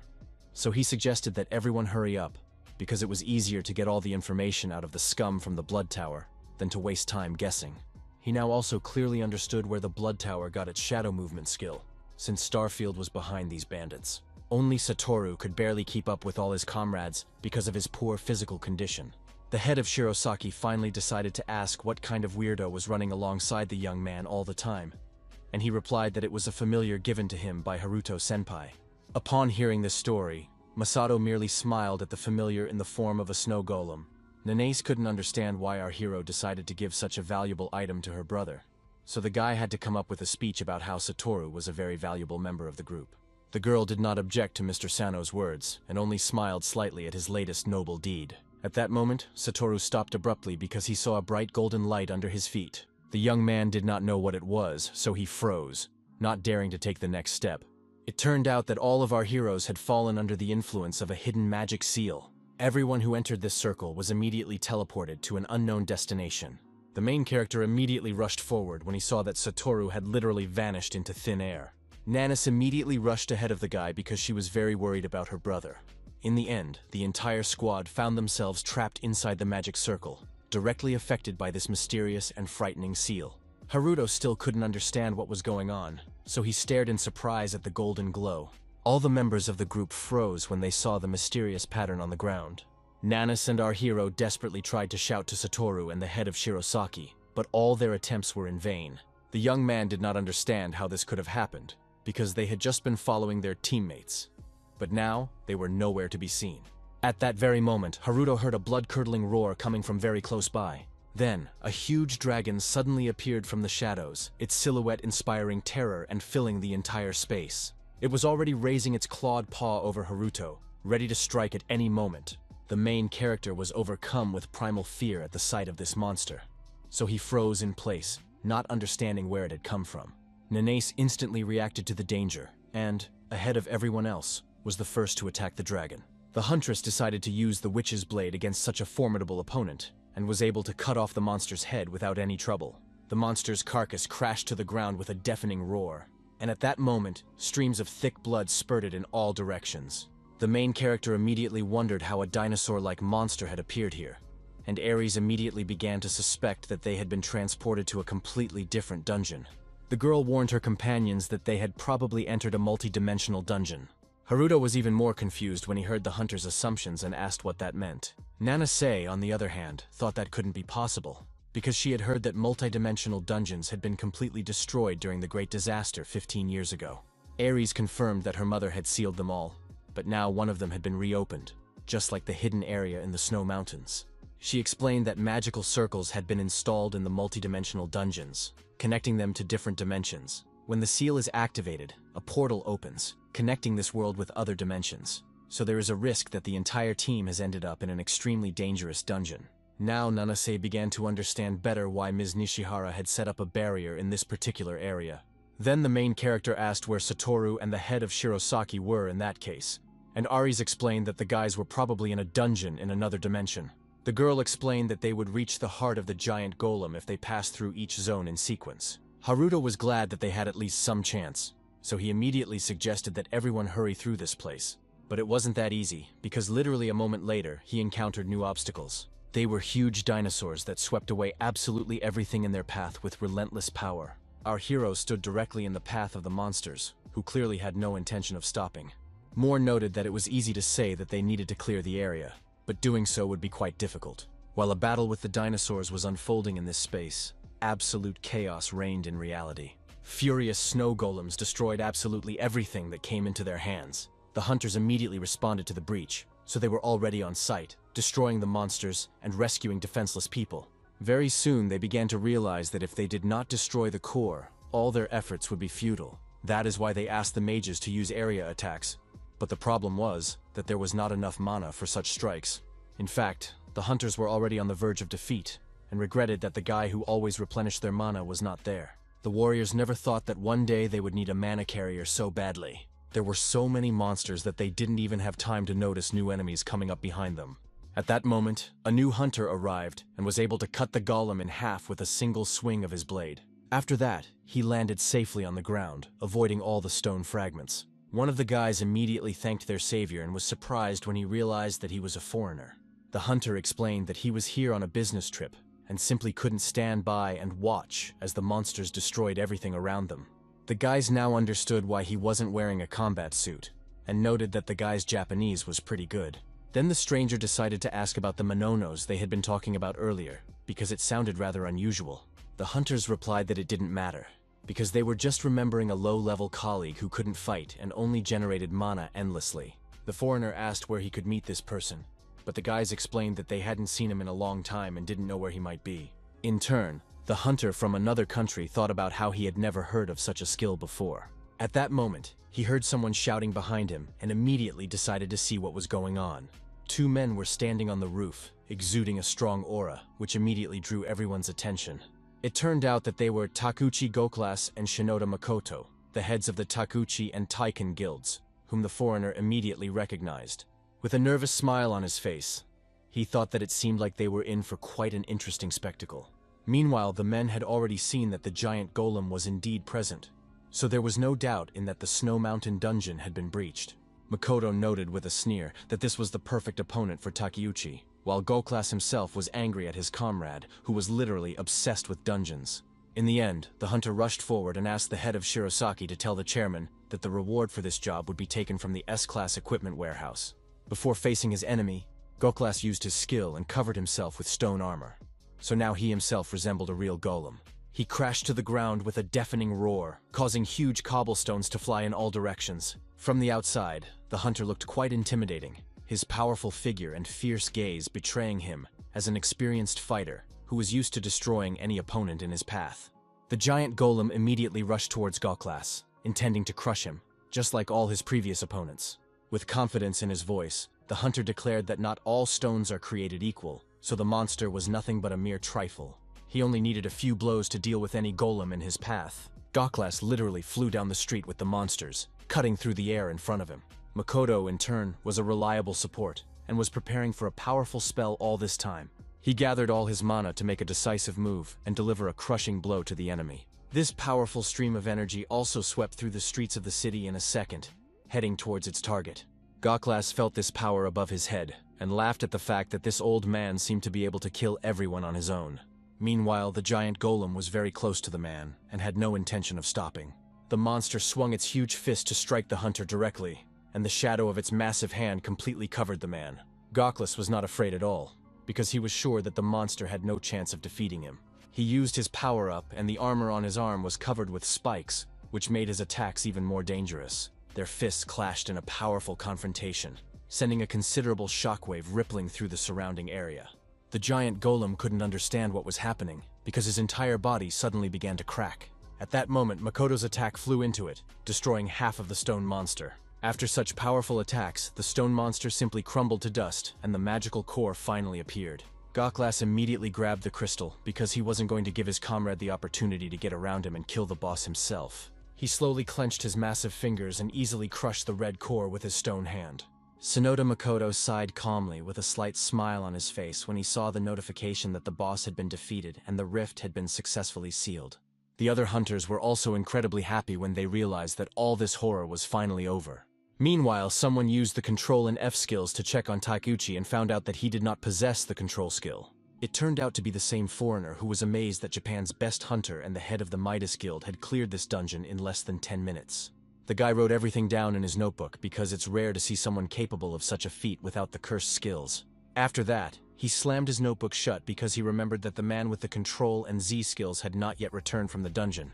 The stranger hoped that the girl was still alive, unaware that this was apparently not the case. Now the events returned 20 minutes ago to the dungeon, which was overrun by zombies. The horde of the Walking Dead kept pouring out of the tunnel and seemed to have no end. Takumi explained that they had no information about what would happen next, so they would have to rely on luck alone. The man noted that this dimension seemed fairly simple, so perhaps they were lucky this time. The long sword was quite helpful in their battle, as it could easily destroy several opponents at once. The attacks were so powerful that they simply scattered the zombies throughout the dungeon. Thus, their team managed to clear the hidden area and could now move on to the boss arena. Now all they had to do was wait for their final opponent to appear before them. Suddenly, massive doors covered with ancient symbols appeared before the team. The other hunters from the Blood Tower rejoiced when they saw that they had finally reached the final boss after such a long journey. Apparently, the key from the previous stage was needed to proceed further. The cold metal slid into the mechanism and a sharp click echoed throughout the hall. The doors opened successfully, and the whole team entered the mysterious dark hall. Here they were greeted by majestic statues of gods, who seemed to be watching every step of the uninvited guests. The hunters began to fear that they had come here too early and the boss had not yet had time to revive. Sarah couldn't understand what her teammates were talking about, because she personally felt that the air had become heavy, as if something was pressing down on her from all sides. The girl saw that no one else noticed this, and simply thought that the others had already gotten used to such an oppressive aura. Meanwhile, the hunter decided that the boss wasn't here after all, so they could just take the reward and get out of there. Before the guy could finish his sentence, the monster's huge paw simply crushed him. The monster only felt the moisture of the pathetic little man's blood under its foot. This creature resembled all the divine statues that adorned this hall. Only now did the bandits realize that the boss had been nearby all along, and that the other deities could also come to life. And so it happened, and the huge statues of the gods slowly descended from their pedestals straight to the warriors, who dared to disturb their peace. Sarah froze in fear when she saw all this horror, and Takumi immediately noticed his partner's reaction. She couldn't take her eyes off her crushed partner, who was still breathing. The man couldn't understand why his partner was acting this way, because she had seen people die many times before. Takumi shouted at the girl to finally pull herself together, because there was still a chance to save her living comrade. Only now did his partner finally come to her senses, forgetting her fear and tears. Finally, Sarah rushed forward to the wounded man to restore his crushed body to its original state. She immediately took out a mana battery to replenish her strength before such a difficult task. Suddenly, the girl discovered that she had almost nothing left in her reserves. It turned out that all this time, the mana had simply been leaking away, even though the seal on the batteries could not be removed even with high-level dissipation. Sarah couldn't understand what was happening to their equipment, and noticed that all the energy was flowing in one direction. Meanwhile, the enemy's heavy stone fists repeatedly struck the wounded warriors. Takumi in turn desperately tried to calm his men down so that they would attack, because their opponents were just ordinary golems. The hunter went forward first, and with the help of his longsword, was able to cut down the first deity without any problems. He asked his companions to use mines for large monsters, but the problem was that neither mines nor skills worked in this place. At that moment, one of the golems attacked another hunter who did not have time to react to the sudden threat. This happened right in front of Takumi, who had to try hard not to follow his comrade. Now, even the head of the Blood Tower himself began to panic, as it seemed that their plan was beginning to fall apart. At that moment, a huge stone hand clenched with a terrifying crunch, and all that remained of the once living man was a shapeless pile of broken bones and flesh. The man froze in place and watched as the golems continued to destroy his team. An icy horror gripped his heart, as the last hope for his team's salvation finally disappeared under the blows of these stone gods. Takumi knew perfectly well that he could not defeat such powerful opponents alone. After dealing with the other hunters, the golems surrounded the head of the Blood Tower on all sides. He didn't wait long and immediately used the longsword level release to at least try to resist these enemies. The system immediately reported that the hunter did not have enough mana for the level release, even though his level exceeded 300. At that very moment, a huge fist cut through the air with a dull whistle, and was already approaching Takumi. With a crash, all that power crashed down on the hunter, who was unable to resist it. Meanwhile, Sarah decided to follow the flow of mana and arrived at the place where it was gathering. In the middle of the hall stood a huge obelisk that absorbed all the energy around it. The girl approached this strange object, trying to understand what it was. She gently touched the white cube lying on the pedestal. It turned out that the heart of the giant golem had been hidden here all this time, but it was strange that this artifact absorbed mana instead of generating it. At that moment, the artifact began to pulsate strangely, which definitely did not bode well. Sarah immediately noticed this strange behavior of the golem's heart. Seeing this, the girl tried to run away from the pedestal to a safe distance. In the end, the magic crystal fired a shot in her direction, and a dazzling beam of energy instantly pierced the air. She didn't manage to run away from the giant golem's heart in time, so the concentrated mana hit her body directly. Sarah couldn't stay on her feet from such a strong shock, so she clumsily slid down the steps. The girl cried out in pain as a sharp pain pierced her body from falling directly on her injured body part. The stone deities had already spotted the remaining survivor, so they moved closer to Sarah. The golems did not hesitate for long and already swung their stone blades to finish off the last human. All this time, the girl lay motionless on the ground, unable to hide from the attack. At that moment, the shadows on the cold floor suddenly separated from the stone, and their ghostly tentacles spread out in different directions. It turned out to be Takumi's ability, who managed to move to his partner in time and stop his opponent's stone hand with his longsword. The iron taste of metal instantly filled the man's mouth, due to the strong pressure of the golem. Despite this, the head of the Blood Tower was able to retrieve an advanced healing potion. He quickly poured the contents directly onto Sarah's wound to support her injured body. After that, Takumi quickly picked up the girl in his arms to escape from there as quickly as possible. At that moment, the system announced that the giant golem's heart had awakened, so the boss battle was about to begin. The man couldn't understand why all this was happening, but it was too late to think about it because the exit was already closing. He immediately decided to use the shadow movement skill to try to escape from a battle he knew he would lose. Then the system warned that Takumi didn't even have enough mana for that ability.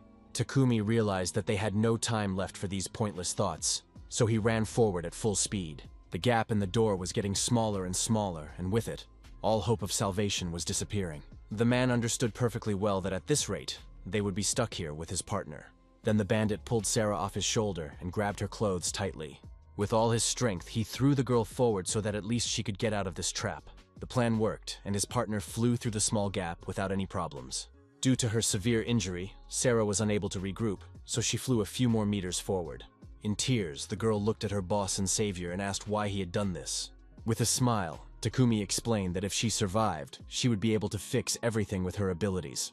After that, the doors closed completely, separating the partners on different sides. In tears, Sarah called her friend a complete fool, because she was not a hunter and did not know how to absorb mana on her own. The girl was already thinking about what would happen to her mom and dad if she died.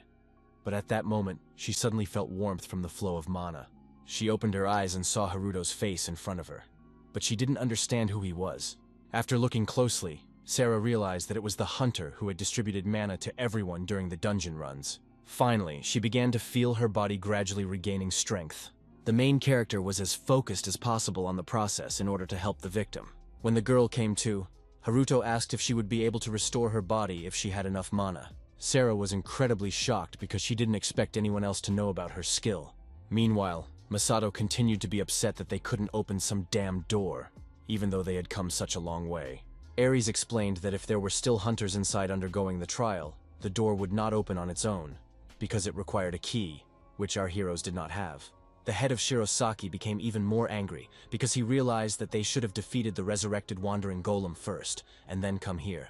Finally, he calmed down and looked at Sarah, who had already been handcuffed, asking who she was. Then he was told that this girl was apparently the chief healer of the Blood Tower Guild, and had been able to heal her own mortal wound thanks to Mr. Sano's mana. She was also handcuffed with special handcuffs that suppressed her mana, so that they could interrogate the bandits' ally when they left, which was quite a difficult task. Masato was afraid that they might be trapped here, which was confirmed by Ares, causing the leader to panic even more as he began to understand why so many people had gone missing in this dungeon. The main character also began to worry, because he couldn't understand whether he should use the key he had copied after defeating the boss. He rummaged through his inventory and spent a long time looking at all the items he had already managed to collect. Haruto finally took out the key and thought that he should just say that this item was lying somewhere nearby. Meanwhile, Ares carefully examined the keyhole and thought that if this was the door her mother had sealed, then there must be something inside. Suddenly, the gate reacted to the girl's touch and lit up with a green glow. A bright emerald glow instantly spread across the entire surface of the stone, illuminating the ancient symbols. Finally, the doors opened as the whole team watched in shock at this unexpected turn of events. Nanas asked how her partner had done it, and she explained that she had put on a cloak that belonged to her mother, and it seemed to have reacted with the door. The main character was now certain that Ares was the key to this dungeon, and he thought that he would have to explore this entire multidimensional labyrinth with her. In turn, Satoru also felt an eerie pressure when he went inside, which is why the mini-golem tried to support him. Nanas asked her partners to be careful, because their mana would also begin to disappear when they entered. The main character immediately guessed that Sarah had been warning them about this from the very beginning. She said that the giant golem's heart absorbs all the mana around it, and seems to convert it into its own ability. Haruto instantly became lost in thought, trying frantically to figure out what plan of action would be appropriate in this situation. Sarah, in turn, began to panic, and asked everyone to leave quickly, because even a high-level hunter would be powerless without high-level mana. Meanwhile, the stone deities were already close to Satoru, who was confused when he saw all these giants. Nanas immediately reacted to the threat and asked our hero for mana so that she could attack the opponent. The main character wasted no time and used his abilities to replenish his partner's reserves. He was absolutely certain that now all his enemies would tremble before the incredible power of the Manono. The guy used the copy and paste skills dozens of times to make sure there was enough mana. His ability could copy mana indefinitely, so absolutely all of his teammates were provided with energy. In the end, there was so much mana that it filled the entire space around them. Sarah was shocked when she saw such an amazing phenomenon, because she didn't even know that someone was capable of generating such an amount of energy, even though it was being absorbed at an incredible speed. With admiration in her eyes, the girl looked at the main character, who was now her only hope. Now she understood that with Haruto's help, she could definitely help her parents. Nanas thanked the young man for his significant help, because it was definitely enough to defeat these statues. She used the witch's blade against the enemy, easily cutting its massive stone body in half with one precise and very powerful blow. Masato was also confident in his abilities, because for him these enemies were nothing more than cobblestones, pieces of stone if he had enough mana. He, in turn, used the Dark Thunder Spear, tearing one of the golems to pieces. All these numerous stone fragments fell with a deafening roar onto the cold ground, raising a cloud of dust around them. But the giant living statues did not stop there, and new enemies kept approaching our heroes. The head of Shirazaki was glad that the monster had brought his friends, because he was so pissed off by this dungeon that he now wanted to go all out. Now he used Dark Thunderstorm to destroy all his enemies in one fell swoop. Sarah, who couldn't fight or help, looked around the whole time to find Takumi. The wounded man was lying under one of the walls and showed no signs of life yet. Coming closer, the girl saw that her partner's hand had been torn off during the battle, but he was still breathing. She immediately thought that Takumi could still be restored to his original state, since he had managed to survive. The main character also approached the wounded bandit to check on his condition. He looked at this man with discontent in his eyes. A man who had recently dared to steal the legendary weapon right from under his nose. The guy didn't pay any attention to Takumi's condition and immediately grabbed the blade lying next to him. The main character immediately saw that the strength of the Caresian dragon longsword had indeed been completely restored. Then he looked at Sarah, because he was sure that this girl possessed the cursed ability, and now he was going to copy her useful skill. But the young man decided not to rush into this task and wanted to try something else first. He touched Takumi, who was lying unconscious, and tried to copy the shadow movement skill. But his level was lower than the target's, so nothing happened. Then the system reported that because the target was extremely hostile towards the user, there were two options for obtaining the ability. For this reason, the main character could either destroy the target and simply absorb the skill, or forcibly absorb the ability. But Takumi himself would never be able to use shadow movement again. In fact, Haruto didn't even know that he could kill his enemy to obtain the skill, but he was in no hurry to do so, because he understood that the wounded bandit definitely had less than 15% health, so he could absorb the ability without killing anyone. Meanwhile, the head of Shirosaki appeared nearby and asked Sarah to heal her partner to the point where he could walk on his own, but no more. Masato, freeing the girl from her handcuffs, explained that he still had a lot of questions for this man, and that if he escaped, it would end badly for both participants in the Blood Tower. Sarah cautiously looked at Haruto, who nodded and signaled that he was ready to help her. Having received enough mana, she immediately began treating Takumi. The main character was shocked when he saw that his severed arm had indeed grown back instantly. Haruto immediately thought that this skill could be compared to his own, because the girl literally knew how to copy the body. Meanwhile, Takumi finally came to his senses and coughed up all the blood that had collected in his mouth. Sarah immediately asked why the old man was smiling so foolishly, and he reminded her that he had warned her that they would both survive. The girl did not respond and simply turned away to leave. Our heroes didn't take any chances, and immediately handcuffed the criminal so he wouldn't dare run away. Nanase herself hoped that the man would manage to escape so that she would have a legitimate reason to finish him off. But he no longer objected to anything because he just wanted them to finally be taken out of this hell. At that moment, Takumi turned around and noted that all this chaos was about to begin very soon. The pedestal on which the giant golem's heart stood lit up with a bright red light. For a while, our heroes just stood and watched this amazing phenomenon. Takumi was the first to react, as he already knew how this artifact worked, so he immediately rushed away. Nanase was unhappy that this scoundrel had not warned her of the danger, and only managed to raise her weapon in front of her to defend herself. This stream of mana swept away absolutely everything in its path, including the girl herself. Satoru immediately rushed over, because he was incredibly worried about his sister, fearing that she could be seriously injured by such an attack. Meanwhile, the giant golem's heart seemed to have no intention of stopping, and continued to release mana over and over again. The main character tried to catch up with his companion so that he would not fall victim to another blow from the artifact. Only now did Satoru realize that he was running straight into the magical projectile that was already approaching him. The assistant golem instantly tried to save his master from imminent injury, so he confidently jumped forward. Meanwhile, the events shift back 30 minutes to the multidimensional skeleton dungeon, where our heroes were trying to reach the hidden area. The head of Shirosaki destroyed entire groups of monsters in a second, leaving behind a huge number of crystals, which were the golem's favorite treat. Masato didn't mind their little helpers snacking on them, because these stones were worth only pennies. The golem was very happy with this permission, so he immediately began to eat these monster cores. Now he had reached the second level, improving his shapeshift and synchronization of feeling skills. Satoru saw that his cute partner had leveled up and approached him to praise him. Then the golem reacted strangely to the guy's touch and wrapped stones around his hand. The events returned to the present, where everyone froze in anticipation after the enemy's powerful blow. Satoru was able to successfully protect his sister, because the golem turned into stone armor that protected him from injury. The main character was shocked when he saw that the handler had merged with his comrade, because he did not yet know that the hand monster had leveled up in such a short time. In turn, the head of Shirosaki noticed that it was all too similar to Master Takeuchi's stone armor skill, and was surprised that the core of the migrating golem was also capable of evolving. Meanwhile, new projectiles flew toward Masato and began to pierce his powerful shield. He managed to dodge the deadly attack in time, so the powerful blow only grazed his shoulder.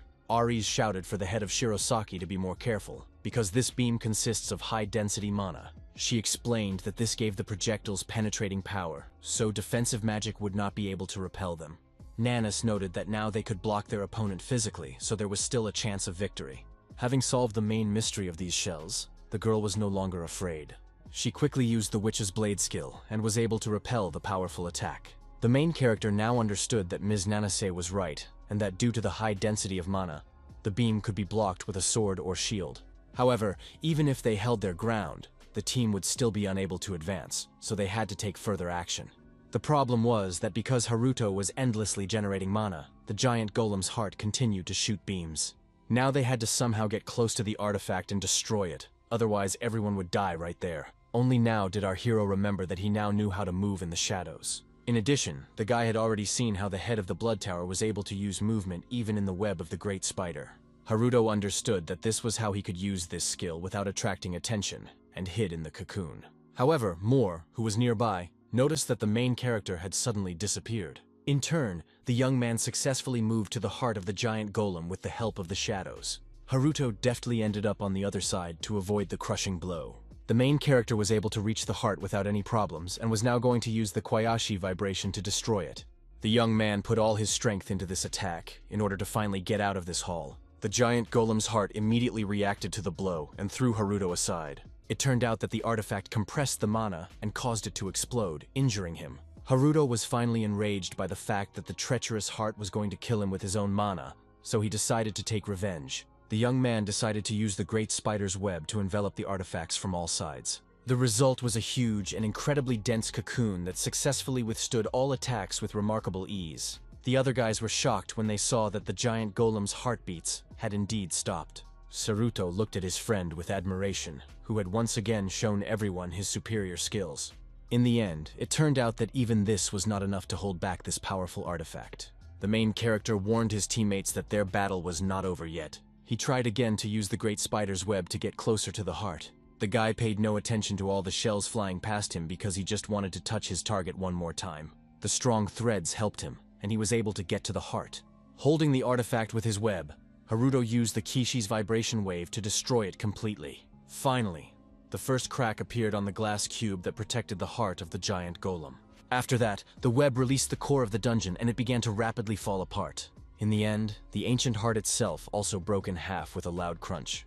Immediately after that, a dazzling flash appeared in the center of the hall, blinding Haruto for a few seconds. Finally, the system announced that the heart of the giant golem had been destroyed, and the dungeon had been cleared. After that, the main character received a huge number of notifications that he had leveled up. As a reward, he also received the heart of the giant golem, which could skillfully generate and absorb mana indefinitely to the limit. Haruto was a little disappointed because he didn't need such abilities, but he copied the item just in case. This improved his copy skill, and now he automatically copied all available objects.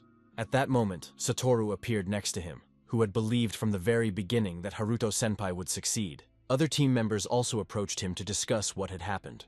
Chief Shirosaki noted that they had somehow managed to stop the giant golem's heart, and praised our hero for his work, although the young man himself believed that he had defeated their enemy on his own. Nanase emphasized that her colleague should praise her properly if he was going to do it, otherwise it would sound too petty. Finally, Masato cleared his throat and told Haruto that after his return, he wanted to have a serious talk about their cooperation. The main character immediately said that he would not mind selling the giant golem's heart, which the hunter had not even expected. Nanase tried to stop the young man and warned him that it would be better to discuss such an important topic after their return. The head of Shirosaki was unhappy that she was interfering in their business relationship, but the girl was not going to let him conduct his affairs on the sly. Finally, the whole team decided to take a break after such an exhausting battle. Then, the main character decided to give Ms. Aries a memento of her parents, and apologized for taking so long to return the relic. With tears in her eyes, the girl noted that it was no big deal, because Haruto had kept his word anyway. At that moment, Moore finally decided to ask how the young man was able to use the same skill as the lava of the blood tower. Masato agreed with his partner, because he also saw how our hero moved a long distance in an instant. Haruto was taken aback by such direct questions, and began to lie, saying that it was the great spider's web skill, which allowed him to move quickly by clinging to the threads. Moore still didn't seem to trust the young man, because it all sounded too strange. Nanase suggested discussing everything that had happened later, because for now they had to finally get out of this dungeon and urgently deliver the intruders to the association for questioning. Meanwhile, Takumi hinted to Sarah that now she had to repay him for saving her life, so he ordered her to return the dungeon to its original state right away. The girl couldn't believe that her boss was serious about this, and emphasized that this would be the last time. Then the head of the Blood Tower asked if she had already found a new mana supplier, reminding her of their contract. He reminded her of the bracelet on Sarah's wrist, which was their eternal bond that could not be broken, and the sworn agreement of the Adam's ring. As long as this agreement existed, the girl would not be able to break away from Takumi, and her parents' lives were also in this man's hands. With a crazed look in his eyes, the bandit again ordered his partner to return everything, because he had recently saved her at the cost of his own life.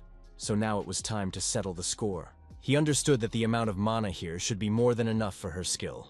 In the end, Sarah realized that she had no other choice and began to absorb energy from the space around her. The main character immediately noticed that something was wrong and guessed what they were up to. The girl did not hesitate any longer and used her ability to return to the dungeon. Haruto shouted for everyone to hurry out of the dungeon because the intruders were about to roll it back again. Ares understood that in this case, they could be thrown into any dimension, which was too dangerous. The situation was too dangerous, so our hero used Shadow Shift again. In just a couple of seconds, he moved closer to Sarah and tried to stop her. The girl, however, did not react to this and continued to roll back the dungeon. The main character, making his way through the stream of mana, desperately tried to find out why she was doing all this. Sarah did not answer and looked at the young man with tears in her eyes, her trembling gaze revealing deep sadness and fear. Even Haruto couldn't stop her, so she went all the way to the end. In the end, the main character managed to pull the girl out and interrupt the collapse. The entire dungeon around them continued to collapse chaotically, throwing huge boulders into the air. Ares protected everyone else with her shield so that they would not be harmed by what was happening around them. In the end, the whole team was literally thrown somewhere far beyond the collapsing dungeon.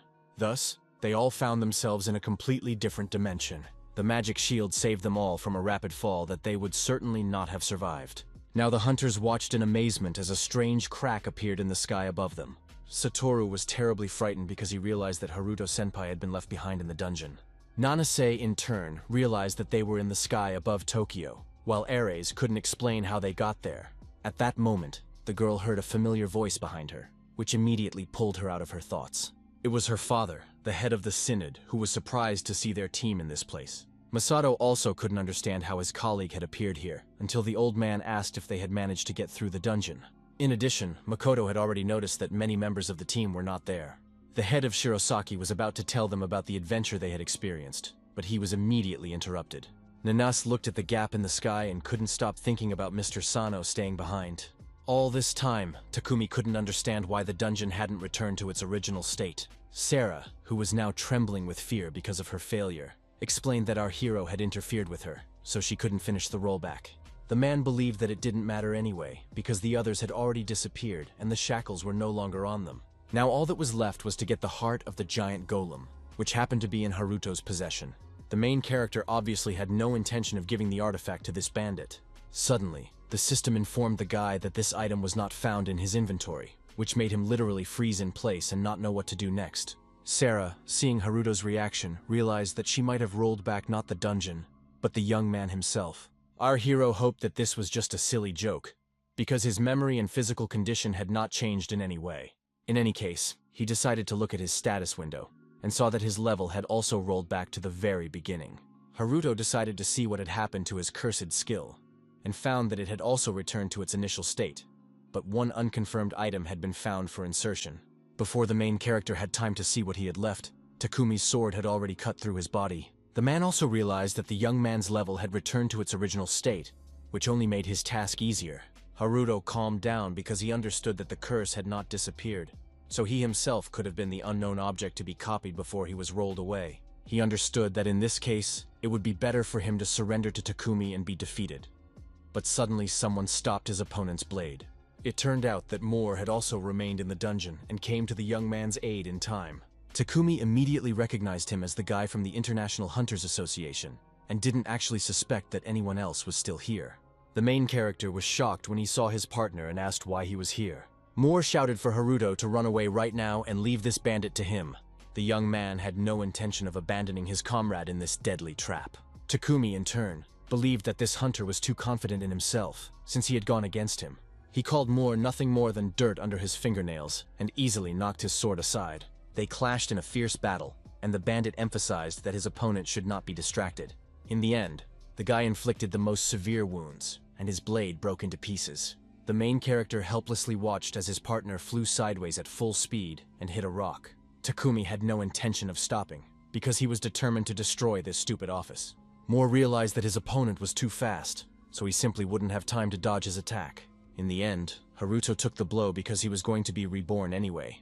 Bleeding profusely and having completely exhausted all his life force, the young man fell lifelessly to the cold ground. Moore couldn't understand why his comrade had acted this way, but our hero explained that Takumi was his personal prey, and he didn't need any extra help.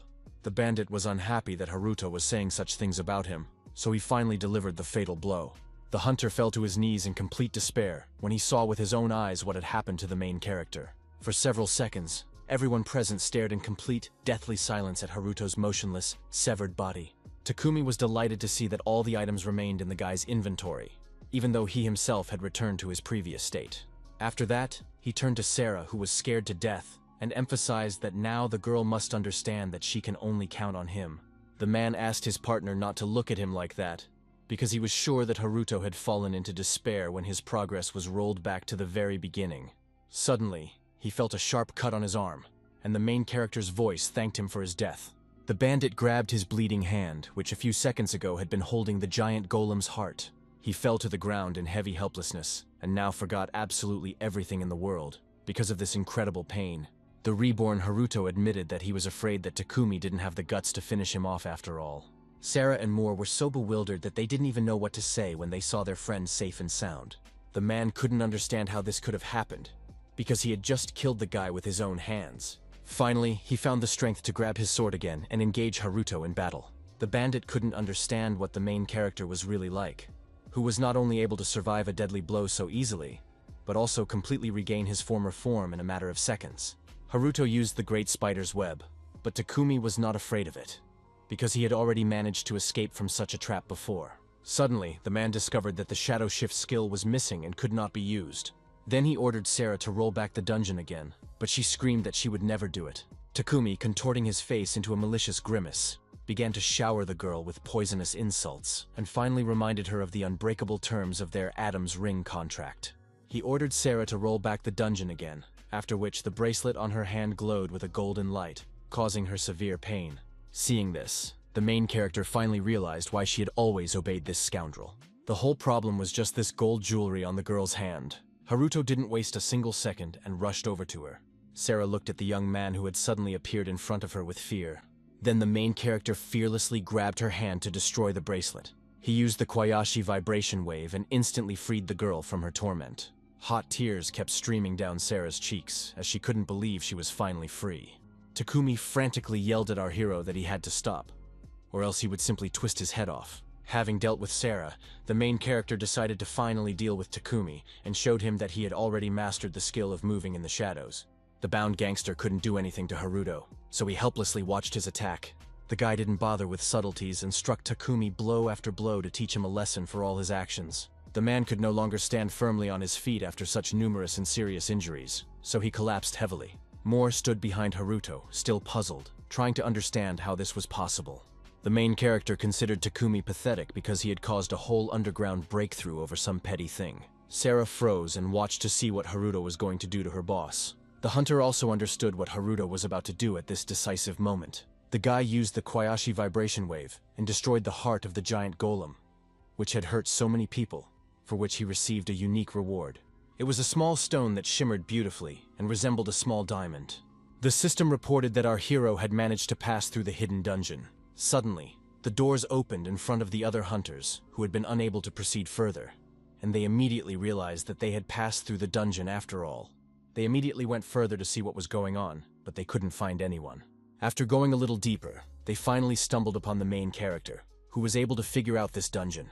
His companions couldn't understand why the guy was alone, because they were sure that he should be with the leader of Shirosaki and Ms. Nanase.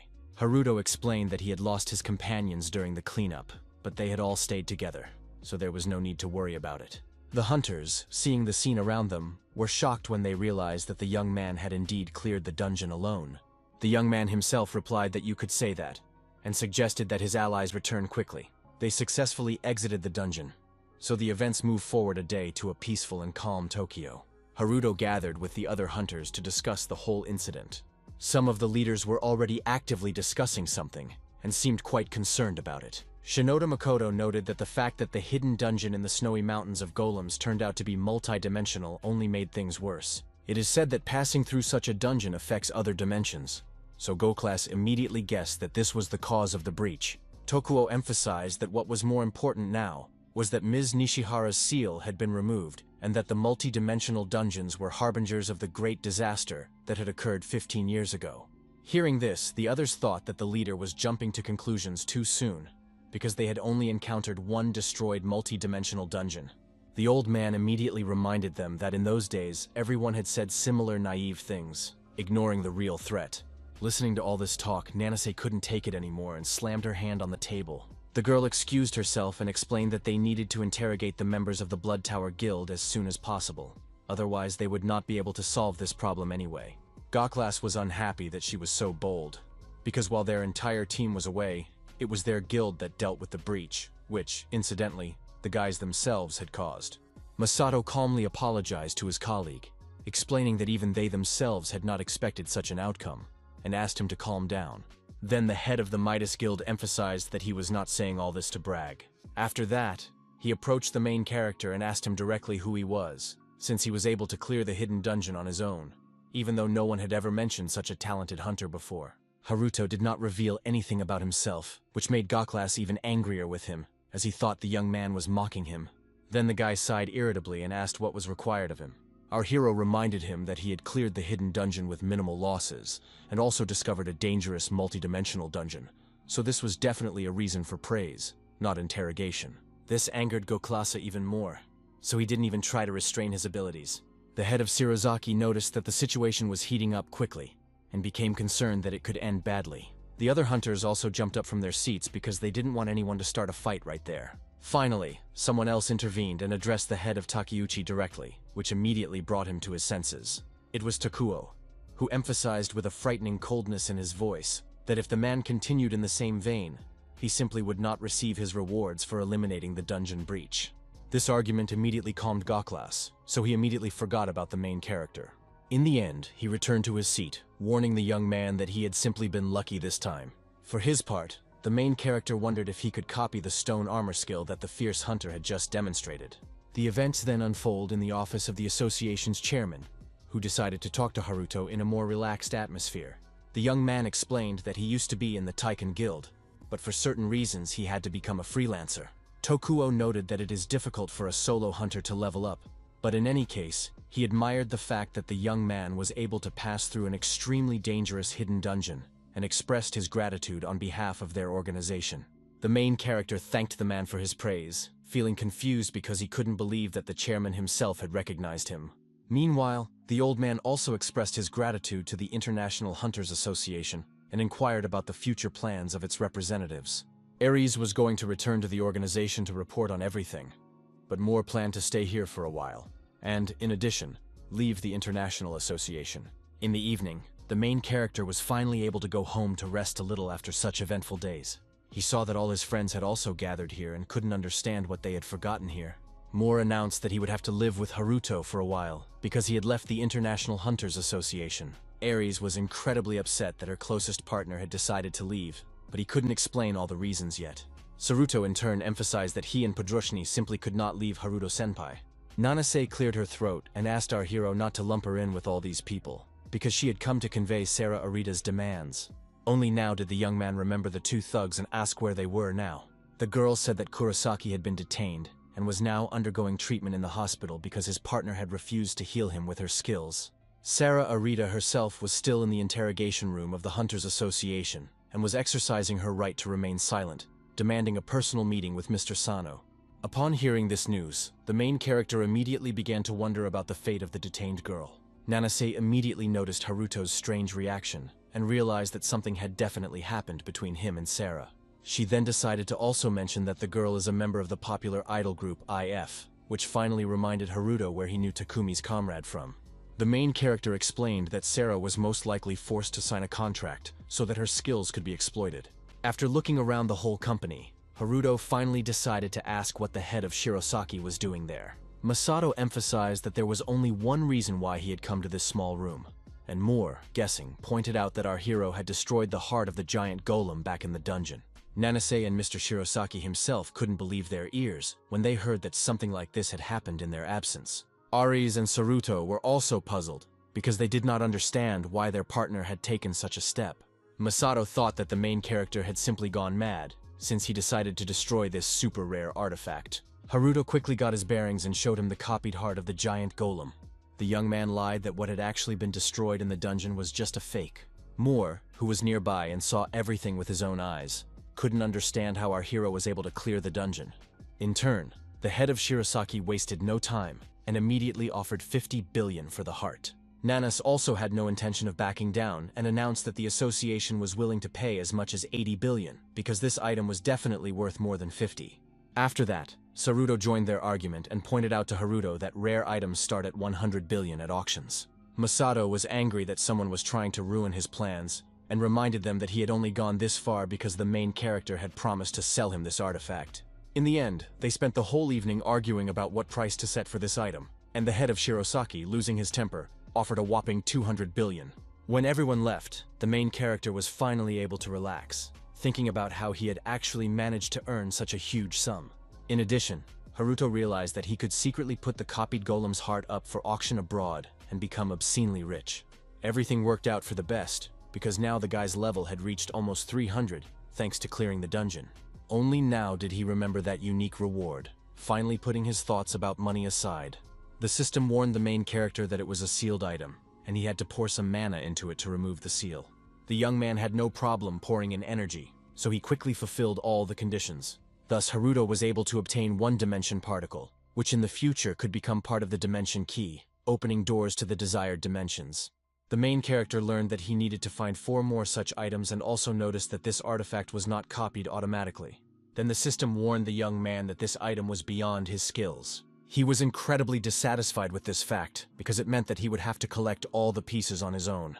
At that moment, someone knocked on the door, and Haruto asked who was there. Moore immediately entered and explained that he wanted to clarify something with the hunter Sano. The main character immediately noticed the strange look on his guest's face, which made him tense up.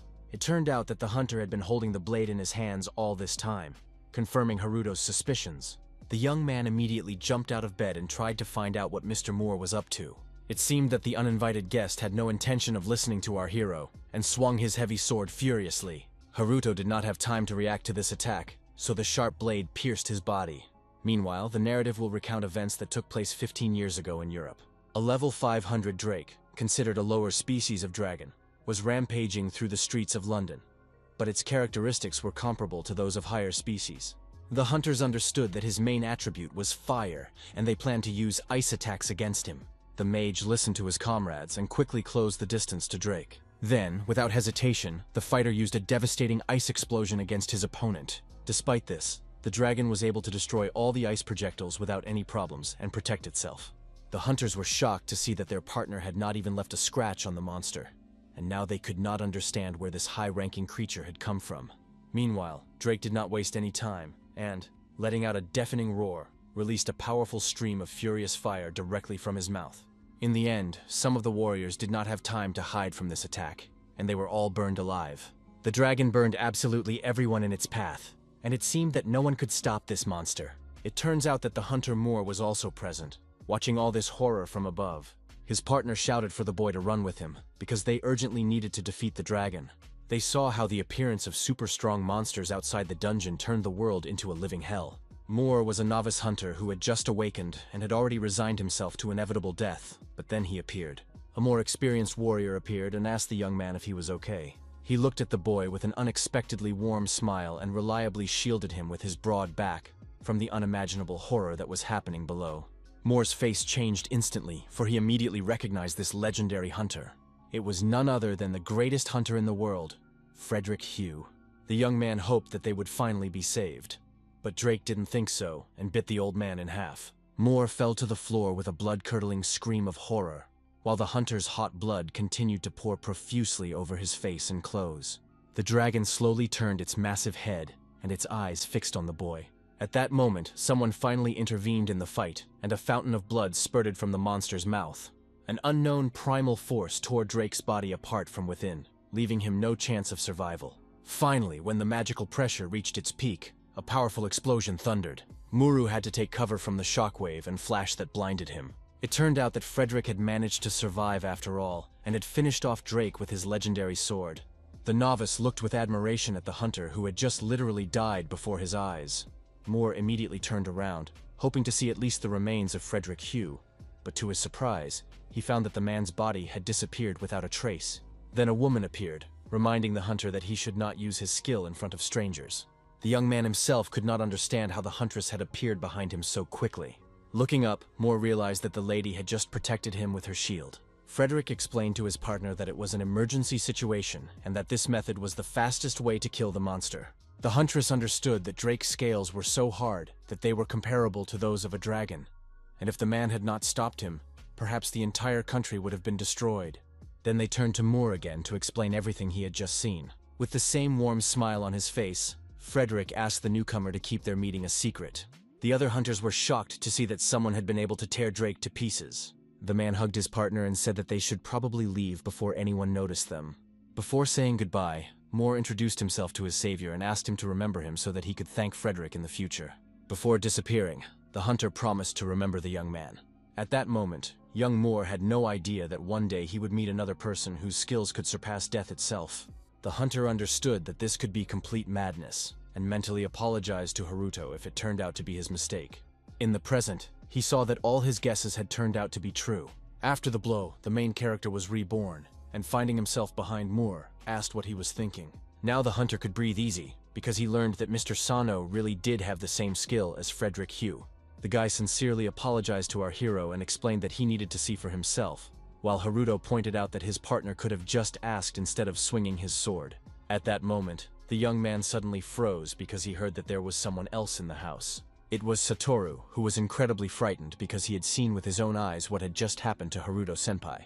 The main character sighed discontentedly because he couldn't understand what his friend was still doing here. After that, Moore immediately fell to his knees and sincerely apologized for his terrible deed. And the guy couldn't understand who had taught him to apologize with such a deep bow.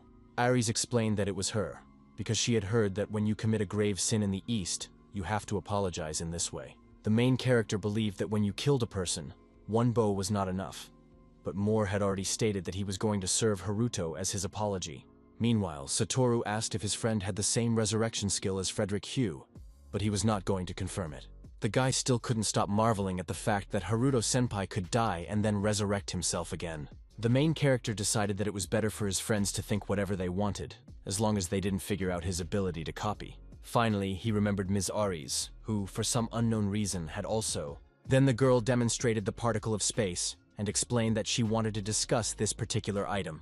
Haruto did not expect that he was not the only one who possessed such an item. Ares said that her particle suddenly began to resonate, so she followed the reaction of this artifact and ended up in this room. Her particle of dimensions was number 1, while our hero's was number 5. The girl asked where Haruto got this thing, and he explained that it was a unique reward he received after completing a hidden dungeon. She immediately noted that a detailed study was needed, because her particle was one of her mother's relics. According to the records, these fragments resonate with each other and are attracted to each other, which our heroes had just observed. The guy immediately thought that the rest of the particles of the dimensions might be much easier to find. Then Satoru interrupted their serious conversation and asked what these particles were needed for. Ares had only heard that if all the fragments were collected, they would become the key to opening the Gate of Dimensions. Hearing this, the main character jumped up so abruptly from his seat that he knocked his friend off his feet and asked if they could really open them. In order for this to be confirmed, there must be multi-dimensional dungeons similar to the one they found in the Snow Mountains. In that case, by collecting all the fragments and creating the key, they would be able to move freely between dimensions. Now Haruto understood that they had come to Japan not only to find his mother, but also to gather information about the dimension particles. The girl still believed that her parents were alive in one of the dimensions, and Moore was sure that this was quite possible, because it was difficult to imagine that these legendary hunters could have died. Satoru noted that without the key, they really couldn't get out, and then asked if there was a way to open the gate from the other side. Ares then confirmed the possibility that her parents were either physically unable to cross the barrier between worlds, or consciously did not want to return to reality. Haruto tensed up when he realized that the hunters had a reason to stay there if they were not consciously returning. In any case, if they managed to open and close the gate with the dimension key, they would be able to seal the multidimensional dungeon and prevent a subsequent catastrophe. Satoru wondered how these fragments would turn into a complete key. Then the golem, which had been sitting on the young man's arms all this time, reached for the fragments. When the fragments touched each other, a small spark occurred between them. After that, they began to move on their own and join together in a certain order. The light grew brighter and brighter, so our heroes had to cover their faces from the flash. Satoru was seriously frightened and thought he would die from this sudden explosion.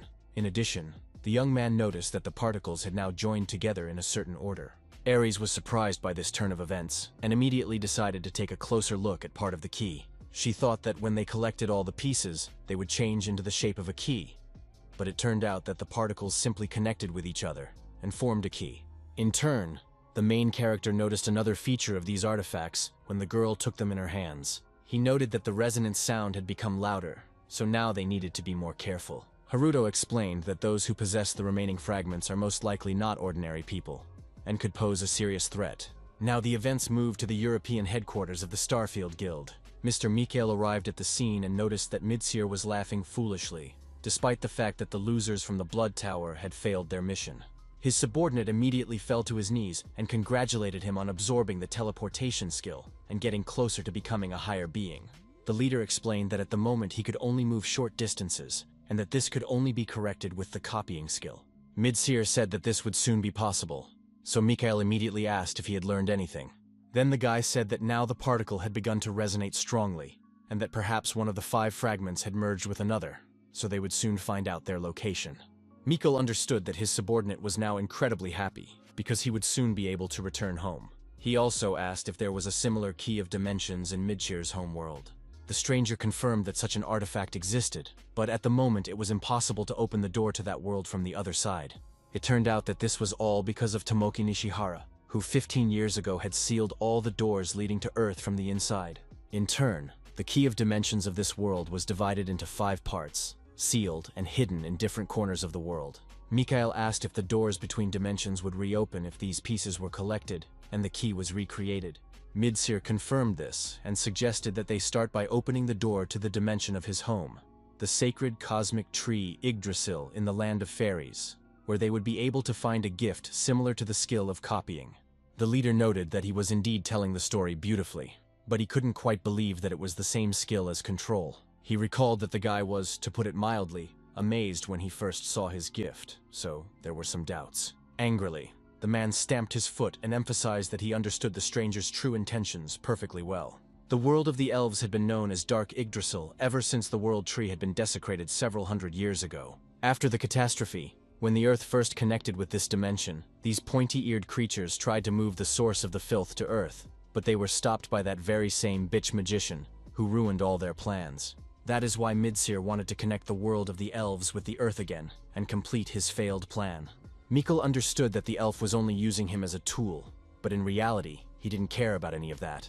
The man understood that with the help of the stranger, he could gain access to multidimensional dungeons, and thus be able to absorb even more cursed gifts. That is why he decided that it was time to get his hands dirty, because he basically didn't care what happened to this world. Midseer emphasized that it was too early to do this, because open actions could attract attention and create problems. The elf reported that he had already instructed Lucas to carry out Plan B, and when the preparations were complete, it would serve as sufficient justification for the leader to take action.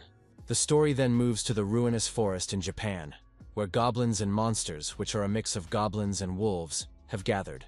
It was an advanced dungeon because the combat power of each individual creature was low, but their high intelligence and pack behavior made them extremely dangerous. Satoru was worried when he saw such opponents, because there were really too many of them. Moore agreed with his partner and suggested that everyone retreat for now, but the main character was in no hurry to do so. The main character understood that they had already had a hard time persuading Ms. Nanase, and had finally managed to get into this dungeon. For this reason, Haruto was definitely not going to leave, and he also wanted to see what his stones were capable of. The young man boldly shouted for the creatures to finally attack him, causing the gnomes to growl angrily. Satoru screamed in fear because he couldn't understand why their partner was taking such a big risk. At that moment, the monsters finally responded to the protagonist's provocation and rushed forward. Haruto was confident in his plan and quickly used the insert skill to copy the core of the migrating golem. The guy did this a couple of dozen times, and an entire army of stone monsters appeared before our heroes. Saruto was shocked when he saw so many helpers similar to his sidekick, and Moore couldn't believe that the hunter Sano had really summoned them all. The guy turned to his friends with a smirk on his face and explained that now there would be a battle between the two sides. In the end, the hunter realized that their comrade had been able to summon an entire squad of golems, and couldn't understand what kind of skill this was. All these helpers froze in place and prepared to clash with the gnolls. The monsters tried to bite through the golems' heads, but the stone prevented them from doing so. Satoru emphasized that the difference in vitality and level was too great, no matter how strong his stone partner was. Despite this, the golems demonstrated that they could withstand even such a powerful opponent. Such a small monster could take down the gnoll, whom everyone feared, with a single blow.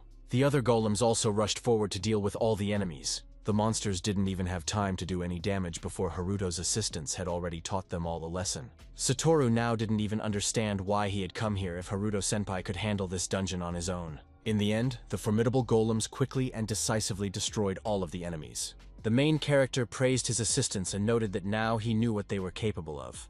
After that, the guy ordered the tame monsters to disappear, and they literally vanished into thin air. Then Haruto decided to call up the system window to take a closer look at his inventory. He understood that there would not be enough inventory for an entire army of golems, and that creating large golems would take more time, so he had to come up with another way. Satoru suggested that our hero ask Master Shirosaki about it, but the young man couldn't understand why they should turn to this particular person. His friend explained that Masato was obsessed with dungeons and surely knew a good way to do it. So Haruto immediately realized that this was a good idea and asked everyone to hurry up. The team even managed to get a car that could quickly take them to their destination.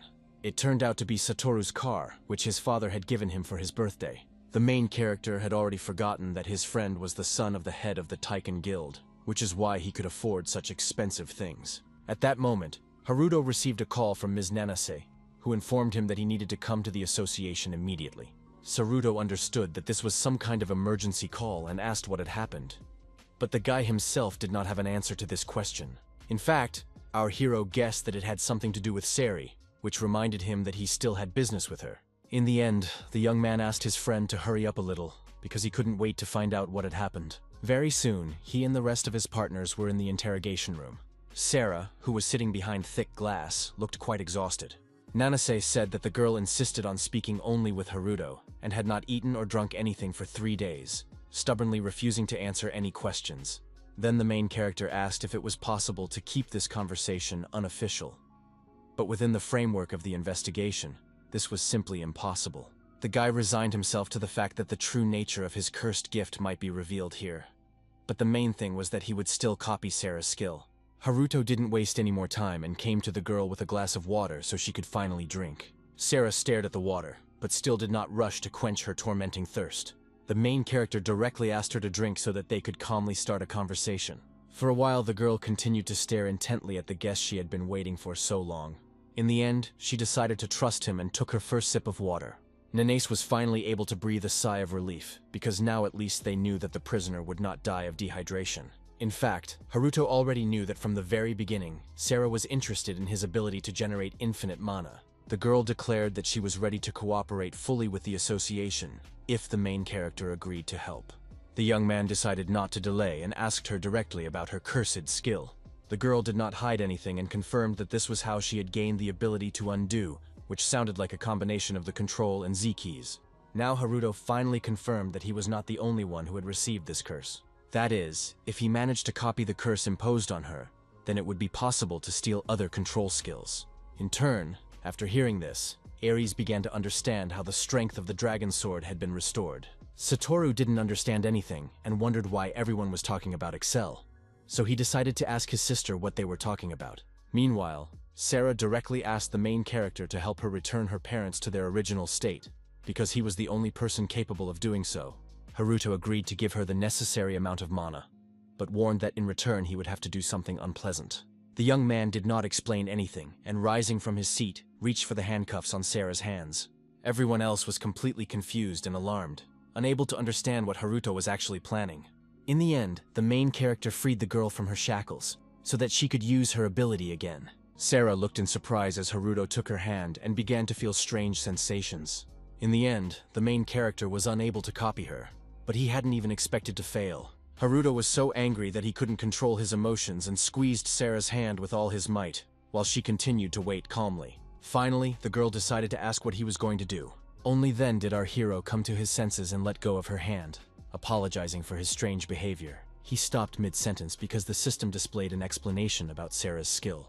Since the rollback ability was unusual, the main character couldn't copy it right now, but by removing the object, it would be possible to perform a forced absorption. After reading this, Haruto immediately understood what was meant by the phrase about deleting the object. In fact, the guy didn't want to kill Sarah at all in order to get her rollback. However, he definitely wanted to copy this skill, so he hoped there was some other way. Saruto still couldn't understand why his friend was acting this way, while Nanase and Moore calmly watched him. Finally, the girl decided to intervene, and asked what had happened to Haruto, because his face looked stern. Upon hearing the remark, our hero immediately pretended that everything was fine. In the end, the young man simply accepted this fact and decided to take a long-term approach, which meant he needed to win the girl's trust. Haruto said he was ready to help Sarah with her parents, which immediately brought tears to her eyes. He thought that he could simply invite the girl to join his team if he still couldn't copy her ability, and a couple of hours later, he arrived at the Central Hunters Hospital. The girl said that her parents had suffered from mana intoxication when they were attacked by an unknown creature during the disaster. The main character understood perfectly well that the hospital was not cheap, which is why she had to work with the scumbag Kurosaki. He also suspected that the gangster himself was being treated here, but Nanase explained that the man was in a special ward in the basement and would be transferred to prison for further questioning after his treatment was complete. The hunter immediately remembered Sarah and asked if this fact bothered her, but the girl didn't care. Meanwhile, Moore noticed something strange as they all walked through the long corridors of the hospital. It was the same foreigner who had been gathering information in Japan about people with cursed gifts. It turned out that the hunter had seen this guy before, so he couldn't understand what he was doing in this place. This mysterious stranger headed further, straight towards the guarded doors. The guards immediately blocked the guy's path and explained that only employees were allowed to enter beyond that point. The foreigner was prepared for this, so he handed the man his pass. It turns out that this piece of paper only had the key combination Control and F written on it, which made the employee think it was some kind of joke. The guards had no idea that this young man was far from ordinary. This allowed the foreigner to distract them and attack without any problems. The employees were unable to respond to the threat, so they succumbed to the young man's ability.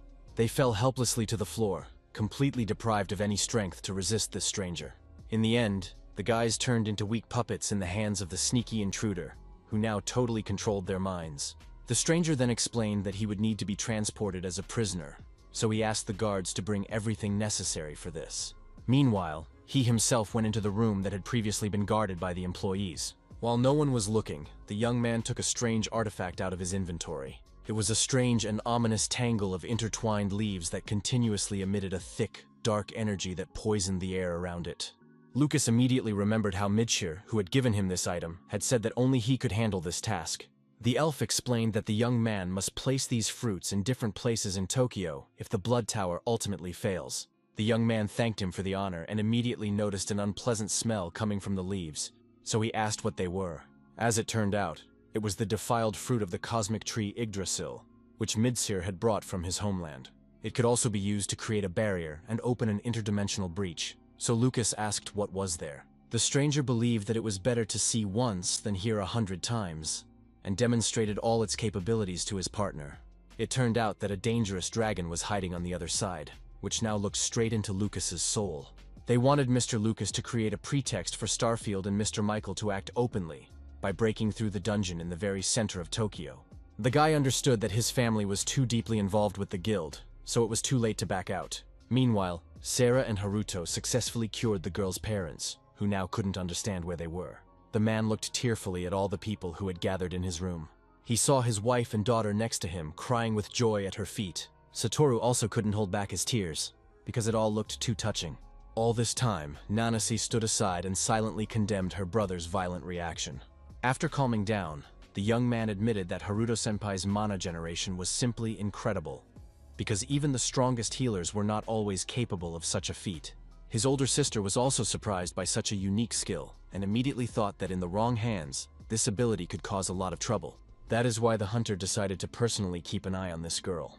At that moment, the main character noticed that Mr. Muir was not around, and asked where he had gone. Meanwhile, Lucas had already successfully reached his destination and was accompanying the person he needed. This was obviously Kurosaki Takumi, who was now trying to hide his face behind his hood. At that moment, a notification popped up in front of the foreigner's face that a user of the control skill had been detected nearby. In fact, Lucas did not even expect to find such people in a place like this. Takumi, hearing this, also tensed up, because he knew perfectly well about his former partner's abilities. Then he remembered that Sarah's parents must be in this hospital. A moment later, a man who clearly recognized him approached Lucas Cooper. It was Moore, who noted that he almost didn't notice him because of the hat on the young man's head. It turned out that Lucas was also an employee of the International Hunters Association, which is why he couldn't hide so easily. The young man then noted that everyone was saying that his colleague had left the association and asked what had brought him here. Moore had already drawn his sword because he couldn't let his acquaintance go, who was trying to free a dangerous criminal. Lucas laughed at the fact that the guy was, as always, so straightforward, and reminded him that they were actually in a hospital. Then Kurosaki asked for a weapon to deal with the fool who had come here alone, and still hadn't learned anything. Suddenly, the main character appeared behind Mura and asked the gangster not to forget about him.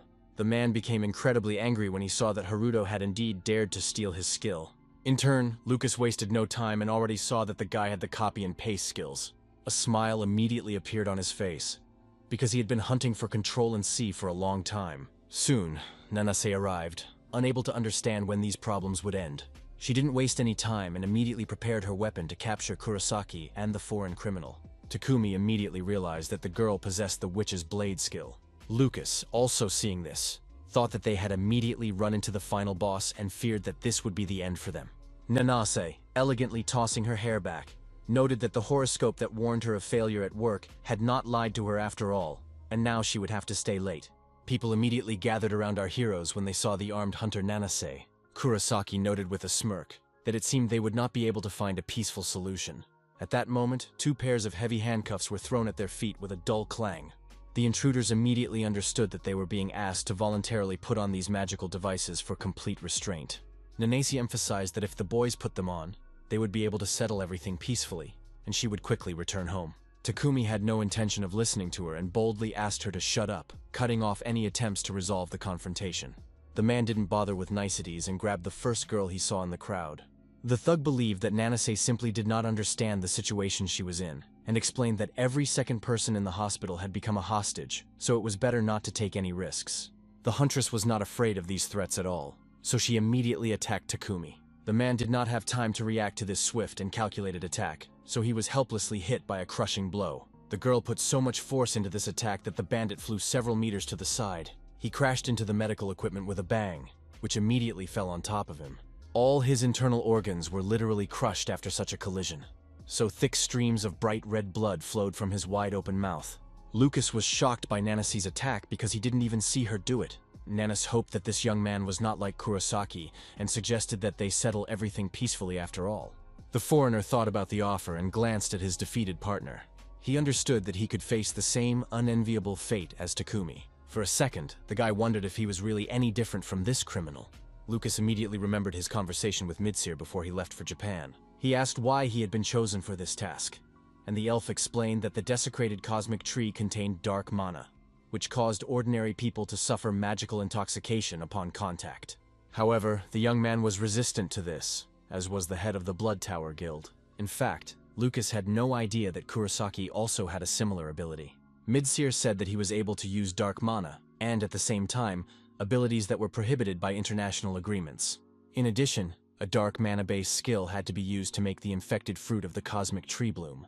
It was for this reason that Lucas came to the conclusion that he was no different from Takumi. A moment immediately popped into his head when he used dark mana against hospital staff. The young man said outright that there would definitely be no peaceful resolution to this conflict. Nanase was surprised to hear such a confident statement from him. He didn't hesitate any longer and with one smooth movement took an elegant blade out of his inventory. Lucas emphasized that he must take Kurosaki with him, so he would take his partner away from here at any cost. The huntress immediately recognized the sword in his hands. Moore also realized that it was the divine rapier, which meant that his acquaintance was serious about his intentions. This weapon had been passed down from generation to generation in the Lucas family of holy knights from Great Britain, and was the only sacred sword in the world. It was as powerful as the Corisian sword, but this rapier was more suited to stabbing than slashing. This blade was also known as the Inquisitor, and could eliminate all skills and weapons that it deemed heretical. So for Nanase, who uses the Witch's Blade, the situation was very unfavorable. Lucas himself obviously understood this perfectly well, so he immediately aimed at his opponent's weapon. The thin and deadly rapier pierced the hunter's blade with incredible force. The girl did not expect such a turn of events, so she looked at her damaged weapon in confusion.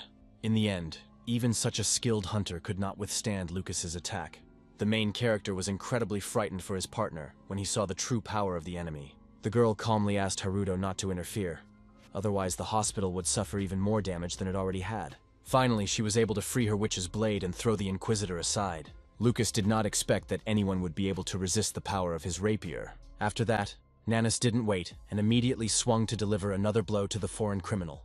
She tried to attack Lucas, but he managed to jump out of the way in time, so her weapon only cut through the air. The guy couldn't believe that his opponent had decided to do without her skills just because they were in the hospital. He laughed at the fact that Nanase simply didn't have enough strength to deal with him, but suddenly noticed that she had managed to hit his tie after all. Finally, the foreigner noticed that the hunter had already attacked him from the other side. This was followed by another blow that caught Lucas off guard. The young man desperately tried to defend himself with his rapier, so as not to fall under the sharp blade of the witch's sword.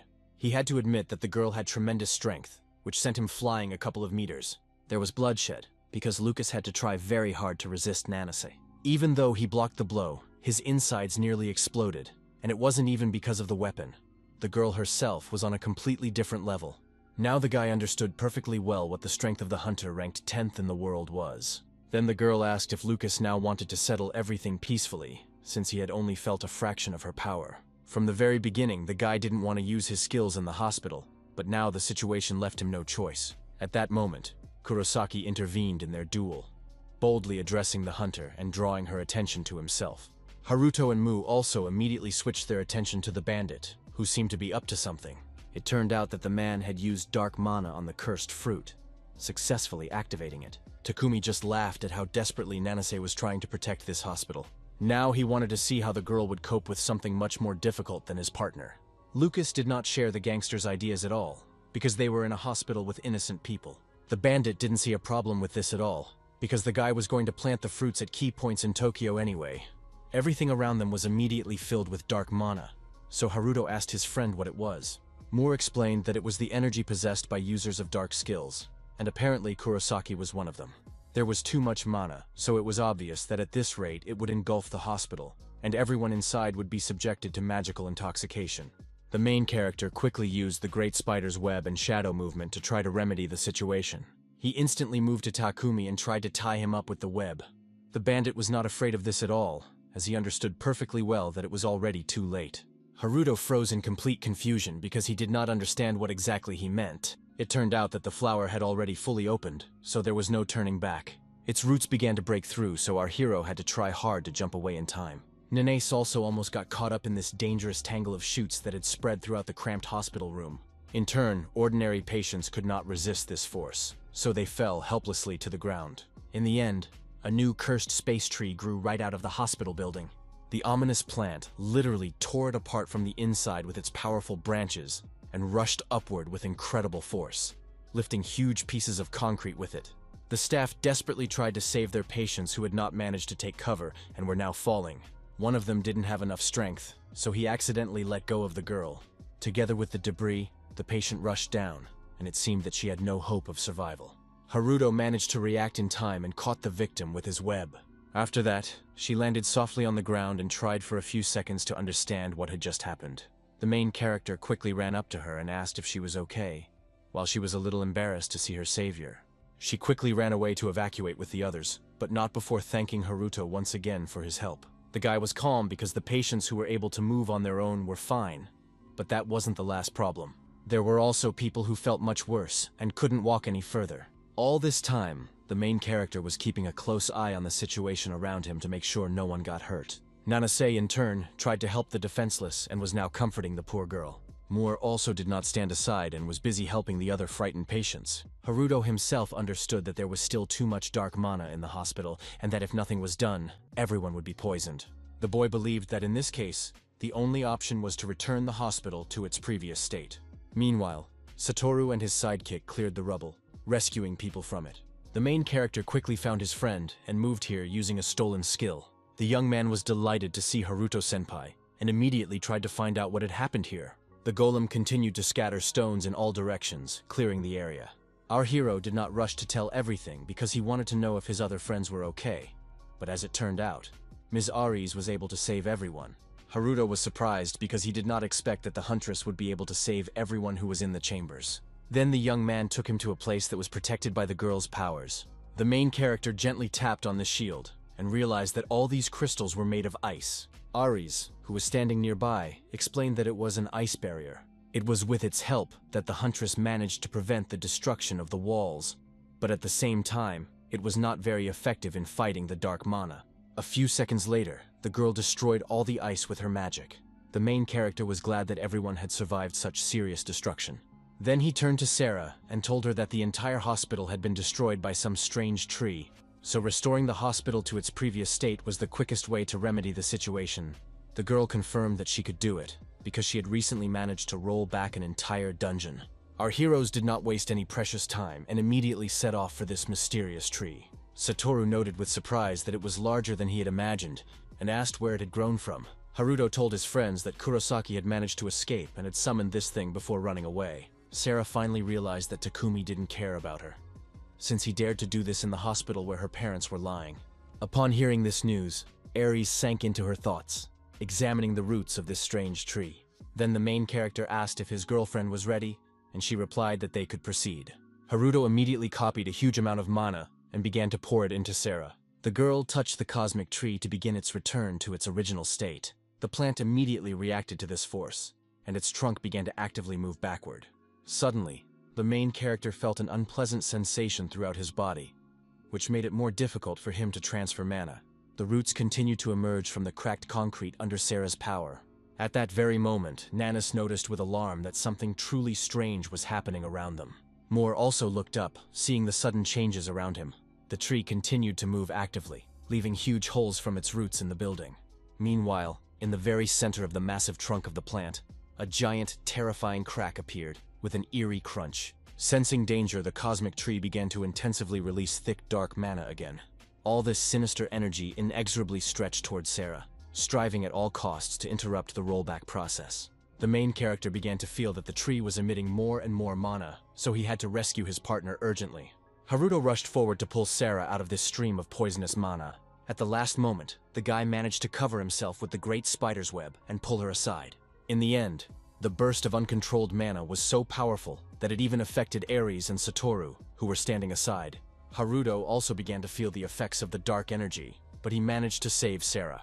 Satoru was seriously frightened when he saw what was happening to his friend. The main character replied that he was fine, but Sarah had lost consciousness, and now it seemed that they would not be able to roll back everything as it was.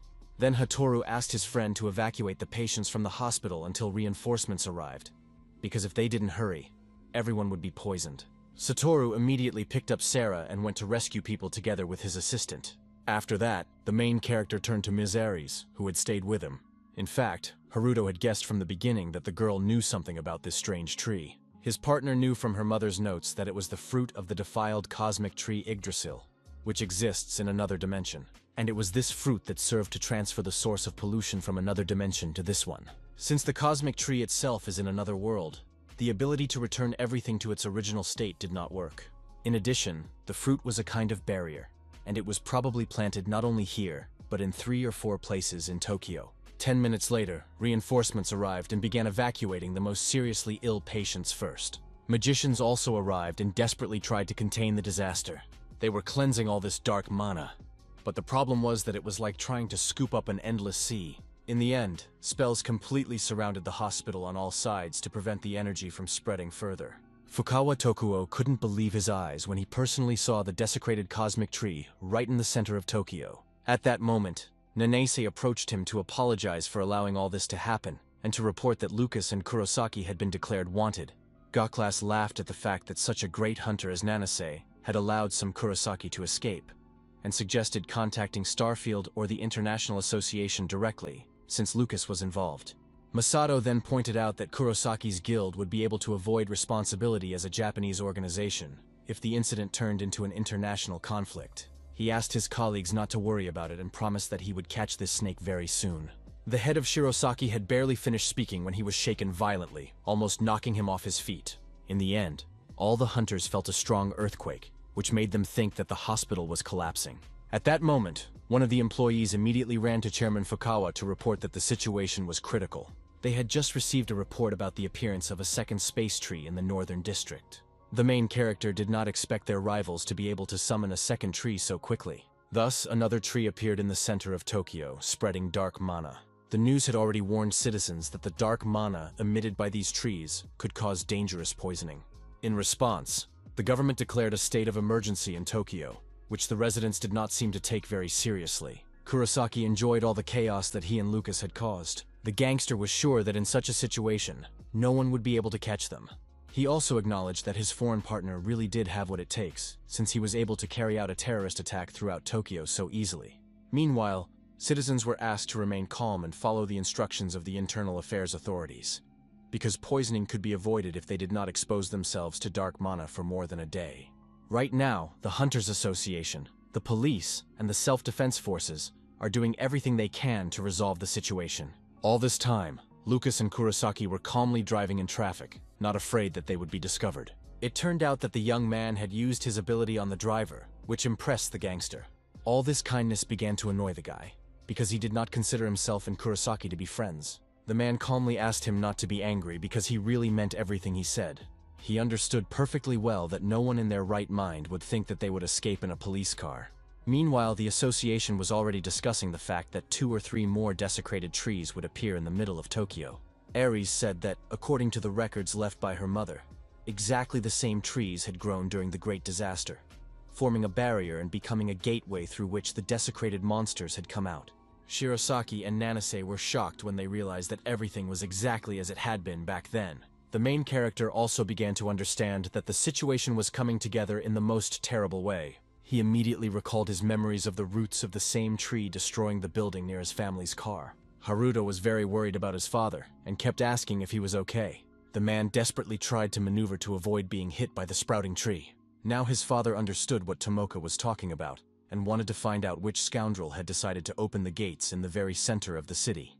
It seemed that the roots had no intention of stopping and continued to chase after the car carrying young Haruto and his father. In the end, the car didn't have enough speed to outrun the rapidly growing tree. This is how the main character's father died right before his eyes, leaving an unhealed wound in the young man's soul. Haruto couldn't understand why he suddenly remembered this, and thought that it was somehow connected to his curse. The main character realized that it wasn't a monster that destroyed the car back then, but one of these trees, so if it was his doing now, he couldn't just let it go. Chief Fukawa confirmed that a huge tree had also appeared in Tokyo at that time, but they were too busy with the situation with the dungeon breakthrough to pay attention to it. Ares added that her mother's records stated that the barrier of these trees of corruption served as a gateway, connecting their world to another dimension. Nanase realized that they were talking about a pocket dimension, and the girl confirmed it. Shirosaki emphasized that it seemed like they wanted to open the pocket dimension of the dark spirit grimoire. Nanase also heard that such a summoning required a barrier made of defiled trees, as well as dark mana. Ares warned that at this stage, there was a high probability of opening a pocket dimension, but in the worst case, a defiled portal to another reality could open. Meanwhile, the main character realized that the pocket dimension was infinite, so it could solve the problem of inventory shortage. Now the guy was only thinking about getting it so he could easily create an entire army of golems. At that moment, someone told the hunters to stop telling all these fairy tales. It was Goklas, who had heard that a dimension key was needed to open the portal, and as far as he knew, it had long been lost. Then the main character showed the 2 pieces they had already managed to find. Chief Midas certainly did not expect such a turn of events, so he was immediately speechless. Goklas and Nanis jumped up from their seats in the blink of an eye as soon as their eyes fell on this legendary artifact. Ares explained that it was her mother's legacy, combined with what the hunter Sano had found on Snow Mountain. The hunter did not fully believe that the key really existed, but now he understood that these 2 pieces alone were not enough. The girl explained that during the Great Disaster in England, a defiled portal to another dimension had opened, and at that moment, both the defiled tree and the particle of dimensions had appeared. It was difficult for the head of Shirosaki to hear that this event was unlikely to have been accidental, and that someone might have brought the infected tree from another dimension and possessed the remaining fragments of the key. Tokuo also feared that, in the worst case, a portal to another dimension could indeed open, so the problem was beyond their jurisdiction. Finally, Masato admitted that one of the fragments of the dimension was kept in his guild. An hour later, they reached the underground storage facility of the Guild of the Future, where the artifact was located. Everyone was surprised when they saw the scale of this place, because it looked more like a dungeon. Goklas guessed that Master Shirosaki was a real fan of dungeons, but the fact that he had a particle of dimension was quite unexpected. Finally, Haruto decided to ask his partner where he had found this item. The head of Midas immediately thought that his colleague had bought the fragment on the black market, since he didn't want to tell them about it. He warned that it might be a fake, but the main character had already confirmed the authenticity of the particles, because the dimension particle resonated powerfully with him. Meanwhile, Masato did not respond, but finally opened his storage. Everyone froze in anticipation, waiting to finally see the coveted particle. In the huge hall, there was only one pedestal guarding this artifact. The fragment, which glowed so brightly and unnaturally, clearly displayed the engraved number 4. Goklas was about to move on, but Haruto stopped him and emphasized that only he and Master Shirosaki would go.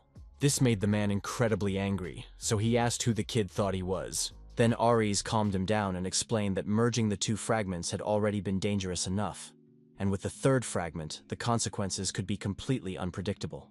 In the end, Shirosaki agreed that only they and the main character would go inside, emphasizing that they were on his territory, so they had to do as he said.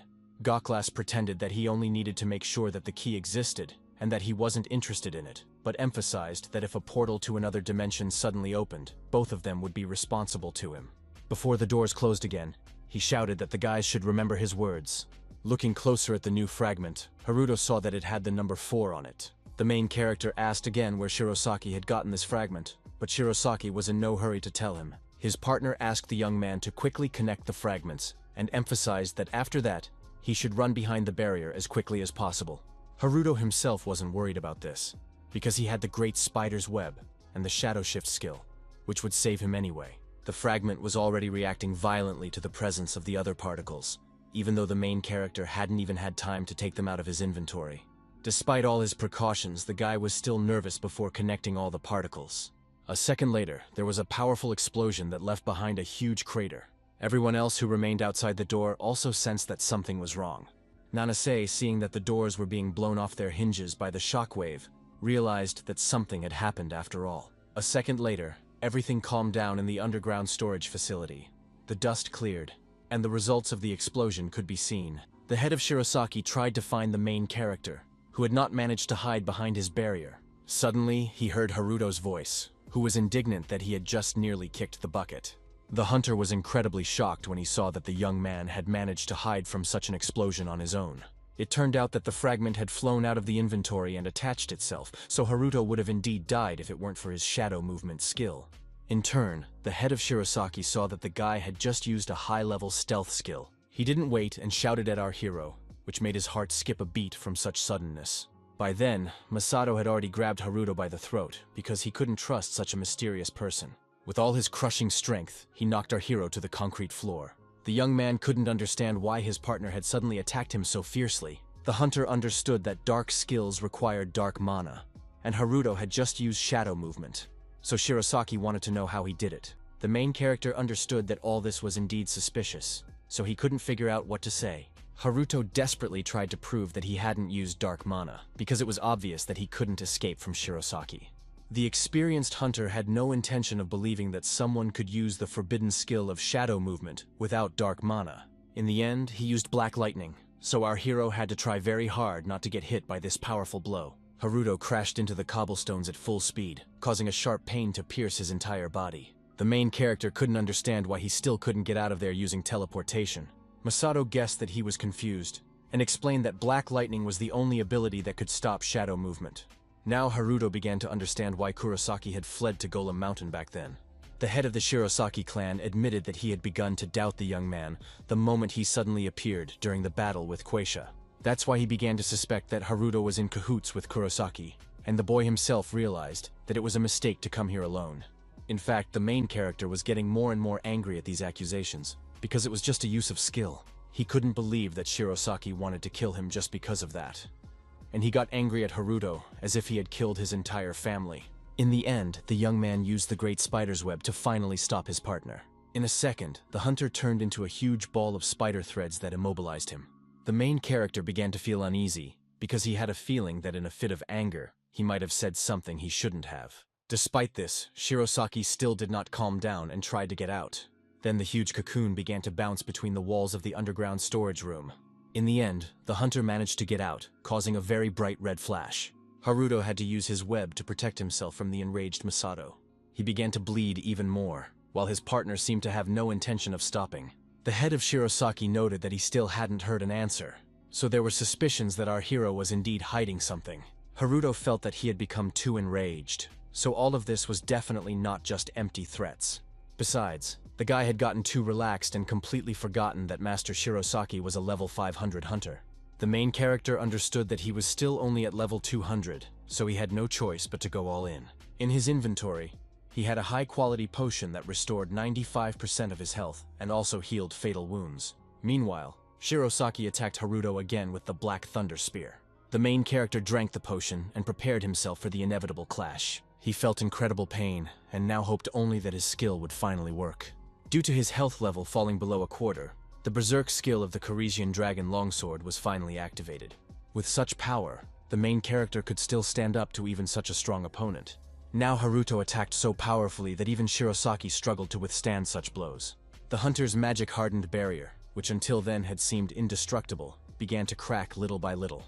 In the end, he was left completely defenseless when the shield finally shattered under the power of the longsword. Shirosaki was unable to withstand such a blow and suffered his first injuries. At that moment, memories of him and his brother discussing the name of the new guild came to the hunter's mind. Sato suggested calling it the Guild of the Future, because they would be able to become strong in the future. The young man promised Masato that before that happened, he would help his brother become the coolest hunter in the world. The older brother laughed at Soto's idea because it sounded pretty good. All this happened 10 years ago, and at that time, the brothers went through all the dungeons together. Together, the boys were afraid of nothing, so they easily defeated all the monsters in their path. They could even stand up to the lords of hell, so they had no trouble gathering equally strong hunters around them. At one point, Sato turned to his older brother because the mysterious hunter in their team did not inspire any confidence. Masato explained that despite its popularity, this dungeon was quite closed off, so they needed strong warriors to clear it and break into the top 10 guilds. It was too late to back out, and besides, he was sure that with Sato's return they could get out of any situation. The mysterious hunter continued to watch the young man strangely, which made him uneasy. In the end, almost the entire future guild team perished in this dungeon. Behind it all was the mysterious hunter in bandages, whom Soto had suspected from the very beginning. Only the head of the Shirosaki clan survived, unable to understand why their partner had done all this. The hunter told his older brother that the dark mana infection would gradually poison his brother's mind until he turned into a mindless monster. Soto was dying right in the young man's arms, his breathing becoming more and more ragged and labored, and the spark of life in his eyes slowly fading. Masato demanded that the hunter give him the antidote immediately, because there was too little time left. The traitor reminded him that the boy had made the greatest contribution to the destruction of the infected skeletons, so he would receive a unique reward for it. Our hero was to acquire the very skill of shadow movement. Only the hunter was going to acquire this ability and promised to save Masato's brother if he gave up his reward. He emphasized that people who did not have dark mana would not need such a skill anyway. In the end, the head of Shirosaki was not opposed to giving up shadow movement in order to obtain the antidote by any means necessary. Then, the mysterious hunter told him about an Englishman named Ashley Cooper, who possessed a family heirloom, the divine rapier, which was the only way to save his brother from poisoning. Masato couldn't believe he had just been deceived, because the scoundrel had promised to give him the antidote. The traitor emphasized that there was no antidote for dark mana, and warned that this dungeon was a moving magical underground, so it would disappear after he passed through it. So even if Masato had received the antidote, without teleportation skills, they would still have met their end. Now Masato understood that this man had intended to kill them from the very beginning. The mysterious hunter, with a smirk on his face, explained that he couldn't allow the existence of dark mana and dark skills to become known to the whole world. In the end, he escaped from the dungeon, while Masato desperately tried to shout to his younger brother to try to use his return skill. Sato decided to pass on an item he had found in the boss's room and considered it to be something special. His older brother tearfully tried to convey that now was not the right time to talk about it, and asked him to use the skill as soon as possible. The dark mana was poisoning Soto more and more, so he explained that he would not be able to keep his promise to Masato. In the end, the young man used the return skill only on his brother to save him from the destructive dungeon. The head of the Shirosaki clan was devastated that Soto had decided to sacrifice himself and stay behind. He couldn't do anything about his younger brother's decision, so he had already moved back home. Masato just sat on the floor in the middle of the room for a while, trying to recover from these horrific events.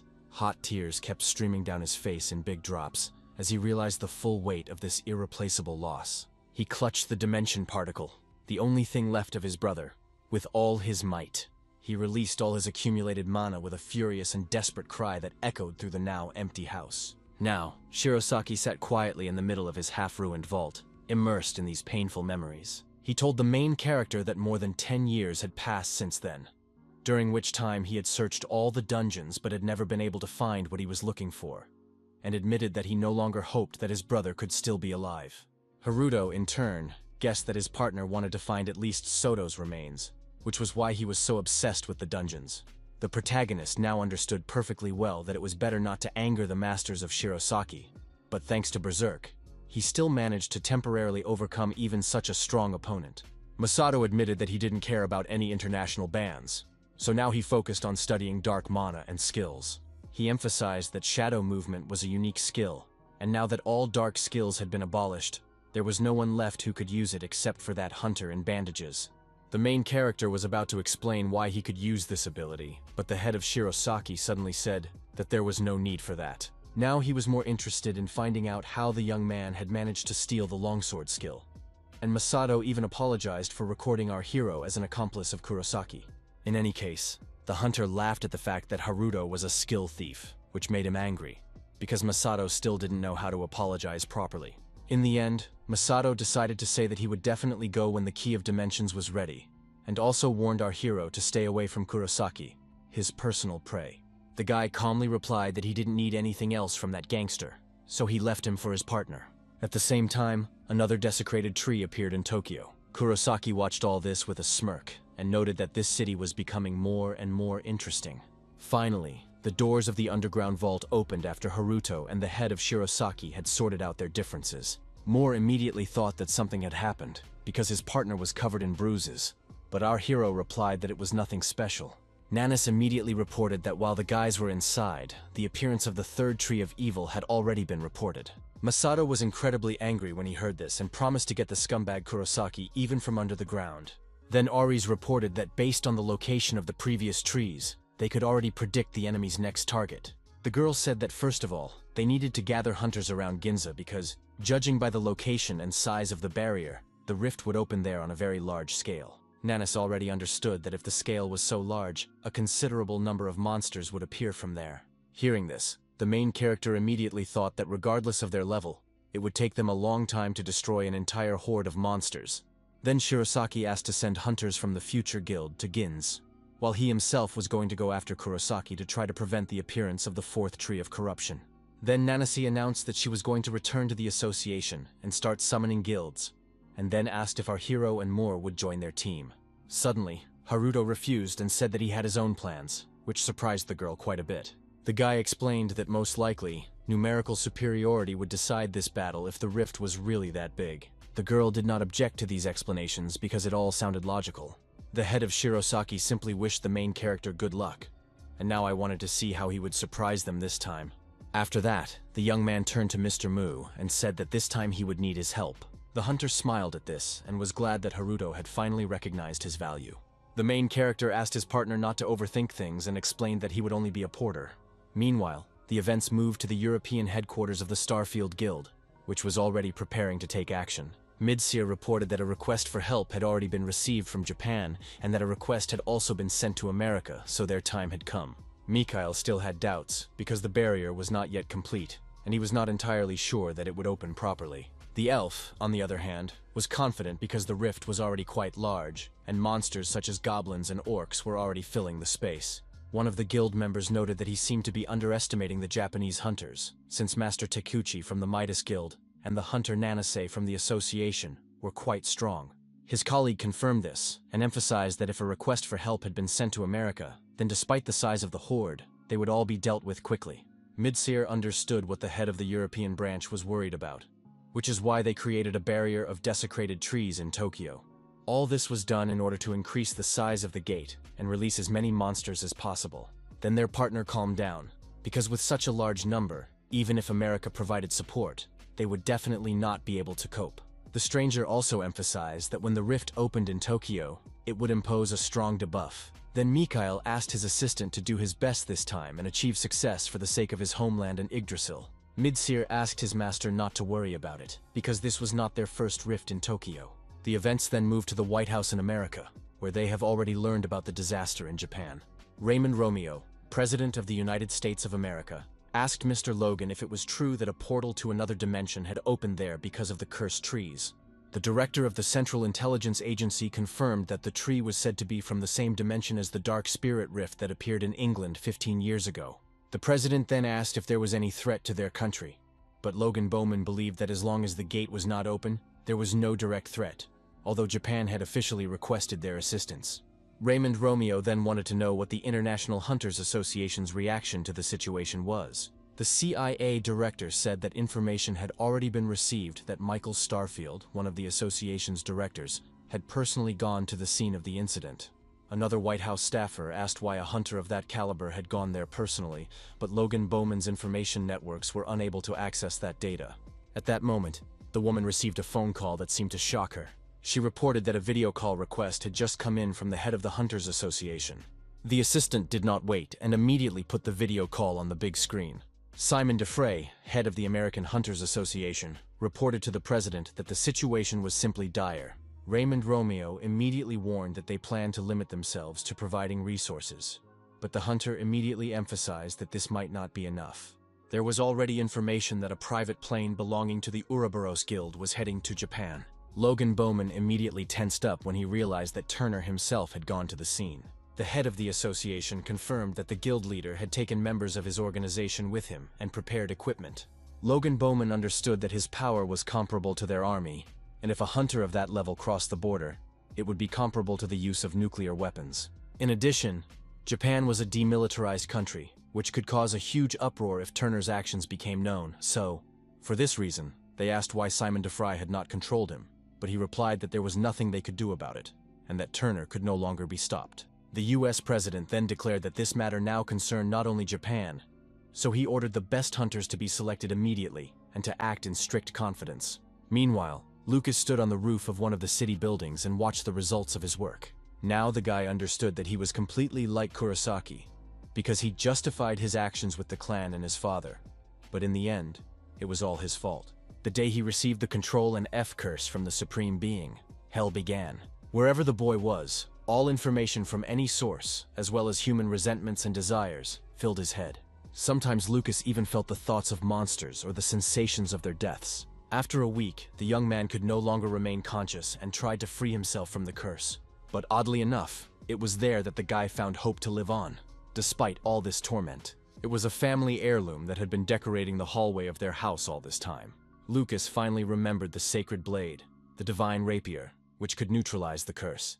This is what allowed him to control the flow of information coming from his cursed skill and escape from hellish torment. When the rift to another dimension opened, the hunter Nishihara asked to borrow the rapier, but his father refused in order to protect his son. As a result, England suffered enormous losses, and the Cooper family lost its influence, status, and power. After that, Lucas tried everything to learn to control his skill on his own, and absorbing dark mana turned out to be the only way to manage it. In his search for dark mana, he met Mikhail and Midseer in order to restore his family's influence, but the price was high. Upon learning of the young man's abilities, Mikhail ordered a search for control wielders, and those found were killed in order to absorb their abilities. Lucas understood perfectly well that his excuse about his home and father was just a lie, and then he was simply afraid that this man would kill him too. Now he wanted to see with his own eyes what would happen if Mikhail mastered the skills of Sano Haruto. He put the divine rapier away in his inventory, and a flood of information immediately rushed into his head. The guy was literally drowning in these endless symbols, and now couldn't see the world around him. He had to make a great effort to find the information he was interested in. The darkness around him immediately dissipated, and Lucas's mind cleared a little. Finally, he found the path that led him straight to Sano Haruto, his main target. Meanwhile, Turner Miller, the strongest hunter, whose level could not be measured by the system, was still flying on his comfortable plane towards Japan. His assistant wondered why the boss didn't use the teleport, since he was already going to another country. Then Turner thought that Richard had already forgotten the motto of their guild. Hearing the hunter's stern voice, his subordinate immediately reminded him that every member of their organization must remain vigilant, because death happens suddenly, and apologized for his stupidity. Gazing at the clouds outside the window, the guild leader recalled the events of the Great Catastrophe. At that time, Turner was only an A-rank hunter, and found himself on the verge of death. But the hunter Nishihara saved his life. After that, he also received a gift from the Supreme Being, and instantly became the strongest hunter in the world. Just before the end of the catastrophe, the hunter Nishihara gave the young man a certain item. It was a particle of measurement that resonated again for the first time in 15 years. He understood that what was happening in Japan now was exactly the moment that Nishihara had feared so much. Meanwhile, the events moved to the Ginza district, where hunters had already arrived. Not entirely sure that the gate would open there. Nanis, on the other hand, had no doubts, because the concentration of evil was highest here. Then the chairman asked what the other guilds were saying, and the girl began by reporting on her father. He was busy neutralizing the corruption from the cursed tree at the Central Hunters Hospital. The other members of his guild were working with the same tree found in the Kita district. In turn, Master Takeuchi of the Midas Guild sent all his members to various locations for support, remaining alone on Ginza's main street. The hunter said that whatever came out of the rift, the others should leave it to him. Takuo agreed that this man could definitely be trusted, and asked what the other guilds were doing, and his assistant said that they were engaged in protecting and evacuating citizens. Hearing that everyone was doing their job, the chairman decided to ask where the hunter Sano was now. Nana said that the main character was acting alone, which immediately made the old man wonder why the young man had made such a decision. The huntress admitted that she was also wondering about this, but she thought that this guy would surprise everyone again. It turns out that the newcomer, Ikanaga Aoi, an old friend of our hero, was working as a loader, and he was very surprised when he heard such things being said about Sano-senpai. His colleagues were unhappy that the young man was standing there counting crows, and asked him to hurry up. He still couldn't believe that they were talking about Haruto, and immediately remembered that he hadn't seen him since they escaped from the dungeon. Meanwhile, Satoru and our hero were at the Hunter shopping center, and the young man could no longer carry the things his senior needed. Moore, despite his strength, also noted that he was already at his limit. Then the main character tried to activate the long sword of the Karisi dragon, but he still lacked mana, which made him even angrier. Satoru counted that he now had 13 bags, with 100 items in each, and he was surprised that it was still not enough. But Haruto decided to stop there anyway. Moore couldn't believe that even this wasn't enough to stop their opponents, and the guy confirmed that it definitely wouldn't be possible to completely neutralize them, but it would at least help them partially. The main character was well aware that he needed a spatial pocket in any case, and he would copy it no matter what. Suddenly he heard some strange sounds and stopped abruptly, emerging from his stream of thoughts. It turned out that Lucas had acted as quickly as possible, and had already managed to find them using his ability. Moore immediately asked how the young man knew they were here. Lucas abruptly asked him to be quiet and explained that he needed to talk to the hunter Sano. Then his partner asked him to put away his rapier if they just needed to talk. The main character immediately remembered that Master Shirasaki had mentioned this sacred sword, which could purify dark mana. Haruto understood that if he copied this weapon now, it would definitely come in handy in the future. In the end, the guy asked Mr. Mura to wait a little while he dealt with this man on his own. Our hero understood that his level had increased significantly, so now he could copy without any conditions. Lucas immediately understood what he was going to do, because he knew everything about Haruto's skill, and managed to react in time. The young man tensed up when he realized that this hunter really knew about his cursed gift. Then he decided to just play dumb and asked what he was talking about. Lucas did not hold back and attacked Haruto, emphasizing that pretending was useless because he had staked everything his family and he himself had on the line.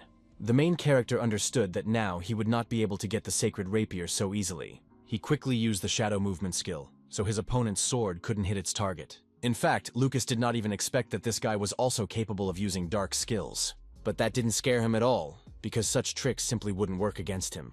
Then the guy used the radiance ability of his holy rapier. An incredibly bright, blinding flash filled almost the entire area with pure white light in the blink of an eye. The main character did not understand what was happening, because the sensations were the same as when he encountered Master Shirasaki's dark lightning. He froze in place because now he couldn't use his shadow movement skill at all. Satoru also saw that his senior could no longer use his skills, and more explained that it was all because of the power of the sacred sword, which illuminated the space within a 10-meter radius and blocked all dark skills. Lucas noted that all of the main character's skills were dark, since he couldn't use any of them. The young man smiled and agreed with his words, promising to remember this fact for next time. Now he wondered whether he should try to knock the blade out or try to copy it again, but it was all a huge risk. Meanwhile, Lucas explained that it was Haruto's skill that had led to all these events, and asked if he knew how to obtain other cultural skills without using copy. The main character finally realized that he was also a user of control skills, which is how the enemy learned about the location of the curse. Haruto thought that Lucas wanted to kill him to take this skill, and that was the reason for his alliance with Kurosaki. But these words offended the young man, because he did not want to be compared to this scum. In the end, his opponent pierced our hero with his rapier with a sharp, precise movement. Only a moment later did the boy realize what he had just done in a fit of rage. Haruto had been striving to finally copy the sacred weapon. Then the system warned him that when copying and absorbing the divine rapier, the shadow movement skill would be unavailable. Now the main character was in no hurry to get this weapon and tried to jump aside. He immediately took a healing potion from his inventory to quickly recover from his injury. Previously, Haruto thought that everything would be fine as long as he didn't use dark mana, but now he was in no hurry to exchange shadow movement for some toothpick. Lucas was impressed that our hero could use his ability even after being wounded. And then he asked what he was going to do with his copy skill. The guy asked him not to ask such stupid questions, and explained that he was going to become the strongest hunter in order to finally defeat the Supreme Being. His opponent was not impressed by this answer at all, so he rushed to attack Haruto again. The main character said that even before he became a hunter, they, the damned, were limited in time. Lucas seemed to have never heard of this, so he had to explain that the next great catastrophe would happen in 20 years, which meant they only had 5 years left. The young man realized that at that time he had been overwhelmed by a huge flow of information and couldn't comprehend anything, which is why he only now understood what the mark on his neck meant. Meanwhile, the system informed the main character that the copying time had expired, so he had failed, even though he had allowed himself to be wounded. At that moment, a strange phenomenon began to occur in the sky above them. Mor and Satoru also noticed it immediately, and realized that the breakthrough had apparently begun. Lucas also forgot about their duel with Haruto and stared excitedly at the sky. Then the system informed everyone that a portal to another dimension was opening in Tokyo, in which all hunters would be debuffed, and the use of mana-dependent skills would be restricted. The last tree appeared in the Shinagawa area and completed the barrier for opening the Dark Spirit space. Kurosaki, who was behind this, understood that as soon as the space in Tokyo opened, Hell on Earth would begin. But his mission had already been accomplished, so all that remained was to report everything to the elf. At that moment, Master Shirosaki appeared and asked if the criminal was so sure of his words. After that, the hunter did not wait and immediately attacked Kurosaki, who skillfully dodged all the blows. He had come here with Ares and was going to make sure the bandit died right there. The man just laughed at Shirosaki and said that the barrier was already complete, so Tokyo was definitely doomed. In reality, the guild leader didn't care about that at all, because his main goal was Kurosaki himself. He also emphasized that all these debuffs had no effect on dark mana, so he could attack his opponent without any problems. Kurosaki noted that the guy wasn't the only one they didn't affect, and prepared for their fight.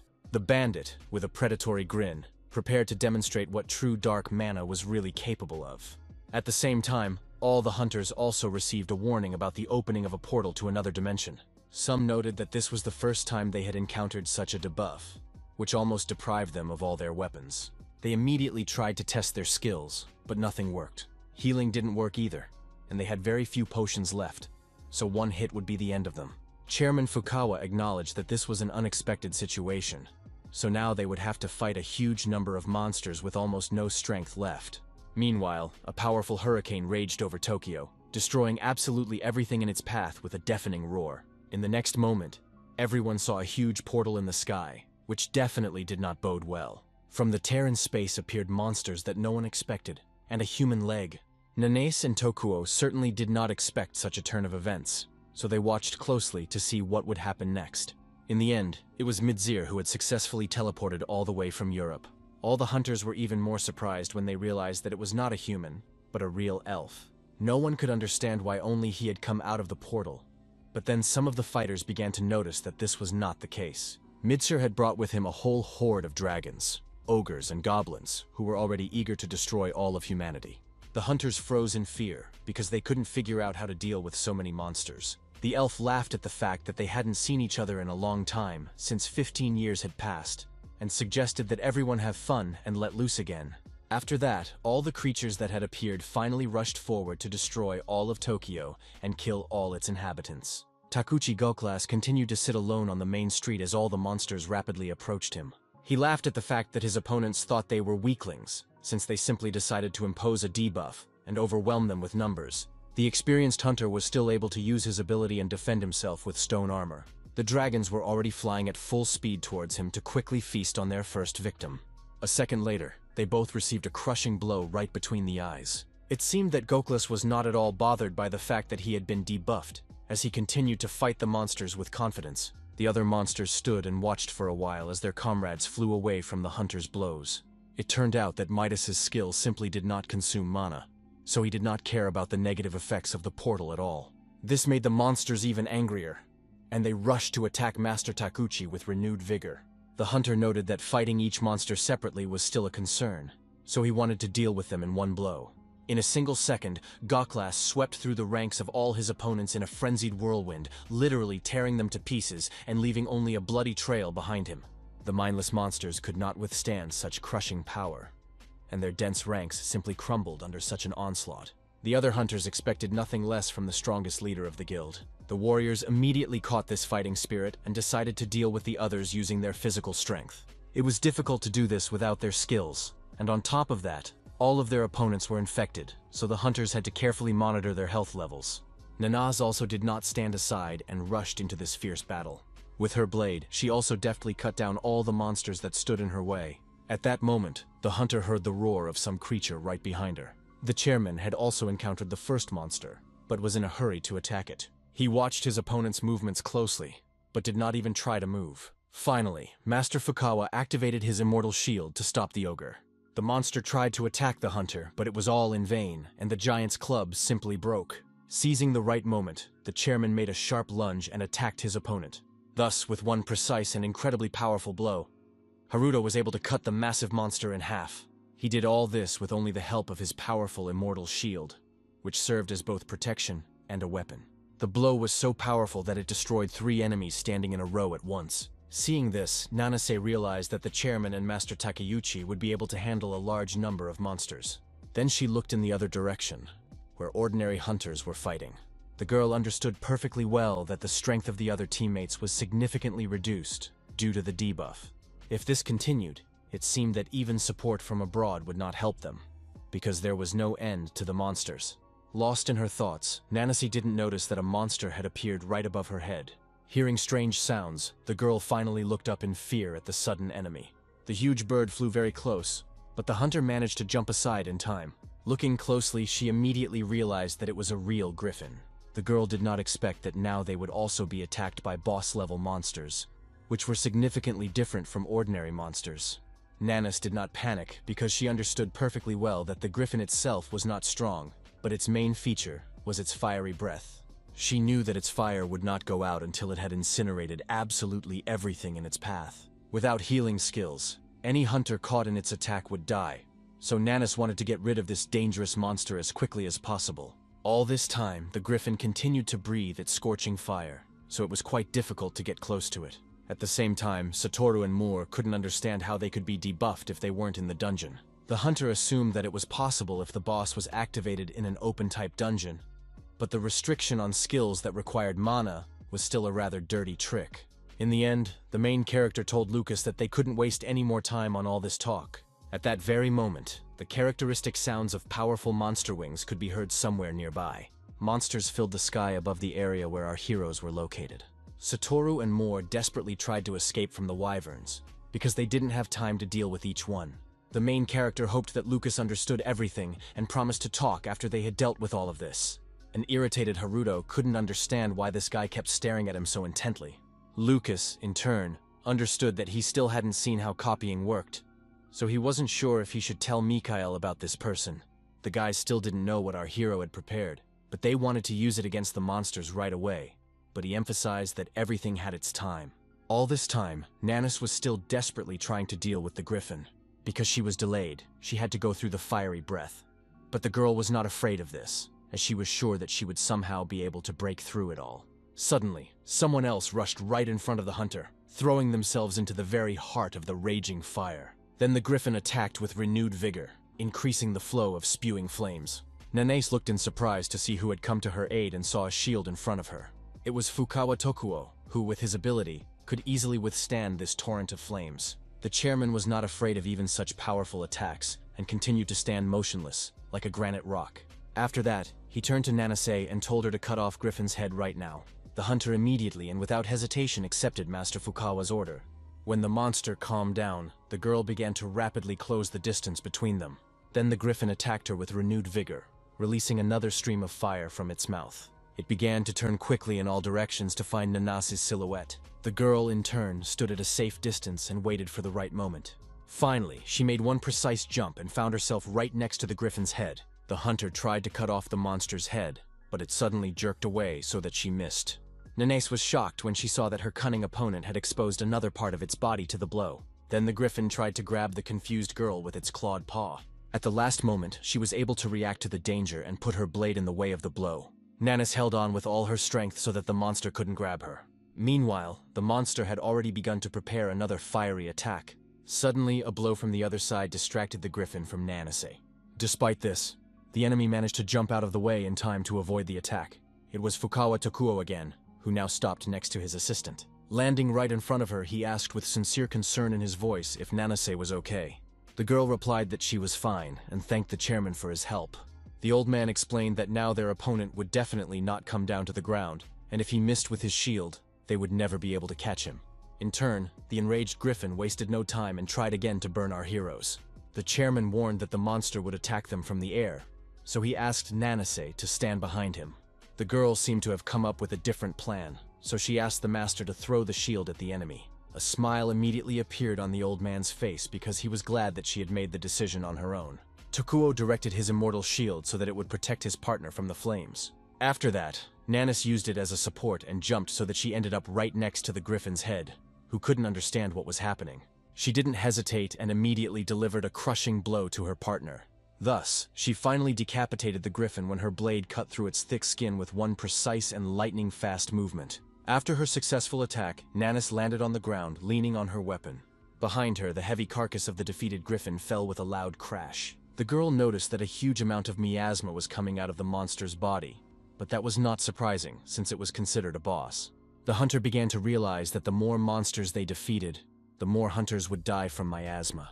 Meanwhile, the other fighters began to encounter monsters stronger than ordinary goblins. They understood that without skills, such small fry could not be defeated, so the mages had to use their scrolls. The guy asked his partner not to complain later, because it was their last scroll.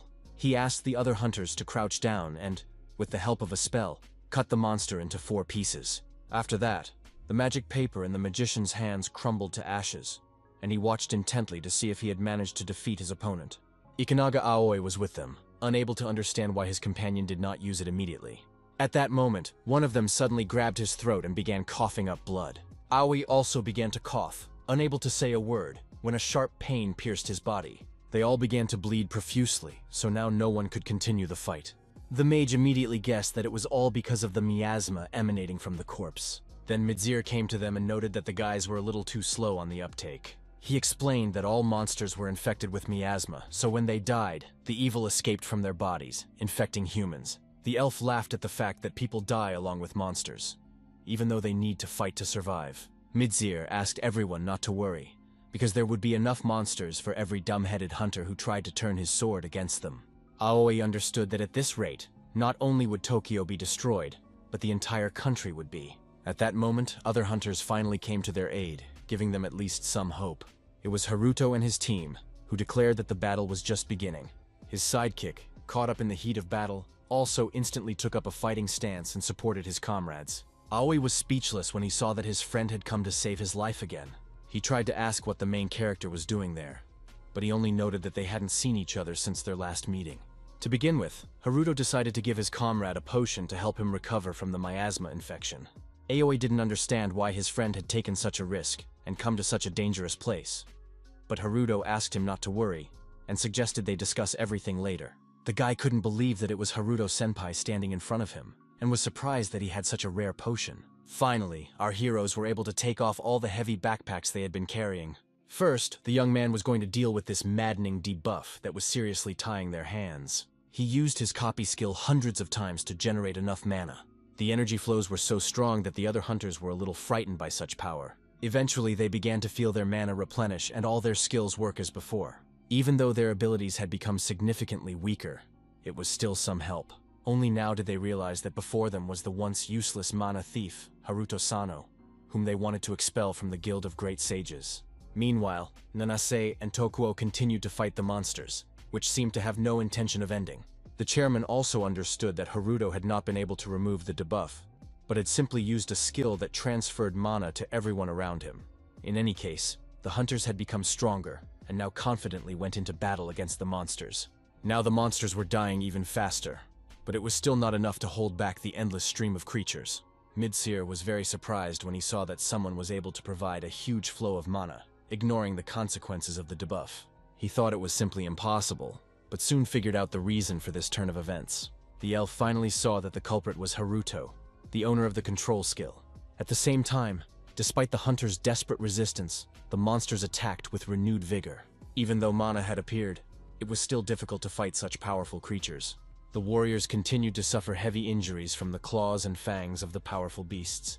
They began to realize that if things continued at this pace, they would still lose to the monsters, despite all their efforts. At that moment, one of the guys' attention was drawn to other hunters who quickly rushed past their team. It was Haruto's squad, which now included Lucas, who was also carrying a heavy backpack on his back. No one could understand why the guys were running with such determination straight towards the approaching horde of monsters, ignoring the obvious mortal danger. The giant monsters were growing in number with every passing second, so now was definitely the time for the main character's plan. Satoru, seeing such giants, noted that they seemed to have gotten too close to the enemy. Haruto asked his partner not to worry and not to waste time, because they needed to quickly take all the items out of their bags. It turns out that all this time they had been carrying hundreds of copied migrating golem cores here. At the command of the main character, all the guys emptied their bags so that he could summon an entire army of stone monsters. None of the hunters could understand why, in such a situation, these guys decided to unload a ton of balls. When all the golem cores were thrown out of the bags, Haruto finally activated them. Only Nanase and Tokuo began to understand that these were not just balls, but a reward for defeating the boss. Meanwhile, Lucas still couldn't understand what our hero was going to do with all these ordinary balls. Finally, the guy demonstrated the true power of these balls to everyone by creating stone helpers. Thus, they had an entire army of golems, whose numbers were no less than those of the monsters. All this time, the new cores continued to gather stones around themselves, forming small warriors. Nanis realized that these were golem cores from the snow mountains, which are usually buried in the ground to make them difficult to find and destroy. Seeing such a huge number of new opponents, the monsters rushed at them with even greater fury. The golems also advanced, completely unafraid of the fact that they were dozens of times smaller than their enemies. In the end, the monsters were so gigantic that they could destroy a huge number of stone helpers with a single blow. The hunters couldn't understand what use these dumbbells were if the creatures could smash them in 1 or 2 blows. A couple of seconds later, the golems proved the opposite when they began to climb right onto the slow-moving giants, who could do nothing about it. They turned their hands into small stone blades that could easily cut through the monster's skin.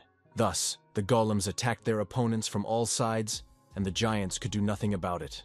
They knocked down the first giant fairly quickly, and immediately set about dealing with the rest. In response, the monsters only growled angrily, unable to resist these little fighters in any way. Over time, the creatures began to fall one by one under a hail of precise blows from the golems. Now the hunters realized that these helpers were not useless at all, and were helping to defeat their opponents. Then Satoru and Moore briefly informed Haruto that they would immediately go to help their other comrades. Meanwhile, the golems had already risen to level 3, so the distance at which they could be controlled had increased, and it was now possible to give them specific instructions. The main character was delighted to see that his assistants had become many times stronger. Then he used the golem's first skill, which allowed him to create any shape for them. All the little ones immediately joined together and created a more terrifying giant monster. Now it was time to finally deal with stronger and more dangerous opponents. The main character finally made the final decision to attack the flock of wyverns that had been circling in the sky all this time and giving them no peace. The golems turned into a giant dragon that could stand up to these flying monsters. The stone-flying lizard roared menacingly as it gathered itself together.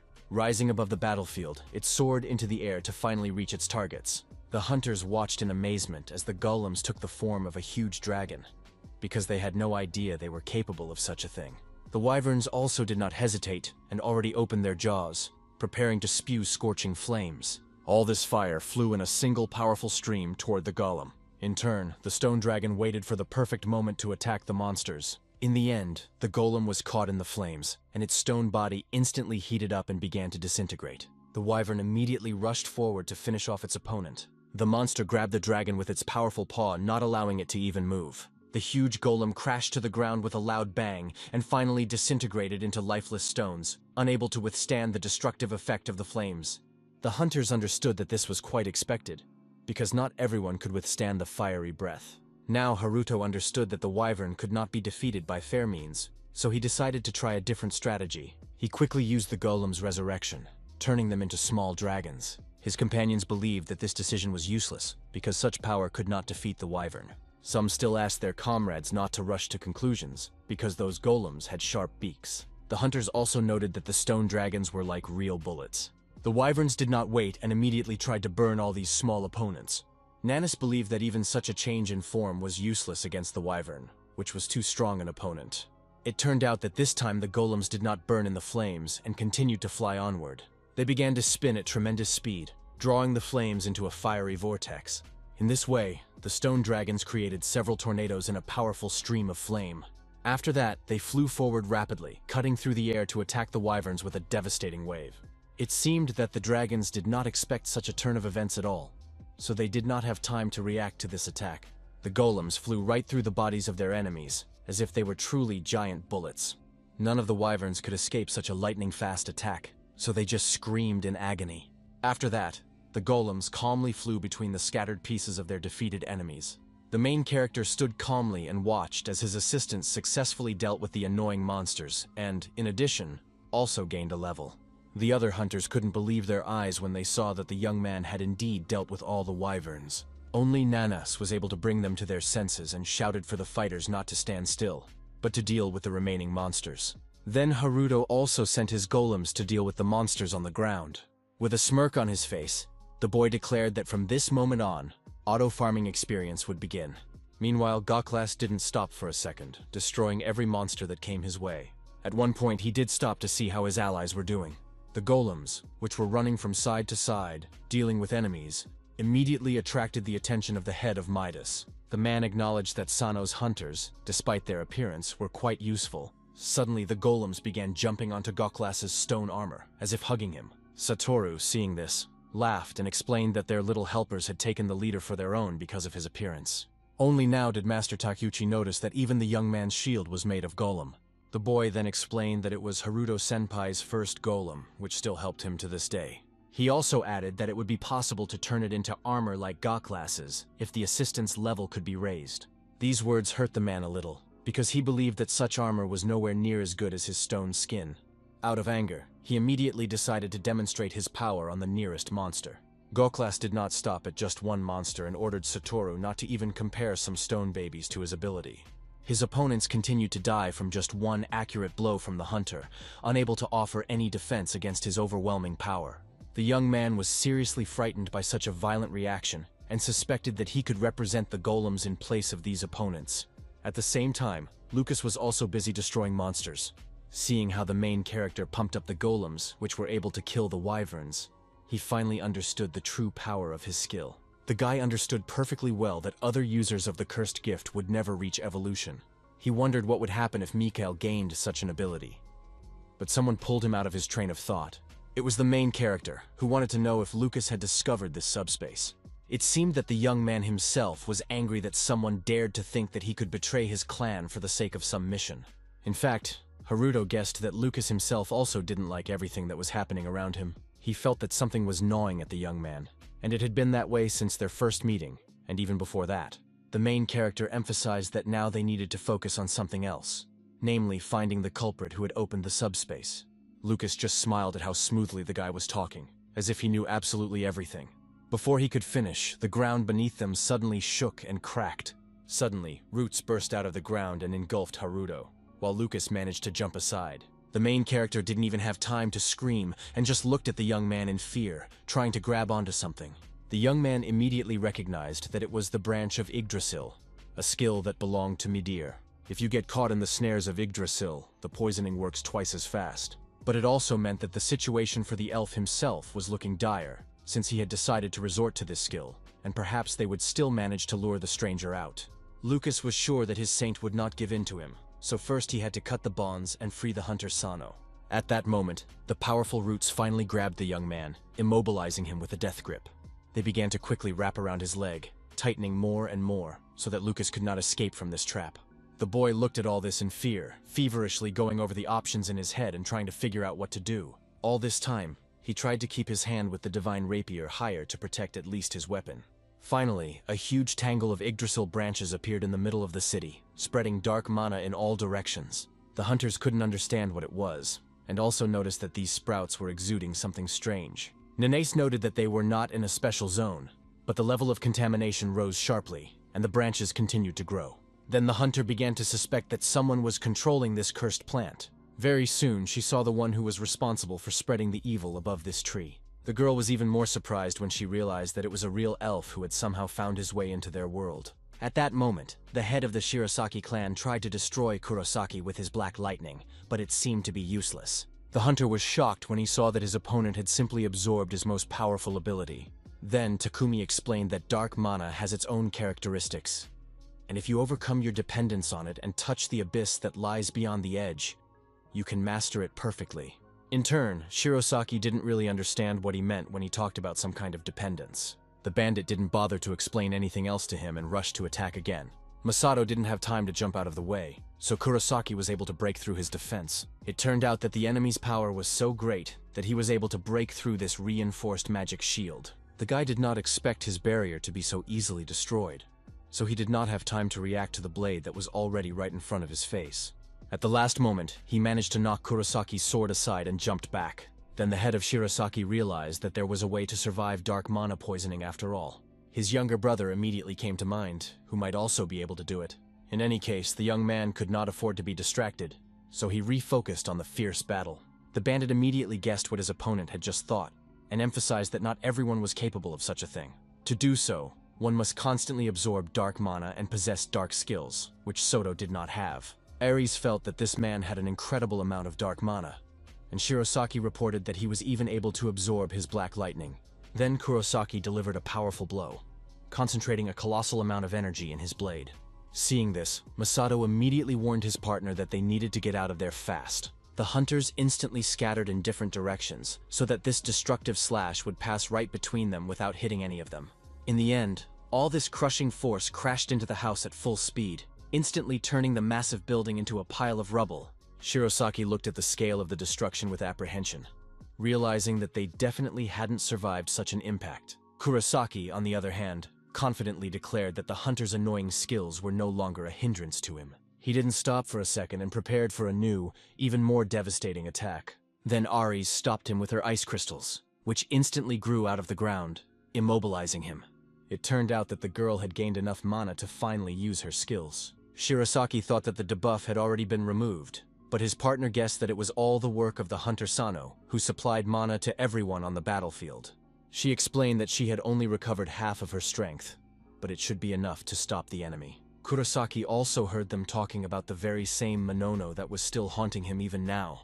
Despite all this, the bandit still began to concentrate his mana to try to break free from these icy shackles. In the end, he succeeded, and the ice cracked with a deafening roar into thousands of sparkling shards that flew in all directions. Now, Ares realized that despite the help, she still didn't have enough mana to stand up to such an enemy. She still tried to capture Kurosaki in her icy trap again.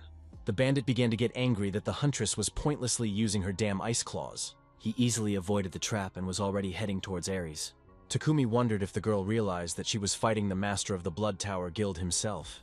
The huntress herself concentrated as much as possible on resisting him. Ares used all her remaining strength to cast another spell. In this way, she was finally able to defend herself against the crazed Kurosaki. The man only laughed at this pathetic attempt, because dark mana was actually fueled by ordinary mana. That's why he didn't stop for a second and attacked Ares' shield. In the end, the hunter's barrier shattered into pieces, leaving her completely defenseless. In a panic, she immediately reached for the hidden scroll, her last hope for salvation. Tearing the magical parchment in half, the hunter used the spell written on it. Now a huge magical wall appeared between them, forcing Kurosaki to stop again. Her opponent only laughed at all this, because the girl's actions only made him stronger. With renewed strength, he unleashed a series of furious blows on the powerful magical barrier. Even this defense could not withstand Takumi, so Ares was completely helpless against his blade. Finally, Shirosaki came to her aid and managed to block the attack just in time. Without wasting any time, the hunter immediately tried to use lightning spears against his opponent. Kurosaki understood that Masato's attacks were still dangerous for him. At the last moment, he managed to dodge the spell, so all its power crashed into the cobblestones. Even so, the bandit had to try hard and show agility to avoid injury. Ares, in turn, did not miss the opportunity and tried to use her spell again. Sharp ice spikes immediately appeared around her, forming a deadly ring.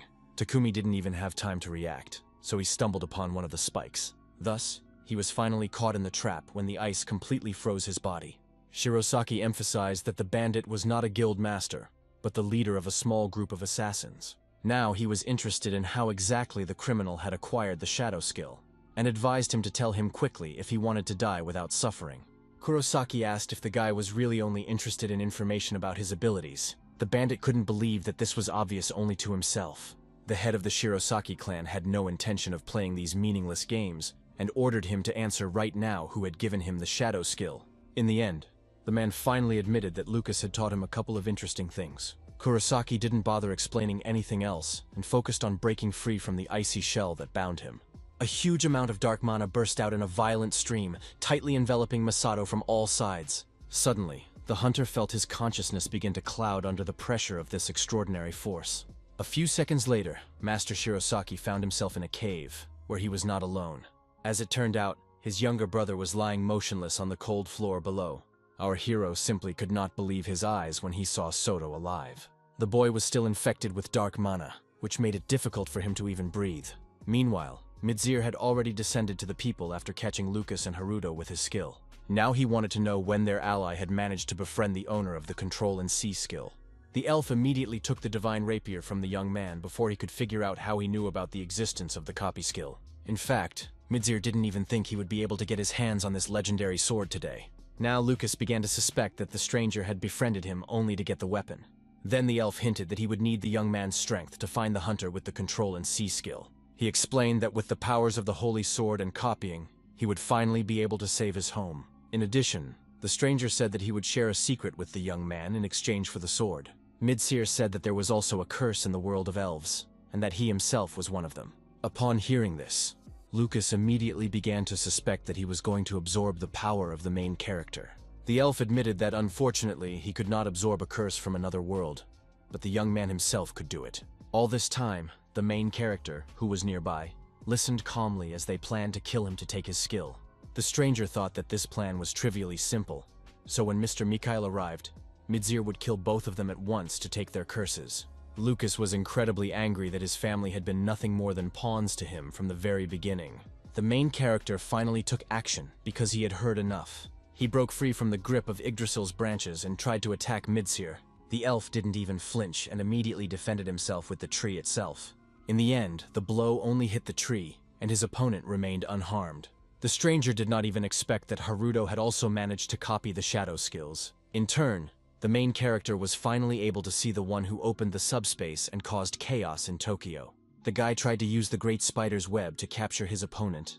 Mizir only laughed contemptuously at the fact that this was all the power Haruto was capable of. The elf expected that with his abilities, the young man would be able to copy something much more powerful. He considered these to be merely pathetic attempts by the protagonist, as he possessed a defense that no one could penetrate. Haruto, on the other hand, believed that even with such skills, it was possible to create something truly unique if one knew how to use them. The main character activated Spider Thread and Bear Claw at once, as well as the skill Bloodsucker of the longsword of the Carizian dragon.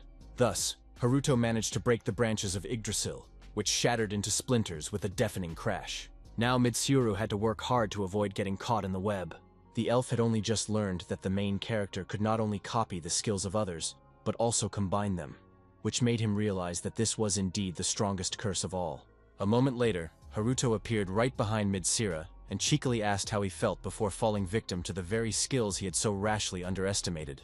The enemy was not afraid of the main character's attacks at all, because now he wanted to get this curse even more. It seemed he was too confident, because the guy still managed to touch his shoulder. Haruto was already delighted that he would finally be able to copy the subspace skill and take control of it. The ability had already started searching for the skill by keyword, but in the end, it reported that it had not been found. Then Mitsir grabbed the main character by the arm and explained that he simply could not copy his skills. He threw Haruto aside with all his might and immediately tried to grab him with the branches of Yggdrasil. All those damn sprouts rushed towards the main character, trying to trap him again. Meanwhile, the branches released Lucas, who was now suffering from a flood of thoughts again. Although he was able to free himself thanks to Haruto's power, the young man still couldn't control his own skill without the holy sword. The boy fell to his knees, exhausted, and finally drowned in the frenzied stream of information that flooded his mind in merciless waves. Very soon, he was able to find something amid all this chaos. He saw that Mitsir and Haruto were nearby, but the elf had some kind of connection to the elf. The guy suspected that it was a connection to the subspace, but it looked strange somehow. He was able to analyze skills and parameters through the power of the curse, but he was unable to see material entities, such as the holy sword. Lucas realized that subspace was actually an item, not a skill, and it was obvious that the hunter Sano was probably trying to copy Mitsir's skills. In that case, there was only one way for the main character to succeed. At that moment, Kurosaki had finally broken free from the icy trap, crushing the last sparkling shackles. Ares did not expect her ice spells to be destroyed with such frightening ease, and froze in shock for a moment. In turn, the bandit said that Shirosaki would remain in this state until he freed him. In addition, the man already knew perfectly well that he was facing the daughter of the legendary Nishihara. He believed that the girl had inherited her parents' great talent, but because of her temperament, she was unable to reveal it, and would now end her life right here. Ares did not give up so easily, so she used the spell again to stop Kurosaki's blade. The girl managed to build an ice shield in front of her in time and stop her opponent. The man was not surprised that she used the barrier again and decided to try something else. The bandit tried to use dark mana to get through her shield. Ares had to retreat rapidly, literally breaking free from the blow of this devastating attack. Kurosaki laughed at the fact that she was going to run away, because it wouldn't save her from death anyway. The girl raised her shield again, stopping another fierce blow from her opponent with a loud clang. The man smiled and noted that her fierce stubbornness was so sincere and unshakable that the sight literally brought tears to his eyes. The girl believed that perseverance was the strongest weapon a person could possess, and that those who devoted themselves to a single path became truly strong. Then she firmly stated that her magic was capable of creating much more than just protective barriers. In fact, Kurosaki did not even expect Ares to be capable of such a thing. The man turned sharply and at the last moment saw a huge chunk of ice flying straight at him. He couldn't even understand how Ares had managed to form such a huge projectile. Small fragments rained down on his opponent, scratching his unprotected skin. In the end, Kurosaki had to cling to his sword with a death grip to stay on his feet. He thought that Ares had completely lost her mind, deciding to throw a block of ice in the middle of the city. The man was so distracted by all this that he didn't even notice when he was caught in the icy shackles again. The girl explained that the people had been evacuated long ago, so no one was hurt, and warned that Master Shirosaki had also devoted himself to the path of stubbornness. Kurosaki couldn't understand what exactly the girl meant, which made him a little uneasy. In the end, he saw that the guy had managed to break free from the shackles of his dark mana after all. The man was incredibly shocked when he saw this, because he couldn't understand how it had happened. Shirosaki's eyes also flashed with an ominous light, radiating a thick dark mana. Noticing this ominous glow, Kurosaki realized the incredible and understood that he had indeed managed to absorb the abyss itself. Masato, in turn, reminded him that he had promised to finish off the scoundrel with a single blow. With one precise movement, he unleashed a huge stream of dark mana directly at the bandit, who did not even have time to cry out under such pressure. Thus, Shirosaki was finally able to fulfill his cherished desire and completely deal with his main target. After that, the bandit fell lifeless to the ground, finally defeated by the crushing power of dark mana, which instantly burned away the last of his life force. The guy himself still clearly felt this colossal force flowing through his veins like a burning stream. Ares was surprised that her partner had decided to kill the enemy, because initially they had planned to interrogate him. The head of Shirazaki noted that this was no longer necessary, as sending him into the abyss was Kurosaki's biggest mistake. Overcoming the red dark mana, the guy was able to find a clue in his own skills. It turned out that he had already encountered them in the past when his younger brother was mastering new abilities. Sato asked Masato what he thought about this skill that used dark mana, but Masato emphasized that mastering it was a dangerous pursuit that only murderers and thugs engaged in. The young man still didn't know what was wrong with his new abilities, since he wasn't a criminal himself. Soto had always been intelligent, which made Shirosaki think that he had ultimately managed to acquire dark skills and perhaps find a way to overcome his dependence on mana. Then the boy told Ares that they needed to return to the hunter Sano to finally put an end to this madness. The girl really wanted to know what the head of Shirosaki had seen in the abyss, but he replied that he would tell her about it a little later. In any case, he was now certain that they had a chance to win this difficult battle. All this time, the main character continued to fight desperately against Midseer, who attacked him with the branches of Yggdrasil. Despite this, Haruto was able to use shadow movement without any problems to escape these traps. He teleported right behind his opponent and tried to deliver a surprise blow. The elf still managed to react to these fierce attacks in time, and in a moment, their blades clashed with a clang. His opponent had already admitted that he was tired of the main character's skill, which made him impossible to catch. Then, instead of attacking Haruto himself, he pierced his shadow skill. In the end, the shadow simply dissolved, so the main character could no longer use this ability. Only now did the young man realize that he had completely failed to anticipate such a turn of events. Midseer, with a smirk on his face, reminded him that the divine rapier could dispel any dark skill. The main character had no intention of stopping, because he understood that this condition worked for both of them. The elf noted that he was not dependent on dark mana, so he could use skills without consequences. The branches of Yggdrasil rushed forward again and grabbed Haruto tightly, depriving him of any chance to maneuver. Then Midseer swung his rapier to finally finish off the annoying hunter. The main character managed to put his blade in front of him in time, taking the crushing blow on the steel. The attack was so devastating that the sword could not withstand it, and shattered into small pieces with a sharp ring. Haruto realized that he would not be able to fight with a normal sword, so he had to take out the longsword of the Karisi dragon. Midseer was surprised when he saw a perfect copy of Frederick's legendary weapon in the young man's hands. With one sharp and confident movement, the main character easily cut through the branches that were holding him back. Immediately after that, Haruto swiftly attacked Midseer himself, and at the moment of collision, a dazzling flash appeared. The elf still managed to withstand the crushing power, even though everything around him was destroyed. He admired the true power of Frederick's sword, and if it had been a real blade, he would surely have died. In turn, the main character declared that his skills did not end there. Haruto jumped high and swung his long sword to deliver another blow to his opponent. A smirk immediately appeared on Midseer's face, because he had been waiting for this moment. Then the stranger simply went into subspace so that our hero couldn't reach him. Thus, the young man simply cut through the air in front of him with a deafening whistle, completely missing his target. The powerful blow with a deafening roar hit only the empty asphalt, knocking a fountain of stone chips out of it. Meanwhile, Midseer teleported and was about to attack Haruto from the other side. Seizing the moment, his opponent pierced the main character's shoulder with a sharp and accurate thrust. The guy, overcome by a wave of sudden pain, fell to the ground in surprise. The elf agreed that Haruto's sword was close to the power of the original, but the young man clearly lacked experience. Barely regaining his senses, the main character jumped away from Midseer with a sharp and desperate leap. Now the young man learned that it was also possible to teleport within subspace itself, and he wanted even more to copy this skill. The main character quickly grabbed a magic potion to recover from his injuries. Thanks to the use of the highest level elixir, all external damage was restored 100%, but internal injuries inflicted by sacred power could not be healed. The elf explained that healing elixirs are created with holy power, so even if the guy drank it, the wounds from the holy sword would not heal, which was its terrifying power. He attacked Haruto again and asked him to show what he had managed to copy. Midseer was sure that the main character still had some tricks up his sleeve. The guy admitted that he had nothing left, but he was sure that he would manage somehow. At that moment, Nanis intervened in their fight, using the witch's blade against the elf. His opponent did not expect such a turn of events, so he only raised his rapier at the last moment to parry the blow.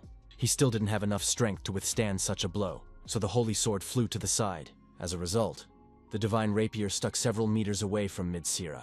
Then the girl used hellfire, but now the elf had nothing to defend himself against this attack. The stranger had to resort to his own skills again to avoid being hit. The branches of Yggdrasil were still able to withstand the tremendous pressure and successfully resist Nanis's crushing force. Now the elf finally realized that this exhausting battle would be far from easy for him. Meanwhile, the hunter's unstoppable flames spread rapidly, gradually filling entire streets of the city.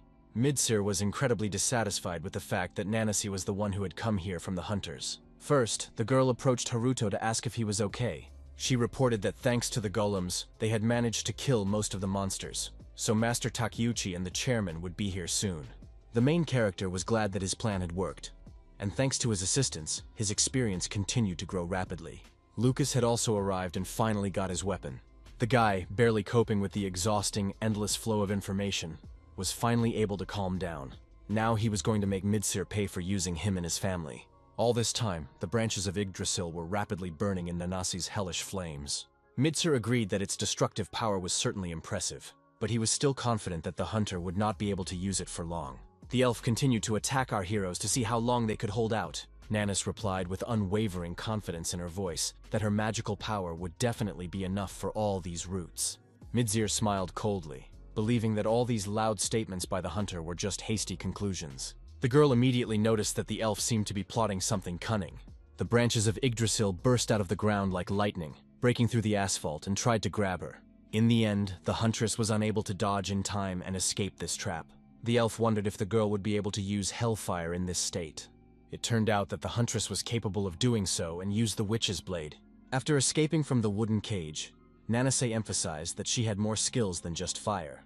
The elf was greatly annoyed that he had encountered such strong opponents that he could not get rid of. All this distracted Midsir, allowing the main character to get behind him and try to attack him. Haruto continued to skillfully and swiftly slash with his blade until the stranger reacted to him. For a moment, the hunters stopped and tried to see if they had managed to hit their opponent. Midsir managed to react at the very last millisecond and teleported away. He angrily declared that the prolonged games were over, and now the final battle was beginning. Suddenly, the ground beneath our heroes' feet began to crumble with a deafening crash, and an unknown force began to burst out of the cracks. Now, cursed fruits began to appear here, infecting everything around them with evil, so it was necessary to act quickly. Nanase found herself right in the middle of these sprouts, trying to understand what was going on. The girl was seriously angry that the elf thought she couldn't handle some weeds. In an instant, she released hellfire, which incinerated all the cursed fruits with a single touch. Even under the fierce onslaught of fire, the ancient sprouts of Yggdrasil were in no hurry to burn to the ground. Finally, with a deafening roar, a huge stream of dark mana burst forth from them. Nanis instantly felt the suffocating effect of this burst of energy. Haruto was also unable to take cover in time from the dark mana that filled literally all the space around them. Midsir reported that the concentration of mana emanating from these flowers exceeded that of the roots of the defiled tree tenfold, so our heroes could become addicted if they inhaled it.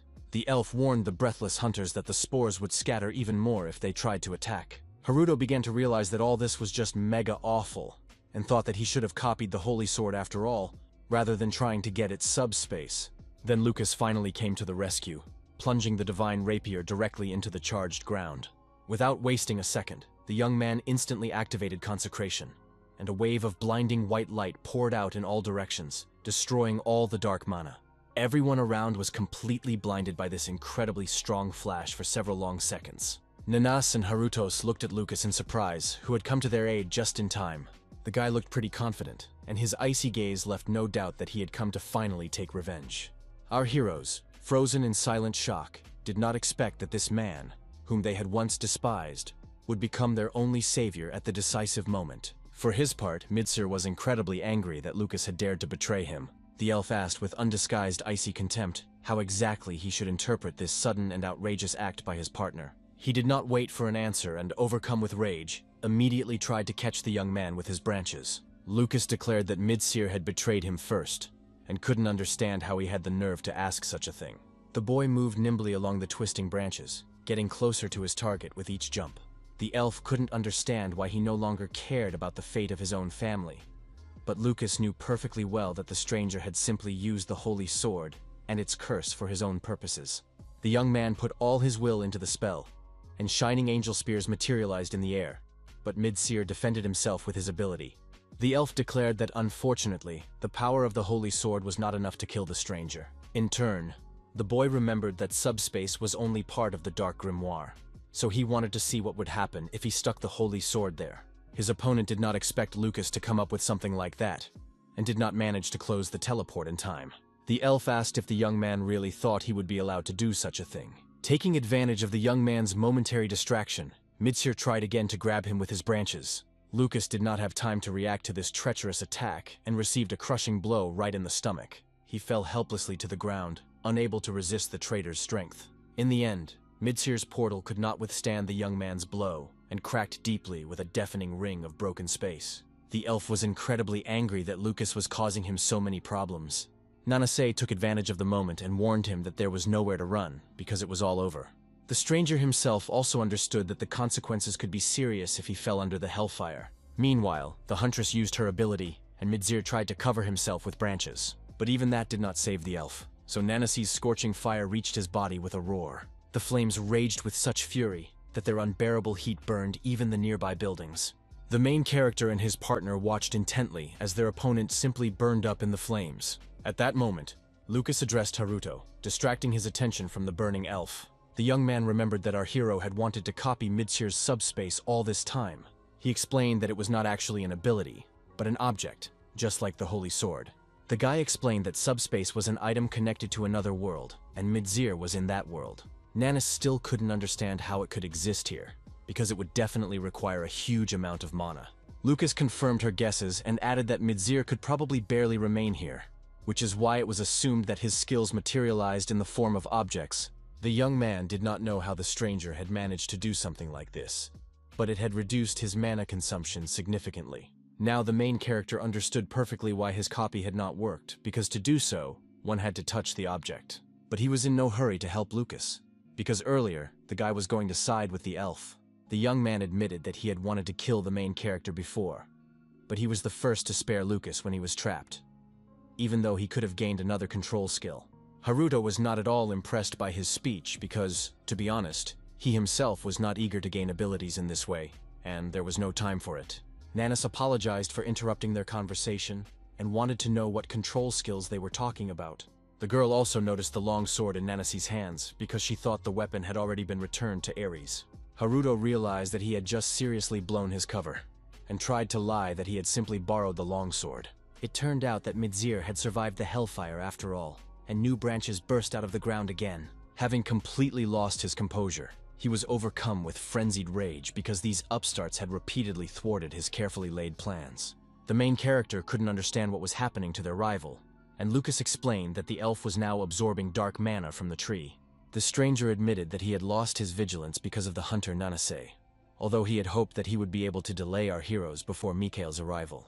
Mitsir took his highest form because now he was going to fight seriously. With new strength, he unleashed a series of devastating blows on the main character with his branches. Haruto turned to his partner and asked her again to use Hellfire. Lucas confirmed that at this rate they might still be able to defeat the stranger. The main character seemed to have already come up with something, so he wanted Nanas to block his opponent's view with her skill. The girl wasted no more time and fulfilled Haruto's request as quickly as possible. Meanwhile, Haruto assumed that if the skill was an item, he could simply copy one branch. The boy mentally begged for this to be the case, and it worked. The copy skill discovered the seed of Yggdrasil, and if our hero obtained 2 more of them and grew them, he would receive the blessing of Yggdrasil's life force. In addition, the owner of the seed of Yggdrasil would now be unable to use branches, and because his health was below 15, the skill would be forcibly absorbed by Haruto. The guy made sure that Lucas was right, and now he needs to copy items, not skills. Thus, the main character successfully activated the first of the 3 seeds of Yggdrasil. After that, the branches glowed with a bright light, as if they had been completely cleansed of all impurity. In the end, Mitsir lost his connection to Yggdrasil and could no longer draw dark mana from it. The already exhausted elf couldn't believe that the main character had actually managed to copy his infected tree. Lucas, who was already preparing to attack him from above, emphasized that Mitsir should not be concerned about this fact at all. The stranger had no intention of giving up anyway. His face contorted with rage, and he ordered the young man to be quiet with hatred. Only now did he realize that he could no longer use the branch of Yggdrasil for reasons unknown to him. The elf had very little time to think, because Lucas's rapier was already literally above his head. Mitsir managed to jump aside in time, so the young man was unable to reach his target. Despite this, the hunter managed to graze his opponent's chest, leaving a deep, jagged wound that immediately began to bleed. The stranger was incredibly angry that he could no longer resist our heroes, so he still tried to use his abilities. Lucas immediately turned to Haruto because they couldn't let him escape into subspace. The main character understood the danger and immediately combined Spider Thread and Yggdrasil Branch. In this way, He was able to completely immobilize Midshir and deprive him of his last chance to escape the battlefield through a spatial rift. The young man made the powerful branches instantly burst out of the ground and entwine the elf from all sides. Meanwhile, Nanase declared that the elves were monsters from other worlds and that she had to protect the peace of her citizens. Midshira flew into an indescribable rage, because the very thought that someone dared to compare him, a superior being, to some inferior monsters, was an unbearable insult to him. The girl didn't care at all, because she always had a short conversation with creatures. Once again, she used Hellfire, trying to finally destroy their enemy. Despite the fact that she had used her ability many times before, the attacks remained just as powerful. Midshir felt his life force finally drain away under the relentless onslaught, and felt the effects of the flames on his body. In fact, the hunter was surprised that the elf was still alive after such blows. With a smirk on his face, the stranger acknowledged that this was the end, and that he would not be able to cleanse his homeland on his own after all. He was going to make humanity feel the same and know true despair. Lucas understood perfectly well what forbidden or desperate measure the elf was going to resort to in his agony. But it was too late, because Midshir had used his remaining strength after all. The boy tried to stop him because he knew that even Mikael would not be able to cope with this, and therefore not only Tokyo, but the whole world would be destroyed. The wounded elf declared that he had been ready for this from the very beginning, and besides, all these problems would no longer concern him. In turn, the main character understood that the true space had finally opened up before him, which was his chance. Haruto didn't even waste precious seconds thinking about it, and immediately rushed forward. It seemed that Midshir did not expect the young man to take such a risky action.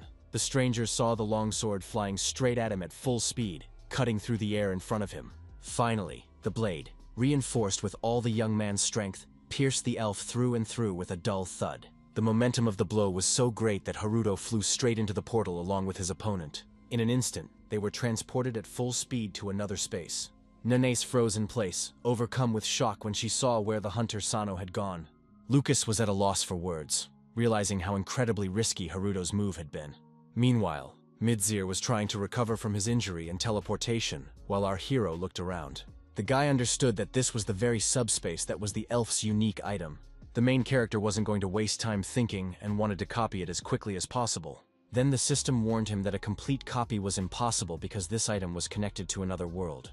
Immediately after that, a system notification appeared before Haruto's eyes, stating that the absorption of part of the dark subspace was complete, but that a dimension key was required to gain full control over it.